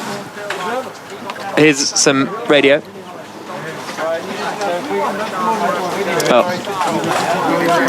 Well, the race is not going to happen. So they did 2 laps behind the safety car, and now the FIA have declared the race will not happen. So Max Verstappen does win the Grand Prix. George Russell for Williams finishes 2nd, remarkably, with Hamilton 3rd. They'll only get awarded half points, but if you want to listen to 4 hours of nothing happening, it'll be available to re-listen to on BBC Sounds. Yeah, it's great, honestly. Right, so that was our update into 5 Live. Should we... I tell you what, I presume we've got to do a little bit of something for the podcast. I would have thought. I don't know. Well, I'm trying to ask the boss, but he's not really listening. Oh, here's the Red Bull radio that we missed a moment ago. Yes, podium ceremony? Yep, absolutely. So after they've been weighed and all the rest of it, they'll go from there. Michael, well done for getting us all through this. Team effort. Thanks, Jonathan. Right, there we go. The podium ceremony will take place. We are maybe going to record a Checkered Flag podcast. Maybe not, but we are going to go off air. In fact, we'll keep going so we've done the full 4 hours, shall we? Another 90 seconds. Jolyon Palmer, your thoughts and feelings after that Grand Prix? It's been an emotional roller coaster, Jack. Hasn't it just? It's been a real emotional roller coaster. What a win for Max Verstappen. Driver of the day. They want to know who your driver of the day is. It's toss up between Alan van der Merwe and Bernd Mailander. Mailander didn't really do much. I'm going to go van der Merwe. Yeah. And he was on the giddy limit. He was on the giddy limit, but unlike Sergio Perez, didn't crash. The other 19 were fine, and Perez was the villain today.